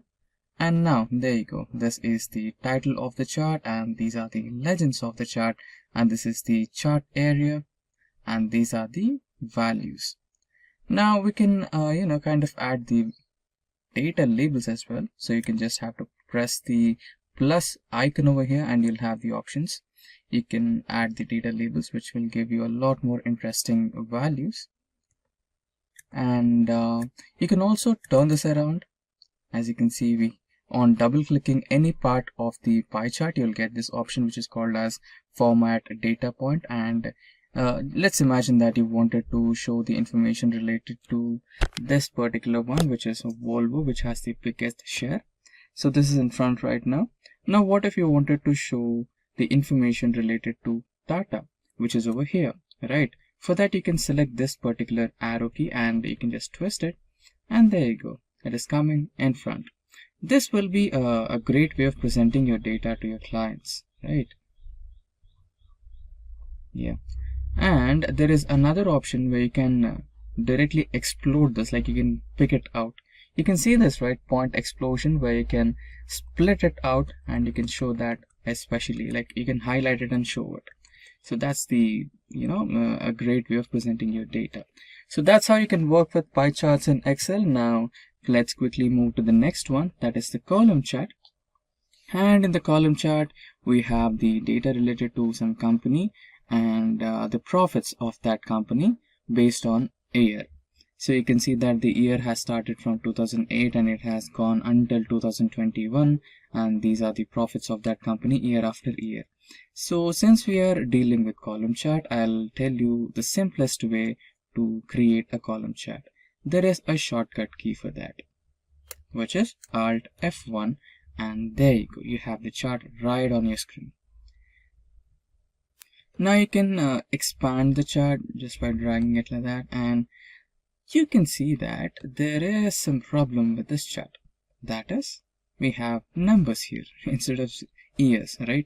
You can see that the first column is the years, which is 2008 to 2021, but here you can see we have 1, 2, 3, 4, which is not proper, right?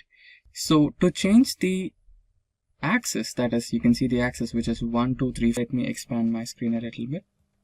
Yeah. So if you look at my screen, we have two different columns. One column is about the years and the second column is about the revenue. Now what we want to do is we want to create a line graph where we have year on the x-axis and revenue on the y-axis, and we will be generating a line graph based on the data we have. Now for that, we have to select the entire data what we have. Then we need to go into the insert option in the toolbar, and then you can see a lot of chart options in the insert ribbon. Now here you can see that we have a line chart or area chart option. Select that, and here you can see 2D line graphs. Now let's select the first one, and there you go. You have the line chart here. Now let's rename the title.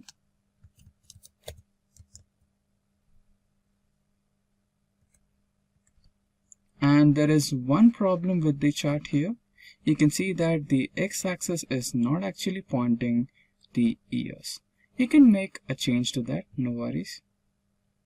Just right click, and then you can see the select data option, and there you go. You have the edit option here. Just edit it, and now select the range.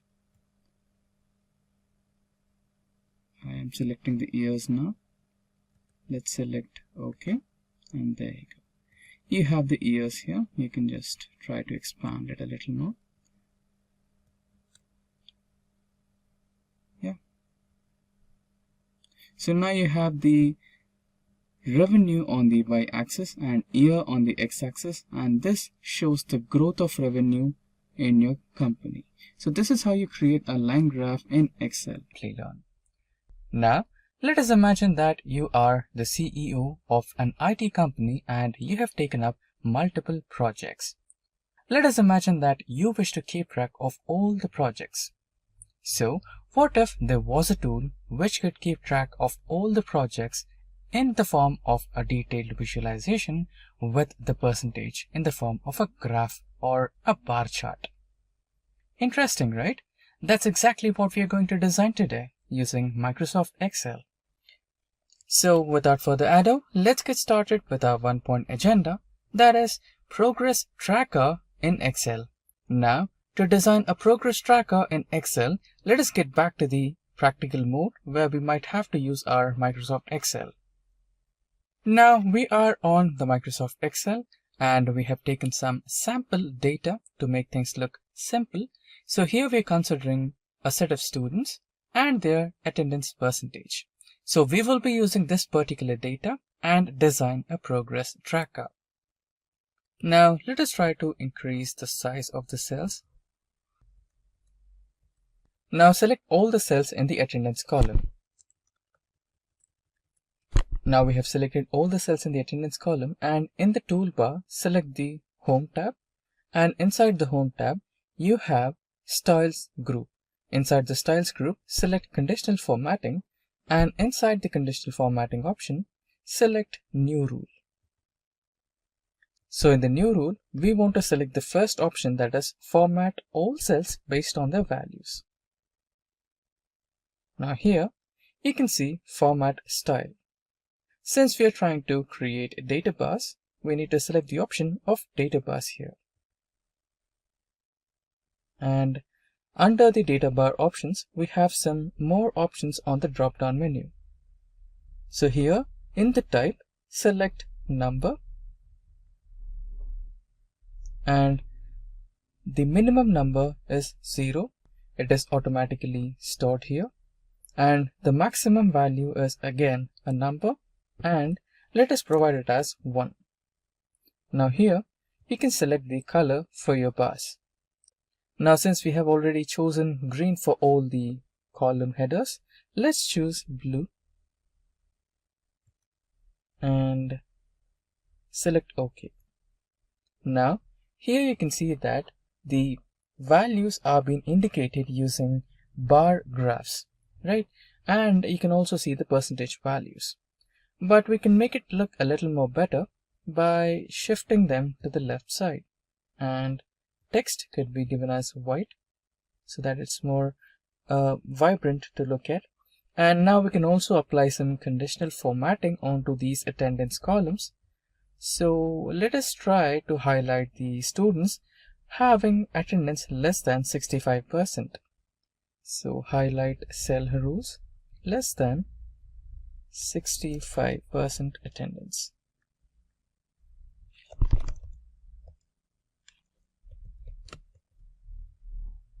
With red color. Select OK, and there you go. You have the progress tracker right on your screen, and using the same principles you can track the attendance for all the students, and also you can apply some conditional formatting onto all your cells and highlight the ones which are not on the track. Now this is how you can implement progress trackers using Excel. Now for this particular example, we are going to use the employees data. Now let's quickly get back to the practical mode and enter into Excel. Now you can see that we are on Excel sheet right now. So let me expand my screen a little bit so that the data is a little more visible. Yeah. So here on my screen, you can see that we have employees data. So the first column is the name of the employees, and the second column is the start dates of the employees, that when have they started working with the organization and when they have ended or resigned to their position in that particular organization, and the duration gives us the number of days they have worked in that particular organization.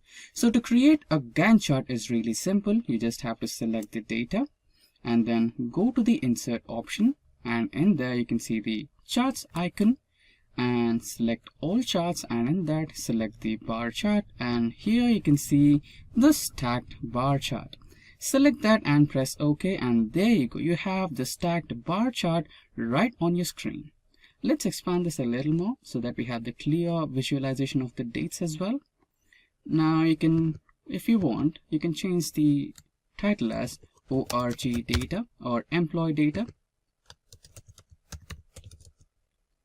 And now we are partially done with our chart. Now the next thing we have to do is select the bar chart, right click on it, select data, and here select the add icon. Now you need to select the series name.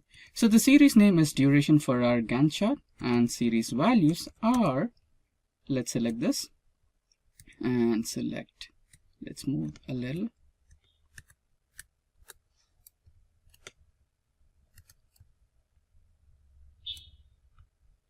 Yeah, so these are the data series. Let's select OK, and you can see the Gantt chart on my screen right here. Select OK and it's done. And still now it's not complete yet. So to finish it, you need to select the blue colored bars here and right click on them and select Format Data Series. Go to the fill icon and select No Fill. And it's done for now, and you can see that there is a difference in this particular arrangement. We had Joe at the first place and Susan at the last place, but here you can see Joe is in the last place and Susan is in the first place. So we need to make some arrangements here. For that, right click, select Format, Access, and then here you can see Categorize in reverse order, and there you go, it should be done. And there you go, you have your Gantt chart right on your screen. So window, here we have some data set. So we have row ID, order date, ship date, etc. So these are the rows over here. Let's quickly select the entire data set and remove any filters that we have. So the filters is gone. And at the last you can see country, region, product, category, subcategory, and extending further we have sales data, quantity ordered, discount, and profit. So now let's proceed and try to build one single dashboard. Okay, now imagine yourself in a situation where you're working for this particular store or a company which sells products, and you have a team meeting with leadership, and you are supposed to be hunting for simplicities in complexities, and you need to present an interactive dashboard which gives a visual representation of what exactly is happening with the company, the sales, the quantity ordered, profit, etc. Right? And if you show this particular data set as it is in the form of named rows and columns, your leadership might not be able to understand it, or they might not be able to justify what exactly needs to be done in the future to keep the numbers same or improve the sales, right? So in that scenario, an interactive dashboard could be beneficial. So in today's session, we're going to create the same and creating a chart, that is an interactive chart, or a dashboard which is interactive. Everything lies on one single point, that is the pivot tables and pivot charts. If you're good with pivot tables and pivot charts, you can create interactive charts, you can create interactive dashboards, and much more. So the process is simple, but in case if you need a quick overview of how exactly a pivot table is created or performed, then you can check out the link in the description box below, which will give you a complete detailed description and to understand how to create a pivot table and a pivot chart in real time and move further. Right? Now we will continue with this particular topic for today, which is creating a dashboard. Now click anywhere in the cell, select the entire dataset using Control A, and go to Insert option over here and choose Pivot Table. Right? From the table range should be the option. Here you can see the table range has been selected, and you also have two more options which will help you understand where exactly to create your pivot table. So we will be creating that in a new worksheet. So click on a new worksheet and press OK. There you go. You have the pivot table here. And let's say we want a few charts. So here we have a region-wise sales, country-wise sales, and shipment majorly used, subcategory, category, segment, and let's say we also want quantity wise, country and quantity, right? Or let's say, okay, country and quantity. So how many number of orders basically you receive from each country, right? So let's say we want all these charts. Now how many number of charts do we have? 1, 2, 3, 4, 5, 6, and 7. Remember, creating a chart which is interactive relies on pivot table. Now, so far we have created one pivot table or one pivot chart or one pivot sheet, but we want 7 pivot charts. How to do that? It's really simple. Just hold Control and drag that sheet, and you have a new pivot chart, right? You can do that few more times. 7.